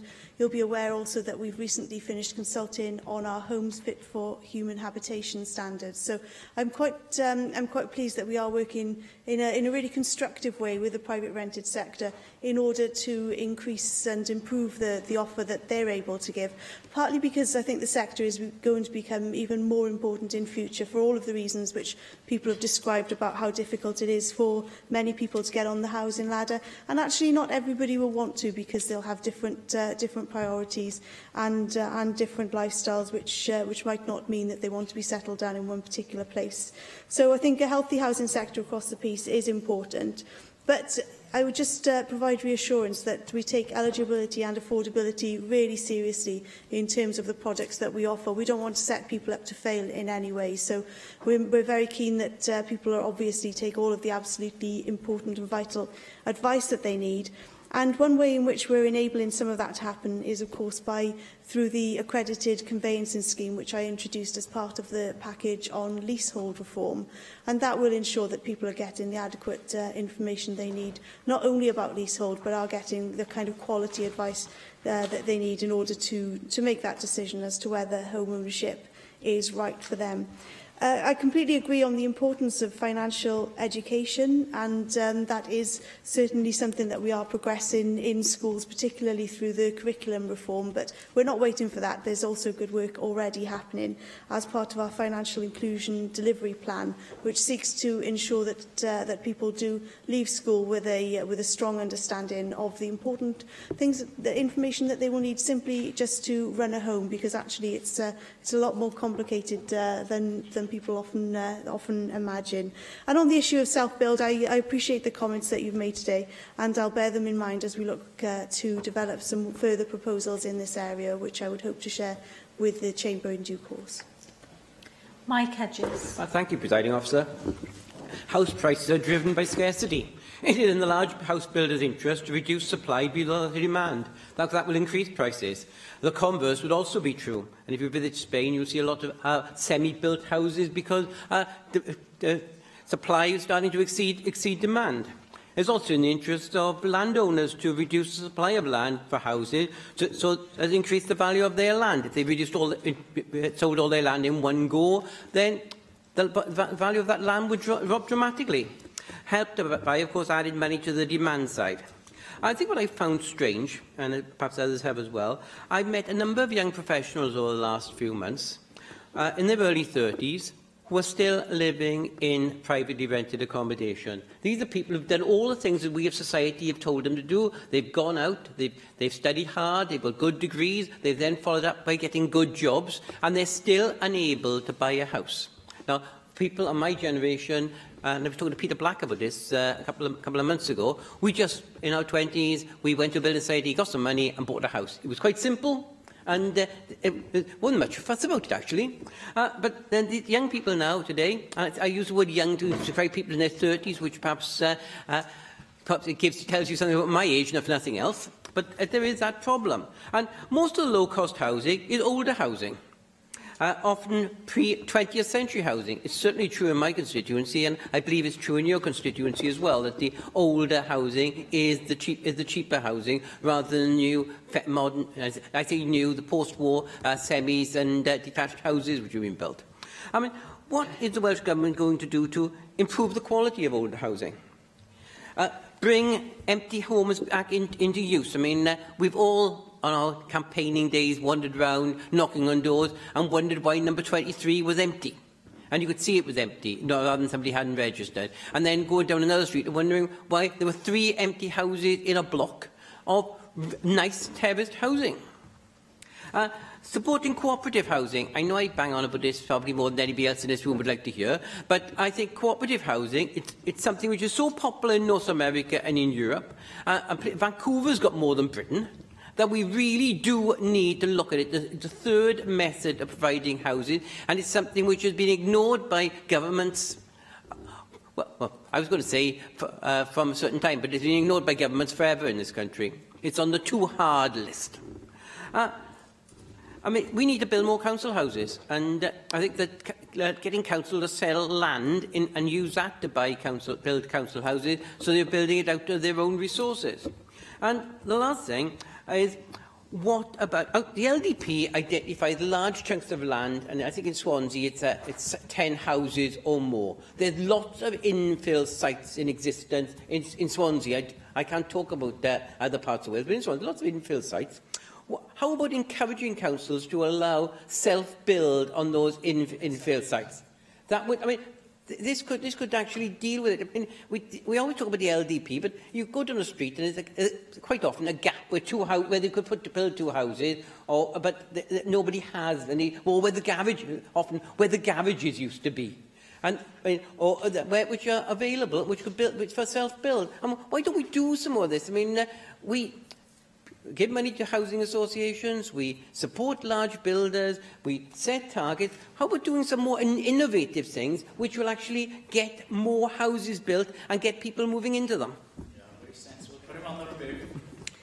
Thank you very much for those comments, and I particularly would begin by saying that I share your interest in cooperative housing and seeing what further we could do there, because in the time I've been in post I've been able to see, well, one particularly stands out in my mind, the example of the cooperative housing which we've supported in Carmarthen, and I was really struck by the fact actually that's not just about building homes, that really is about building communities, because there was 2 years worth of work which went into working alongside those residents before they even moved into their new homes in order to help them become good cooperative members, but also create a community as well. And the skills that people have learned through being engaged with that and the value that they've had goes well beyond, I think, just the homes which they're able to live in. So we do provide funding to the Wales Cooperative Centre for support for that work. But one thing I will say is that we all, I think, need to be encouraging local authorities and RSLs to be considering cooperative housing, because actually there is a lot of heavy lifting needed at the front of this, which is perhaps one of the reasons why it is less popular and there hasn't been as much take-up as I was like. But I have agreed further funding for the Wales Cooperative Centre this year to see what we can do in terms of furthering the work on cooperative housing. And I understand that there are discussions with at least 25 interested parties at the moment. So I would hope that this is an area where we can see some growth in future, just sheerly because of that added value that you get when you do undertake cooperative house building. Land for housing is another area where I do recognise that there is a lot of pressure, so I'm keen to see what more we can do about utilising Welsh Government land, which I know can play a really important part in the provision of housing in Wales. A number of significant Welsh Government-owned sites have already been brought forward for housing delivery, and I'm in close contact with Ken Skates and his department, looking at the land which Welsh Government owns and whether we can bring it forward for use by RSLs, particularly, potentially offering it to them at a market rate, but without having to put it on the market, for example. So looking at innovative ways in which we can support land for RSLs in particular. We do have a land for housing scheme, and that is a loan scheme which enables RSLs to purchase land to support the delivery of affordable and/or market homes. And that scheme has already invested £42 million to date, and that's going to facilitate the delivery of over 2,800 homes, 85% of which will be affordable homes. And we're also looking much further afield than Welsh Government-owned land, so land owned across the public sector, because that can be really key to the delivery of further affordable homes in future. And affordable homes have actually been delivered on land made available by the public sector during the last year to the number of 689. So it is something that is happening, although I accept that it's something that we need to be looking at scaling up as well. You mentioned, of course, the land sitting vacant, and you'll be aware of the proposals for the vacant land tax. I think that's a positive way in which to stimulate and encourage house building in future and prevent people and organisations sitting on land which isn't going to be used for the purpose for which we understand it. I think small and medium-sized enterprises also have an important role to play in terms of building on those small parcels of land, land which would not be attractive to larger builders but could be attractive to small builders or to self-build. So we're working really closely with the Federation of Master Builders, the Builders Merchants Federation and Welsh Builders Merchants in promoting a wide range of schemes that we already provide, and we're also working through the House Builder Engagement Programme, which also includes representatives on there of small private developers, including SMEs, to understand the barriers that they're facing to tackling barriers that they're facing to building more housing and what we can do in order to tackle that. And I met the House Builder Engagement Programme alongside Ken Skates and Leslie Griffiths just in the last couple of weeks to understand further the barriers that there are, particularly around planning in terms of building those smaller schemes as well. So I think there's clearly a lot happening, but I appreciate there's lots more to do. Improving the quality of existing homes is something that's of concern to me. Some of the homes in the greatest disrepair are those homes which are in the owner-occupier sector, and we need to be thinking about what we do. Once we've achieved Welsh housing quality standard in the RSL sector and local authority sector, then we need to start thinking really about the support we might be able to offer people who own their own homes but just don't have access to the finance that they need to bring it up to a standard that we would want to see. Heaven David. I'd like to welcome the review of the affordable housing supply, and I feel that local authorities are under pressure to entice big developers with low affordable housing targets, because that's the only way you can get big developers to build. And I fear that the current local development plan system works with that grain rather than against it, to the outrage of residents who want affordable housing. For example, a estate has been agreed in my constituency for 260 houses, of which 60 are affordable. That is what happens when you put tactics before strategy and you have LDPs before you have strategic development plans. I don't think the government has been right on that. I'd like to just read to you some evidence that was given by the Chief Planning Officer to the Policy and Resources Scrutiny Committee and Caerphilly Council regarding targets for affordable homes. He said it's only a target, and if it's not viable for developers, then we have to accept a reduced figure. Developers know the target exists, but they have their own set fixed costs, including their profit margins. If the developer can't make what they expect to be a profit, and the landowner can't sell the land at a price they feel satisfactory, then no development takes place. This keeps us trapped in this housing crisis. And I feel that the last bit of the answer to Mike Hedges that you gave does give us hope in that small firms can start to break through and start to smash that cartel, the cartel of the big four housing developers. I'm hoping to hold a cross-party group later this year, and I would like to know, Minister, if you'd be willing to attend that cross-party group and hear from small house builders there.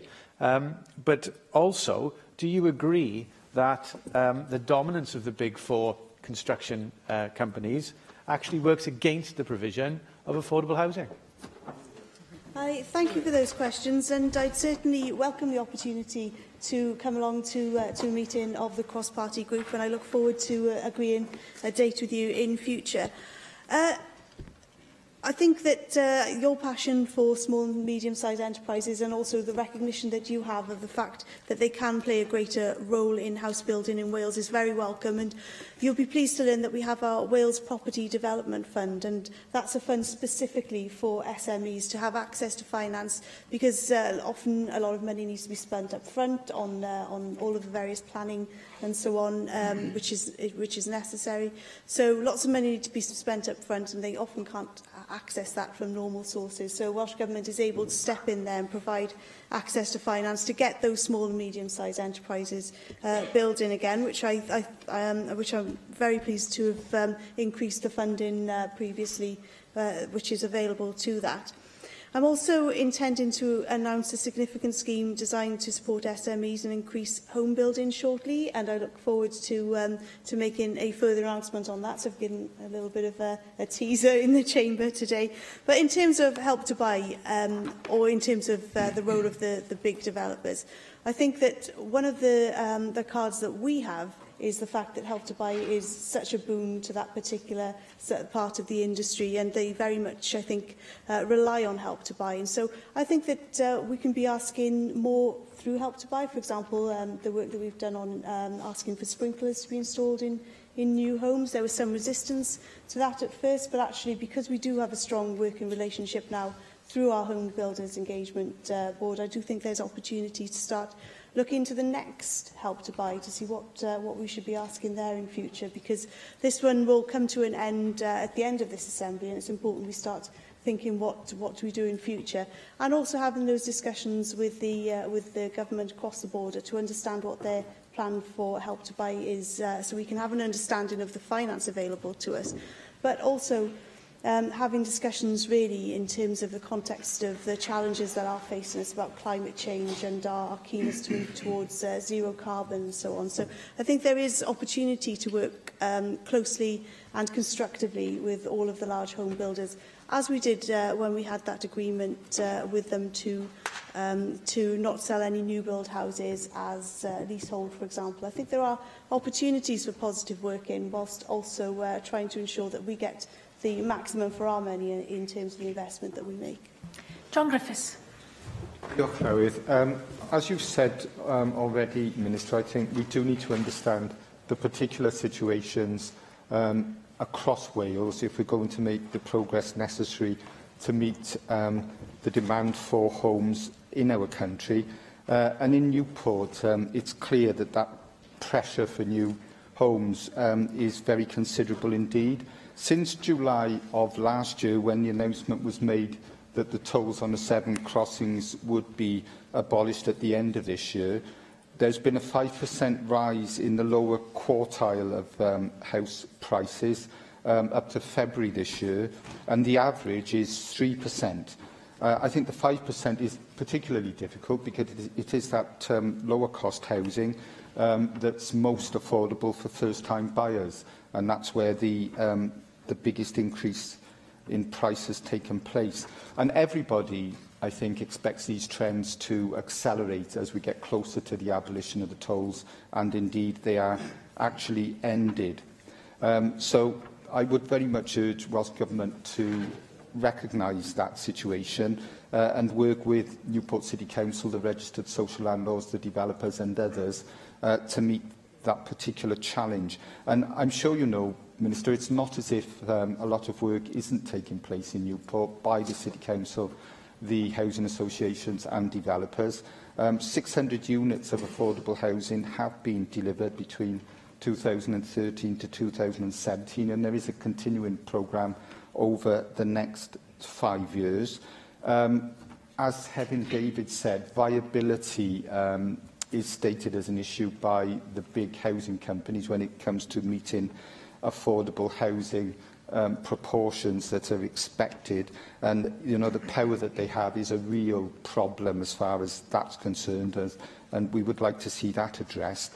Help to Buy has been particularly significant in Newport, and indeed since 2014 1,248 homes have been purchased with the help of that scheme, and that's nearly a fifth of the Wales total. So obviously that is particularly significant, and I would ask that you look at how that scheme will be taken forward in the future with regard to the particular challenges of Newport and how it's helped meet those particular issues. Could I just end, Minister, by saying that, you know, in view of all of those challenges, yes, Help to Buy has a big role to play. Affordable housing as part of big schemes and viability issues are very significant. But I would agree very much with what others have said, that we need to be innovative beyond that. You know, self-build actually has quite a significant history in Newport, in places like Llanfachus and Penhow in my constituency, for example, and there is real interest in self-build. So it's not just for rural areas, as you, in fact, you said earlier. It's obviously applicable in urban areas as well. We do have a lot of empty properties, and I wonder what might be done to force those empty properties to be brought back into use, subject to, you know, the appropriate level of support to be put in place to enable that. Nonetheless, if that opportunity isn't then taken, what might be put in place to enforce the bringing back of those properties into constructive use. And finally, cooperatives. We've had a recent example in Newport of cooperatives playing an interesting part in meeting demand, but I wonder whether you could look at expanding that again in the way that you mentioned earlier, building on what's already in place in Newport. Thank you very much for those questions. And I do very much recognise that the market in Newport is being impacted by the plans to scrap the tolls on the second Severn crossing, and I recognise that, and we're very alive to that in government, which is why I was so pleased to attend this week the launch of Melin Homes' vision for Newport and parts of Monmouthshire for the next 5 years. They intend to build 1,000 new homes, but also while they're doing that, trying to keep as much of the value as they possibly can within the community, which is why they're putting lots of focus on the work that they do in terms of employment and apprenticeships. And I was really pleased to meet up with some of their apprentices and understand the benefits and the opportunities that they're having as a result of the investment that Melin Homes is making in them. And so this is an opportunity for me to congratulate Melin Homes on being number 17 in the Sunday Times' best not-for-profit organisation to work for, and certainly speaking to those apprentices gave me a strong sense that they felt that they were very much being invested in, and that they were working in an organisation where they felt valued as part of that culture. And the organisation as well is really has a really strong focus on encouraging women within it, and they hope to promote or attract women to take on large numbers of their maintenance jobs as well. So moving women and providing opportunities for women in fields where they haven't always been available. So that's certainly very positive, and I look forward to those 1,000 homes coming forward in the Newport area. On cooperatives, I also think there's opportunities for cooperatives in future as we look to where we go beyond leasehold, because we've got the Law Commission review going on at the moment, which I wrote to Assembly members about earlier on today. But actually, I think that we could be looking at cooperative models for running blocks or even estates and so on in future. So I think there's plenty of potential for cooperatives to become much more to the fore in terms of how we deliver housing and those associated services in Wales as well. On the empty properties, I did outline in my response to Bethan Jenkins some of the schemes which we have, but I think there is an issue as well which I've asked officials to advise me on in discussion with officials from Ken Skate's department about compulsory purchases, because often it is the case that not only for housing but also in terms of high street regeneration, it is often the case that that owners either they can't be found in many cases, or that actually they're reluctant to let go of properties which are proving to be a blight on the high street, or which aren't being used to a purpose for social good. So I think that this is an area again which we can be making some inroads into, working across government. Diolch i'r gweinidog. Yr eitem nesaf yw'r datganiad gan ysgrifennydd y Cabinet dros addysg ar sgiliau digidol a chodio. Dwi'n galw ar yr ysgrifennydd Cabinet i wneud I datganiad. Kirsty Williams. Diolch fawr. A vital part, Presiding Officer, of our national mission is to equip all learners with high-level digital skills that ensure that our young people are digitally competent to become enterprising, creative and critical thinkers. I know that this is an area of interest to many members, so I thought it would be helpful today to outline progress made. Our National Education Action Plan sets out how the school system will implement the new curriculum with a focus on leadership, professional learning and excellence and equity at the heart of a self-improving system. The Digital Competence Framework, the DCF, aimed at embedding digital skills, was made available in September 2016 as the first element of our new curriculum. Digital competence will form one of the 3 cross-curricular responsibilities alongside literacy and numeracy within the new curriculum. That in itself is a clear signal of the importance that I and the Welsh Government attach to this important area. A range of tools are available on our learning platforms, Hub and Learning Wales, to help schools implement the DCF, plan their provision and to develop a digital vision. And Digital Pioneer Schools are actively supporting schools across Wales to implement and develop the materials hosted on Hub. To enable schools to be fully embedded in the DCF, regional consortia are undertaking detailed work to configure digital professional learning to the new professional standards, national professional learning models and the Leadership Academy's endorsement requirements to develop a national digital professional learning framework for all schools. This new framework will support teachers and leaders develop effective, sustainable digital learning experiences for pupils, equipping them with the necessary knowledge and skills to work in an increasingly digital society. The teaching and leadership standards consider in detail important concepts and behaviours relevant to digital learning. Detailed web design work led by Welsh Government will be undertaken during the summer term prior to making the interactive digital professional learning framework available to all schools through a phased approach. Presiding Officer, you will also know that I have spoken many times of the importance of coding. Last June, I launched Cracking the Code, our plan to improve coding skills.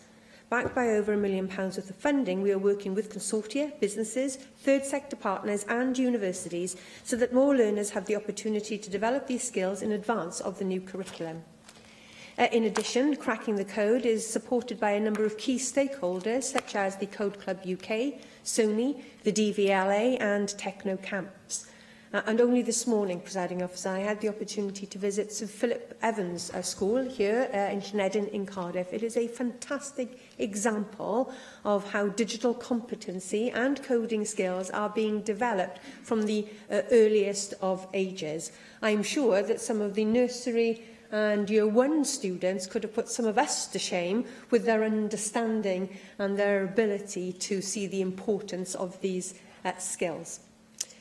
Cracking the Code is also aimed at increasing awareness of coding as well as supporting schools, and I'm pleased with the progress that we have made in a short space of time. At the end of March 2018, 473 active clubs were registered with Code Club UK, and that's an increase of around 173 clubs compared to June in the previous year. Many more schools are working with Code Club UK and the 4 regional educational consortia that may not have formally registered with Code Club as of yet, thus making it difficult to ascertain the actual numbers of clubs that are currently running. Alongside Cracking the Code, Technocamps, the industrial liaison unit of the Department of Computer Science and Swansea University, has received over £1.2 million of Welsh Government education funding to deliver computer coding workshops to pupils and teachers in schools in Wales. This gives teachers and learners hands-on experience with a range of coding activities and tools, and it ensures that every secondary school has at least one teacher with direct experience of working with code. The next phase of the Learning in Digital Wales programme will give teachers more choice about the digital tools that they employ in the classroom, with the introduction of Google for Education into the Hub platform from spring 2018. Building upon the existing set of tools available, including Microsoft Office 365 and Just Too Easy, teachers will be able to choose from a wide range of tools, such as Google Classroom, facilitating powerful class collaboration and device management for Chromebooks.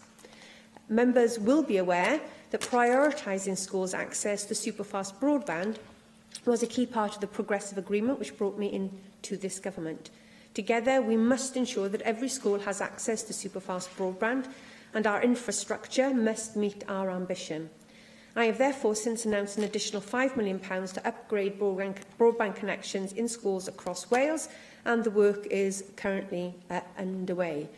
There are a small number of schools where issues around broadband capacity continue to frustrate. All but one of those schools' orders have been placed with internet providers, infrastructure providers, and we continue to work with all schools to find solutions. Alongside this, a set of digital education standards to help schools access tools and resources is being developed. Working with local authorities and regional consortia, we are currently undertaking an assessment of 180 schools to help shape standards and understand what support and guidance will be needed for the future. It's also important to recognise that our work does not stop at schools. In a recent visit to Coleg Merion Dwyfor, I witnessed firsthand how the college is working with key partners and schools to encourage young learners to get involved in coding programmes. The students involved in the college's Coding Clubs initiative spoke of their joy at working with local schools and the progression achieved from one visit to the next, and the enthusiasm of learners in completing coding programmes, which in their own words were praised as almost market ready. In my annual HEFCU remit letter, published last month, I outlined my expectation for the Council and universities to further increase their engagement with industry and schools in enhancing access to coding. And that's why I have made available £1.2 million to support Welsh universities in the establishment of the Institute of Coding. This includes £200,000 to support civic mission activity of coding initiatives in schools, colleges, work-based learning providers and universities.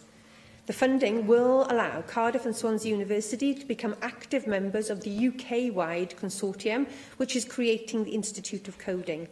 The Institute will train the next generation of digital specialists at level 6 and 7 and allow partners to develop and deliver innovative industry-focused education across the United Kingdom.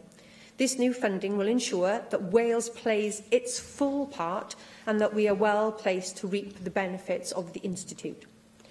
Presiding Officer, as I have outlined, this Government is taking a number of significant actions to ensure our young people are equipped with high-level digital skills. However, what is especially important is that all of these actions, taken in turn, form a cohesive plan delivered in a way that will raise standards in the classroom, while supporting pupils and becoming enterprising, creative and critical thinkers. Thank you. Mohammed Ashkar. Madam Presiding Officer, I thank the Cabinet Secretary for her statement today. I welcome the news that Swansea and Cardiff universities are to receive funding to expand coding in schools, colleges and communities. This will help these universities to be part of the UK Institute of Coding, created by Conservative government, which is a partnership deal with leading tech firms, universities and industries bodies in an effort to bolster future digital skill in this country. I'm sure the Cabinet Secretary will join me in praising this UK government initiative. Coding is a skill that every organization needs. Today, code is so fully integrated, not only across businesses, but also our entire lives, that almost all businesses have code at their core. So may I ask, how will she ensure that government planning to provide Wales with specialised digital skill will keep pace with the scale of challenges that lies ahead? Teaching youngsters how to succeed in the digital world is a crucial. The Welsh Government report calls Cracking the Code, a plan to expand Code Club in every part of Wales, made several commitments under each strategic headings. However, many of these commitments are vague and no time scale for change was forthcoming, making progress difficult to monitor. So, how will the Welsh Government monitor progress of its plan? The Welsh Government commit to an increase in the quality and the number of Welsh language support for school for coding. Can the Cabinet Secretary confirm whether or not it has created a dedicated zone of hub to bring partners together with schools and create a repository of projects and resources? We need a coherent and a long-term commitment from the Welsh Government for digital Wales, from skill to infrastructure. Aston has raised concerns that pupil progress in digital skill has not kept pace with technology in Wales. They report that opportunities to develop ICT skills across subjects are limited in many secondary schools and a third of primary schools. In just under two-thirds of primary schools, there are important shortcomings in standards of ICT. Though most pupils are confident using programs such as word processing and creating presentations, their skills are often limited to a narrow range of applications. How will the Cabinet Secretary address this issue and deal with the fact that the number of students studying ICT in Wales has decreased? There is also a huge gender disparity in the number of students studying computing at A level. 339 students set A-level computing last year. Only 32 of these were women. Will the Cabinet Secretary commit to tackling this shocking gender gap? And one major issue is that digital lives, in our digital lives, are changing so fast that educators are struggling to keep with it. Digital skills are changing faster than formal education providers. The industry is developing at such a rate that by the time a curriculum is crafted and approved by the various bodies and students finally graduate, you can be talking almost a decade from start to finish. How will the Welsh Government ensure that our educators keep up with the pace of change? Cabinet Secretary, a person's level of digital ability is fast becoming a key determinant of their earning power. Yet Wales is a patchwork of a digital skill. The Barclay Digital Development Index 2017, which analysed 88,000 UK jobs, adverts and 6,000 adults, claim that Welsh employees score amongst the lowest of all UK regions for their digital skill. I hope we will receive regular statements from you on progress to putting Wales at the top of the league of digital skill in the United Kingdom. Thank you. Could I thank the member for his questions? Firstly, I think it is really important that Wales plays its part in the development of UK-wide organisations. We should not cut ourselves off from participating in these initiatives. And I'm delighted that we have been able to successfully fund via HEFCU projects from Cardiff and Swansea universities. It builds on their strong tradition, strong presence in these subjects, and will allow them to participate fully in the development of the Institute for Coding. So I'm delighted that we've been able to work via HEFCU to provide those resources. The member asked about the expansion of code clubs. We are seeing significant expansion of code clubs, and of course there is always more that we would like to do, and we have put resources into that. It's important to me, as well as I know to other ministers, that those code clubs are a mixture of provision within school for school children, but we also look at community code clubs that are more open to the more general population.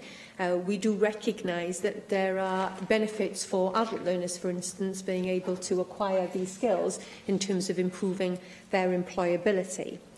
With regards to specialist zones on Hub, you don't need to take my word for it, Oscar, you just need to log on to Hub. You can Google Hub today, you can click on the zones, and you will be able to see that we are continually populating the Hub platform with new and innovative content, including work that is supporting our network of excellence in mathematics and our network of excellence in science and technology, and also most recently our new zone on Hub, which is to support the spread of good practice with regarding the foundation phase. I absolutely recognise what the Estin Inspector's annual report says about the quality of ICT teaching in school, although we should always make the distinction between ICT and computing, and taking exams in ICT and taking exams in computing is not the same thing. And that's one of the reasons why the digital competence framework, the very first part of our national curriculum, needed to be put out there first to address what the Estin inspection report has to say. There are two crucial things that schools need to do in this regard. They need to be able to look creatively at how they can use digital technology, not in a standalone class, Oscar, but actually coherently through the entire curriculum. The school I went to this morning do not have a computer suite at which children go off for a 15-minute period. Computers and digital technology is a fundamental part of how the entire curriculum is delivered in every lesson at every single part of the school day. And we need to ensure that what I saw this morning at St Philip Evans is replicated across Wales. One of the key reasons why sometimes that doesn't happen, especially in subjects outside computing and ICT, is the competence of the teachers themselves and the confidence of the teachers. especially if those teachers have done their initial teacher training and their professional practice before these technologies were readily available. And that's why I spent a great deal of time in my statement talking about the development of national professional standards and a professional learning package to support those teachers, because they need to have the confidence, the skills and the knowledge. And I would say to all schools, there is a tool available on the Hub where you can test the capability in your school as it currently stands and begin to plan what you will need to do to improve your provision. You also talked about women in these issues. You will be aware that the Leader of the House, in part of her work on equality, alongside myself and the Cabinet Secretary for the Economy, work closely with a group that is overlooking the implementation of the Women in STEM report. We recognise that there is more to do to ensure that girls and women see a space for themselves taking these subjects at school and, crucially, pursuing careers with those skills that they have acquired within the classroom. And we will continue to work with outside agencies and individuals to address those issues with regards to making sure that more girls see themselves as taking advantage of these opportunities and the career opportunities that studying these subjects brings. Diolch i'r ysgrifennydd am ei datganiad a croesawu yr hyn oedd ganddi ddweud. Mae Plaid Cymru wedi, cyn amser, wedi cefnogi gwneud mwy i ddysgu disgyblion i greu yn ogystal â defnyddio adnoddau digidol fel hyn, ac felly ni'n sicr yn symud i'r cyfeiriad iawn ac mor bwysig ag yw cael fframwedd cymhwysedd digidol. Wrth gwrs, fel mae'r Ysgolnydd Cabinet wedi cydnabod, yw hynny yn ei hunan ddim yn ddigon. Yr her mwyaf yn hyn yw grymuso athrawon ar yr englan i allu gweithredu y fframwaith hwnnw yn effeithiol, ac felly mae datblygiad proffesiynol parhaus ar ôl hyfforddiant cychwynnol athrawon yn y maes yma yn gwbl allweddol, ac i ni wedi clywed cyfeiriad at y sylwadau mestyn wedi gwneud, o mae Pwyllgor Plant, Pobl Ifanc ac Addysg hefyd wedi datgan yn ymchwiliad ar addysg ac addysgu proffesiynol athrawon nad yw'r gweithlu addysg yn barod ar hyn o bryd ar gyfer gweithredu'r cwricwlwm newydd ac o safbwynt y fframwaith cymhwysedd digidol yn benodol. Mae'r Pwyllgor wedi dweud i bod hi'n bryder mawr gan fod canlyniadau arolwg gan y Pwyllgor wedi tynnu sylw at y diffyg dealltwriaeth neu wybodaeth ymysg athrawon sy'n ymwneud â'r newidiadau sydd i ddod yn y cyd-destun yma, ac i chi eisiau wedi cyfeirio wrth gwrs at estyn yn sôn am nad oes gan yr athrawon y wybodaeth na'r hyder sydd angen i fedru gweithredu hwn yw llawn potensial, a bach iawn o ysgolion er enghraifft hyd y gwela i sydd wedi gwneud audit o gymhwysedd digidol i staff, neu'n sicr mae hynny'n rhywbeth o estyn yn tynnu sylw ato fe. Chi'n sôn am phased approach i'r Digital Professional Learning Framework, a chi wedi sôn am y safonau ac yn y blaen. Allwch chi roi amserlen mwy penodol i ni, os oes phased approach yn mynd i fod erbyn pryd chi'n disgwyl y bydd pawb wedi cyrraedd y lefel angenrheidiol o safbwynt cael y gallu i ddilifro hwn yn effeithiol. Chi wedi cyhoeddi adnoddau ychwanegol heddi, a mae hynny wrth gwrs i'w groesawu yn enwedig ar ôl beirniadaeth ynghylch datganiad wnaethoch chi rai misoedd yn ôl gan aelodau Maen Cefn y Llywodraeth. Mae'n bosib bod hynny'n dal i gan i'n eich listiau chi, achos o'ch chi'n cyfeirio o'ch chi'n troi at yr aelod nath y cerydd yna pan atebwch chi'r cwestiynau blaenorol. Un cerydd hefyd wnaethpwyd bryd hynny yng nghyd-destun Minecraft for Education, o'ch chi'n sôn am 10 ysgol yn y datganiad blaenorol yn ymwneud â hynny, allan o 1,600 o ysgolion, a yr hyn ddwedodd oedd nad yw hyn yn ddigon da. Wel, mae dda gweld yn y datganiad yma beth bynnag bod mwy o ysgolion yn ymwneud â Code Club UK. Yn credu bod hynny yn bositif, a mae'r ffigwr i chi wedi roi yn dweud un stori wrthon ni. Wrth gwrs, dwi'n gwybod os gyda chi wybodaeth ynglyn â spread eryddol rhai o'r ysgolion yna. Fi'n disgwyl chi ateb falle yn y siambr, ond byddai cael y math na wybodaeth yn fuddiol oherwydd yn aml iawn mae'n dibynnu ar unigolyn o fewn consortia neu sir i fod yn gyrru'r agenda yma weithiau, ac mi fydden ni yn cael cysur o wybod bod y twf yna'n digwydd ar draws Cymru, a felly ddim o reidrwydd wedi ganoli dim ond mewn rhai ardaloedd. Mae'r 1.2 miliwn ychwanegol mae chi wedi gyfeirio ato yn eich datganiad i'w groesawu, fel o'n i'n gweud. Dwi'n yn glir i fi os ydy hynny ar gyfer eleni, neu o nawr tan ddiwedd y cynulliad yma. Ydy yn ymrwymiad blynyddol, neu os na ymrwymiad hir dymor y tu hwnt i hynny, oherwydd mae angen sicrwydd ariannu tymor hir yn aml iawn i fedru gwreiddio y diwylliant newydd yma weithredu i fewn i'r gyfundrefn. Felly fydde gwell eglurder yn rhywbeth fydden ni'n croesawu.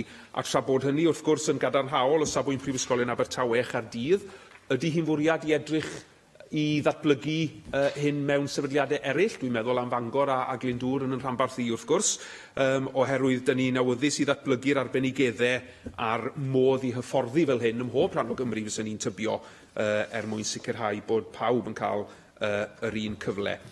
Allai ddim gadael i unrhyw ddatganiad sy'n cyfeirio at hwb fynd heibio heb gyfeirio at penderfyniad chi i beidio parhau â Hwb Plus. Nawr, i ni wedi cael sawl exchange ar hynny yn y gorffennol, a wy'n derbyn fod y penderfyniad wedi cael ei wneud, ond mi fydden ni yn pwyntio at y ffaith bod Larry Nelson, rheolwr gyfarwyddwr byd-eang partneriaid addysg Microsoft Corporation, wedi disgrifio platform Hwb Plus fel un sy'n arwen y byd, ac fel, a dwi'n dyfynnu y Global Showcase and an example of how technology can support change in educational practice, ac mi nath gwerthusiad Llywodraeth Cymru i hunan, wrth gwrs, ddod i'r casgliad, a dwi'n dyfynnu eto, abandoning the project would severely disappoint and alienate teachers who are enthusiastic about further take-up of digital learning and have invested their considerable time and effort setting up Hwb Plus school sites and promoting it to colleagues at their school. Felly, dwi ddim yn mynd i ofyn am y penderfyniad.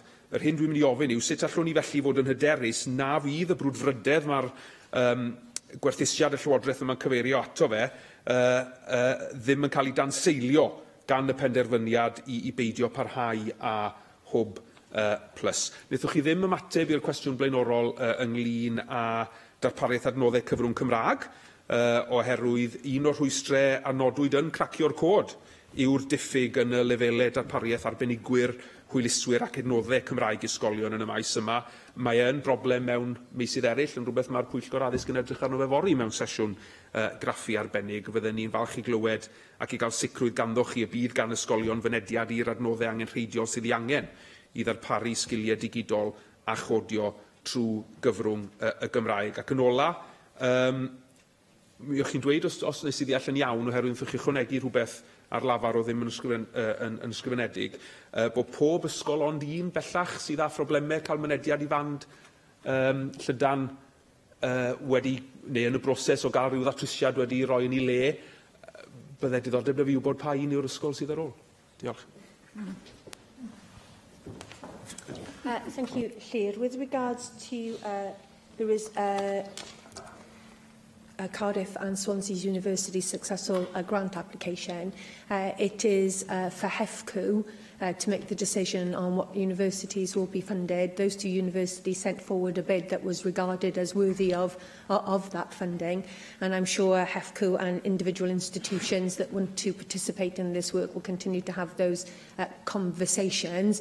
What I'm really pleased about is that Welsh institutions will form part of this new body. We should not cut ourselves off from UK developments, and Welsh universities need to be at the table, especially when they have such strengths in these areas and an outstanding department, for instance, like Swansea has. It would be awful to think that we were not part of the table because of a lack of resources, and I'm glad that we've been able to do something about that. I would offer you the same advice as I offered to Llŷr. You don't need me to take my word for the expansion in Code Clubs. If you Google Code Club UK's website, they have a map that will show you exactly where every Code Club that is registered with them is currently located. The clubs are being developed all the time, and therefore, sometimes those things take a little bit of time to lag. But I've just been looking at my most recent club, which is hosted in Brecon Library on a Saturday morning. I'm glad to see that that's on there.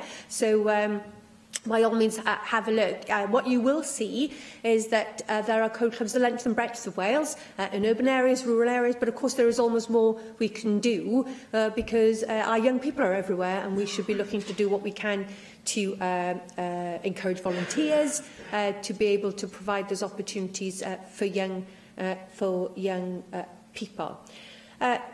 The reason I looked at Lee Waters is because he and I continue to have these discussions, because he doesn't just let it drop. He doesn't do his 5 minutes of glory in the chamber and then forget about an issue. I'm sure nobody does that, actually. I'm sure no member ever gets up, says something in the chamber and then forgets all about it once they've left and they've had their 2 minutes for their press release. Lee actually continues to bother me on a regular basis about this issue outside the limelight of the chamber, and I'm grateful for his insights. It's clear to me that we have a way to go in ensuring the true spirit of the DCF is embedded throughout our curriculum. And there are a number of things we need to do about that. We need to ensure that schools know where they are at the moment, and that's why I would urge all schools to use the DCF mapping tool that is available on Hub and the professional learning needs tool, which will help schools plan their provision and develop a digital vision. I continue to liaise with the Digital Learning Council to give me advice on what more we can do to ensure that schools are using these resources and schools are really thinking about and planning for the needs of the DCF. But crucially, professional learning is a key part of that, and that's why, for instance, we continue at the moment to use our LIDU CPD grant, which is in phase 2. That money continues to be available via the regional consortia. It provides a focus on a range of activities, including support for practitioners in school to develop their confidence and competence in using a range of digital resources and tools through the LIDU programme. It's providing capacity for expert digital leader support, which coordinates work in schools with the regional consortia. It's actively promoting digital citizenship in relation to safe and responsible use of technology. That's something that hasn't been discussed so far in the Chamber, but it's actually an important part of the digital confidence framework, is not only giving young people the skills, but knowing how to use those responsibly and to keep themselves safe while they're online. So that grant is available to consortia, and its primary focus is to develop skills, confidence and confidence. With regards to Hub Plus, this decision has been welcomed by those outside of government who are knowledgeable in this field, who provide advice in this field, and it's based on an ever-developing understanding of what resources work best in schools, and it reflects feedback. Now, it's not to say that everything in Hub Plus was bad. I'm not saying that, but the contract has come to an end.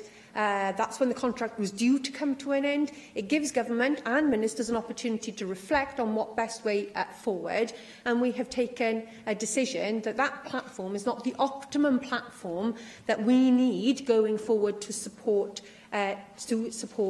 teachers. We've been very clear about what schools need to do to migrate their data, and we have provided support for that to schools. And I have to say here, the feedback that my officials have had is that schools themselves have not raised any questions with us or complained to us about the removal of Hub Plus. And what we're giving them is a greater choice and hopefully a greater level of easy interaction with the platform, which will help them embed these facilities into their everyday practice. As I said, we've provided remote support to help schools transfer their data, and where schools have requested it, we have provided individual on-site support for those schools that have needed that level of support. The issue of the schools, as with all of these things, you think you've cracked it and everything is done. There is one school, and I have the name somewhere, but I will write to the member with it. There is one school where an order has not been placed. So for all the other schools, orders have been placed with the suppliers, and that work is programmed to be done. But there is one outlying school, and we are working to look to see how we can address those needs. Increasingly, what is coming to the fore with schools is not the infrastructure outside the school, it is now infrastructure inside the school. And we do continue to receive complaints from schools who are struggling, but often on examination of that, it's problems within inside the school, and that's why we're working with 180 schools at the moment to get a feel for what are the constraints, what are the issues we need to do, so that we can look to, once we've addressed speeds outside, what can we do then to address infrastructure within schools to ensure it is what it needs to be. David Rowlands. Well, I thank the Cabinet Secretary for her statement, and can I say it receives a broad welcome from both myself and my party. We were particularly pleased to hear the involvement of businesses and the funding for Welsh universities in your proposals, as well as your emphasis on prioritising superfast broadband provision in Welsh schools. I also welcome the fact that the scheme Cracking the Code has raised awareness of coding in schools, and in particular I note there are now 473, and maybe even more, active clubs registered with Code Club UK, which obviously shows a significant increase in engaging children in coding, and can we congratulate you on that success. There are some points about the finer details of the statement that I would like to briefly comment on.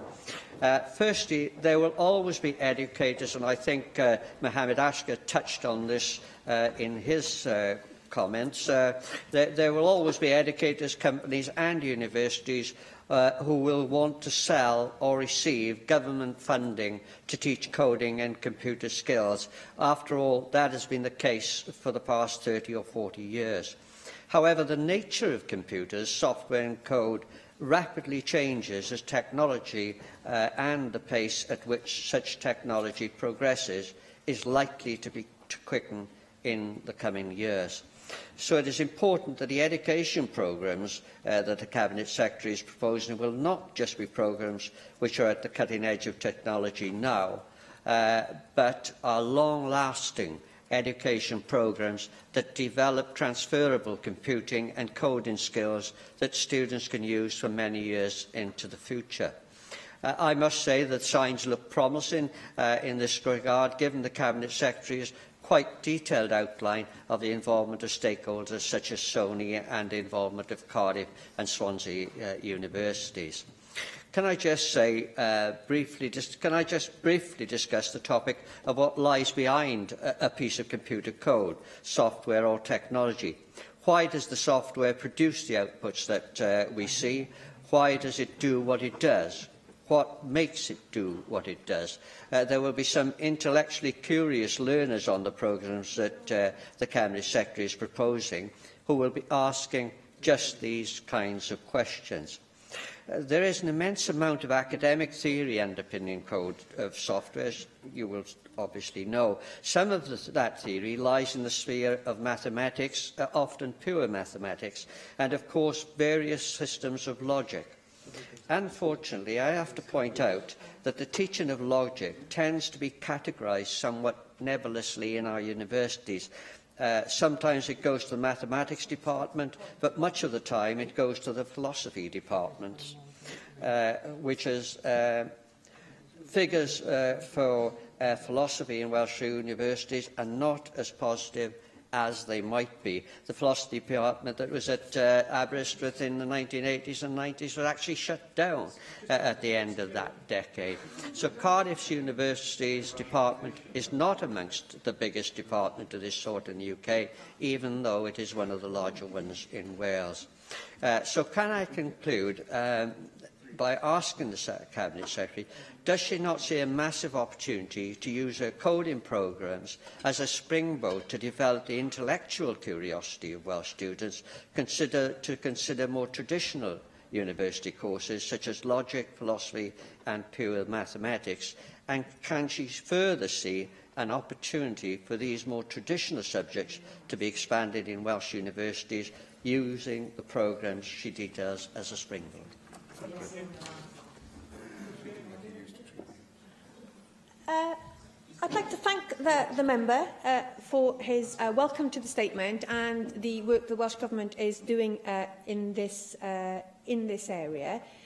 He raises an interesting proposition about the curriculum at Wales's University. What I should tell him is that any even sniff of government interference in the autonomy of our academic institutions is something that I would wish to avoid. The curriculum and offer of each individual university is really a matter for them.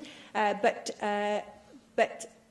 like you, I'm glad that in Wales's universities we have a strong tradition in many of these subjects, including maths, computer science, as I said, particularly strong in Swansea.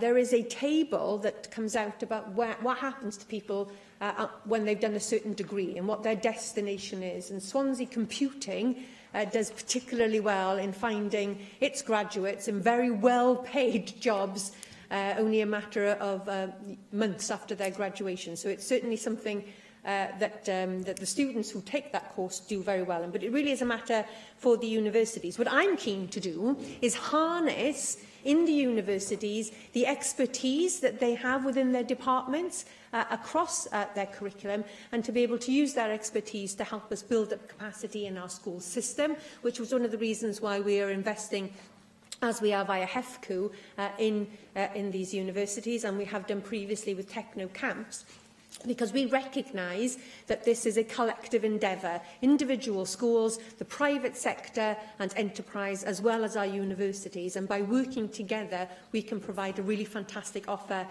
for our children. Lee Waters. Oh, Llywydd and Cabinet Secretary, maybe I could bother you a little more. I wish you'd said in your statement what you said in the questions, because I do think you genuinely get the problem, but I was slightly depressed the statement puts a gloss on where we're at. And it seems to me that if we've got any chance of addressing the scale of change we need to carry out, we need to start with an honest analysis of where things are at. And you quoted the Estin report, which said in 2/3 of primary schools there are important shortcomings in standards of ICT.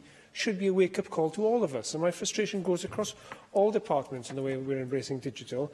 But in terms of education, I don't think that listing a litany of useful initiatives we are undertaking really does cut it, given the scale of the challenge that does face us. And I genuinely am alarmed that we are way behind where we should be. You mentioned there are 473 code clubs. I'd be interested to know how many pupils are going through those code clubs. I'd be particularly interested to know how many pupils on free school meals are going through those code clubs. You know, let's not kid ourselves. It's the amount of people we're engaging with is trivial, given the challenges that we're facing as a society. And I'd much rather the Welsh Government start their statement by saying that and being honest about where we're at, rather than trying to pretend all was well. The other findings in the Estin report are that teachers lack knowledge and confidence. And you mentioned that Hub has a tool on it, a DCF mapping tool, but given the fact that schools are not auditing their digital competence already, they're hardly likely to start using a mapping tool on Hub. It was also said in the Estin report that schools lack a clear vision about ICT from senior leaders. And that is a profound and damning indictment of the state of our school leadership. And if they haven't got the skills and the knowledge and the confidence, they're not about suddenly to start doing this. And the items you addressed are some way in the future, and they are going to take a long time to trickle down through all of our schools. And that's what we should all be confronting. As it happens, I agree with you on Hub Plus. I think Hir Griffiths is wrong on that. I think the feedback I'm getting from the profession was that that had lost its way, and a new approach needs to be taken. But I do implore you, Cabinet Secretary, to be honest with us all about where we're really at and what really needs to change, and the pace and scale at which it needs to do so. Thank you, Lee. I don't shy away from the fact and the findings of the Estin report about what needs to happen in day-to-day practice in our schools. And that's what's absolutely key, is what can we do that is impactful on practice, because we need to see a step change within classrooms. And how we can get that leadership from the very top of the school to recognise the importance of this and then to plan appropriately is key. And I continue to discuss with the Learning Council, who advise on these issues, what more we can do and what more I can do to ensure that each school is addressing that seriously, strategically and consistently, rather than individuals getting ahead. Our Pioneer School Network is also absolutely key in this, in ensuring that they are out working with schools who are not part of the Pioneer network to demonstrate, to see change and practice. I think it's really important that we do that, because sometimes one of the resistance to change is it can't possibly work in my school. It's all very well for you, the sage on the stage, to tell me that, but you come to my classroom. And actually, by using the Pioneer Network, we are demonstrating that these are approaches that have been trialled and tested in schools and have worked, and therefore there is nothing to stop this being transferred into your own school. And so the Pioneers are a crucial part of that. We will continue via Estin inspections of individual settings to keep a very close eye on how those schools are addressing these particular needs. To hand, I don't have figures on free school meal children accessing Coding Club, but I will go back to official to see if it is possible to ascertain that data.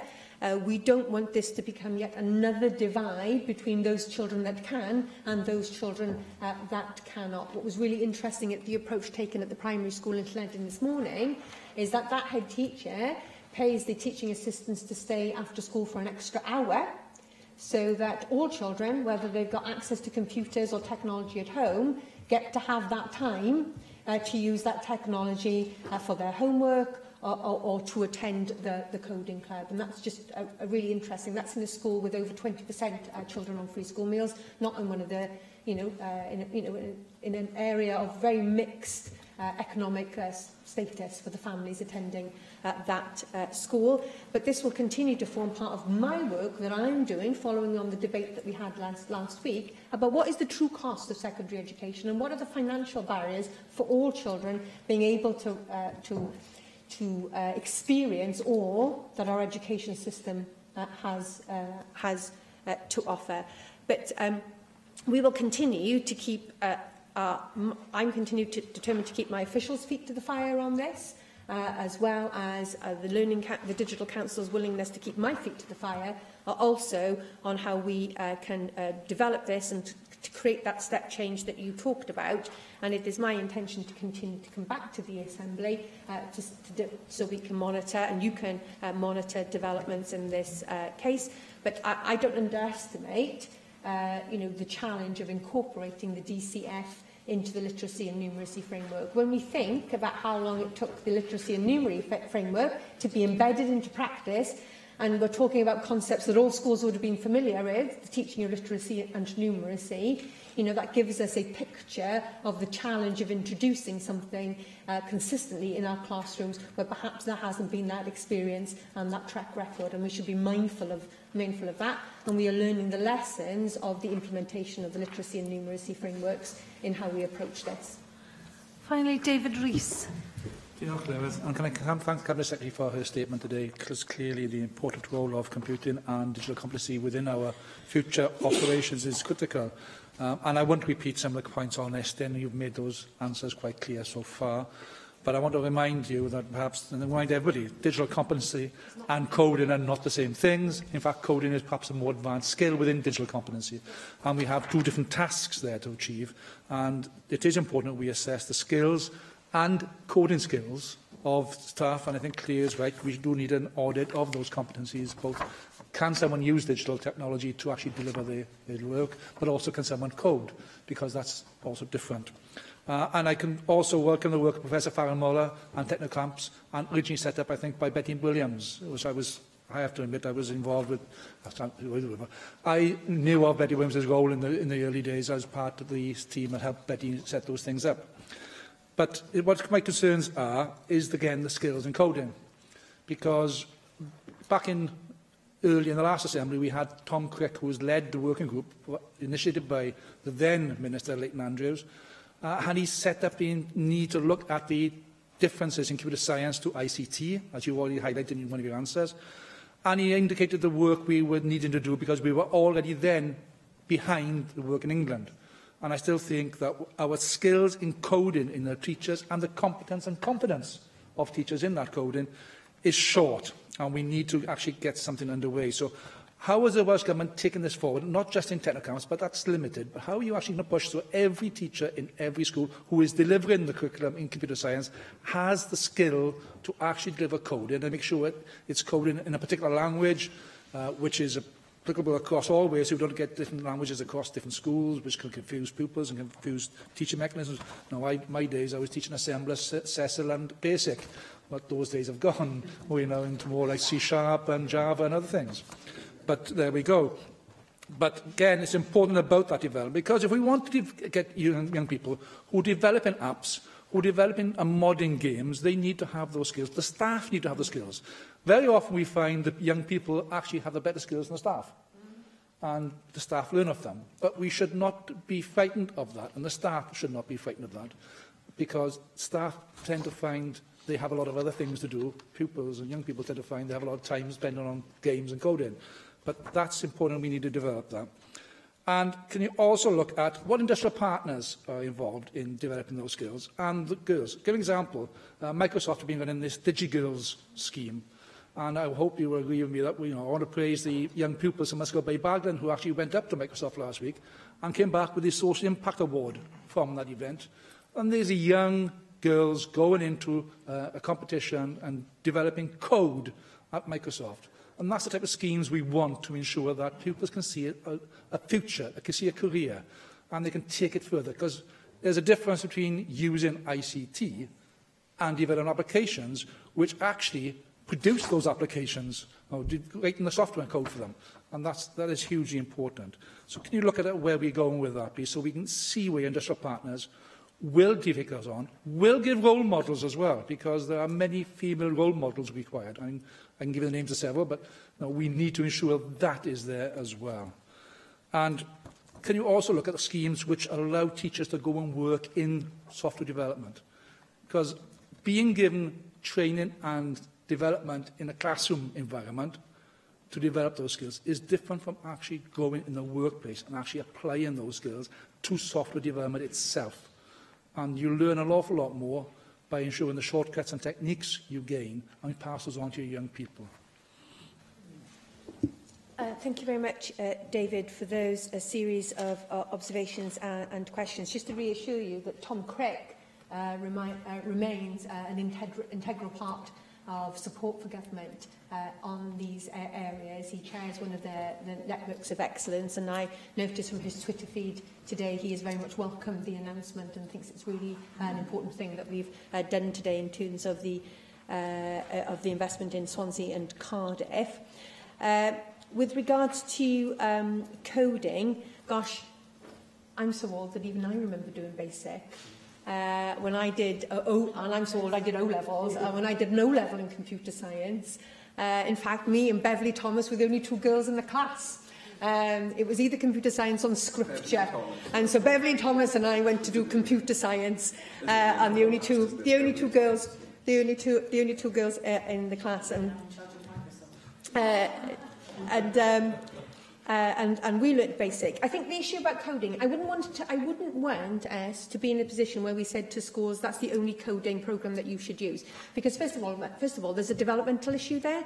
So, for instance, you wouldn't want to start your very youngest children on Python, for instance, probably too advanced for them. But you probably would want to start your youngest children on Block, which gives them the basic understanding of instructions, and then you would build them up to something like Python. So you don't want to just say to schools, that's the only one, like you know anything about it. That's the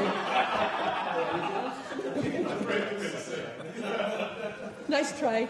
You wouldn't want to. You wouldn't want to say that's the only language that we would score. But what we do need is to develop the skills of those teachers within our schools. And you're quite right. Many of the teachers are being taught by the young people themselves, and trying to keep a pace with them is a real challenge for the staff, and that's why we need to develop our national learning programme for all staff, so no matter where they are in Wales, they can have access to a professional development programme which is going to assist them, in many different ways. Thank you.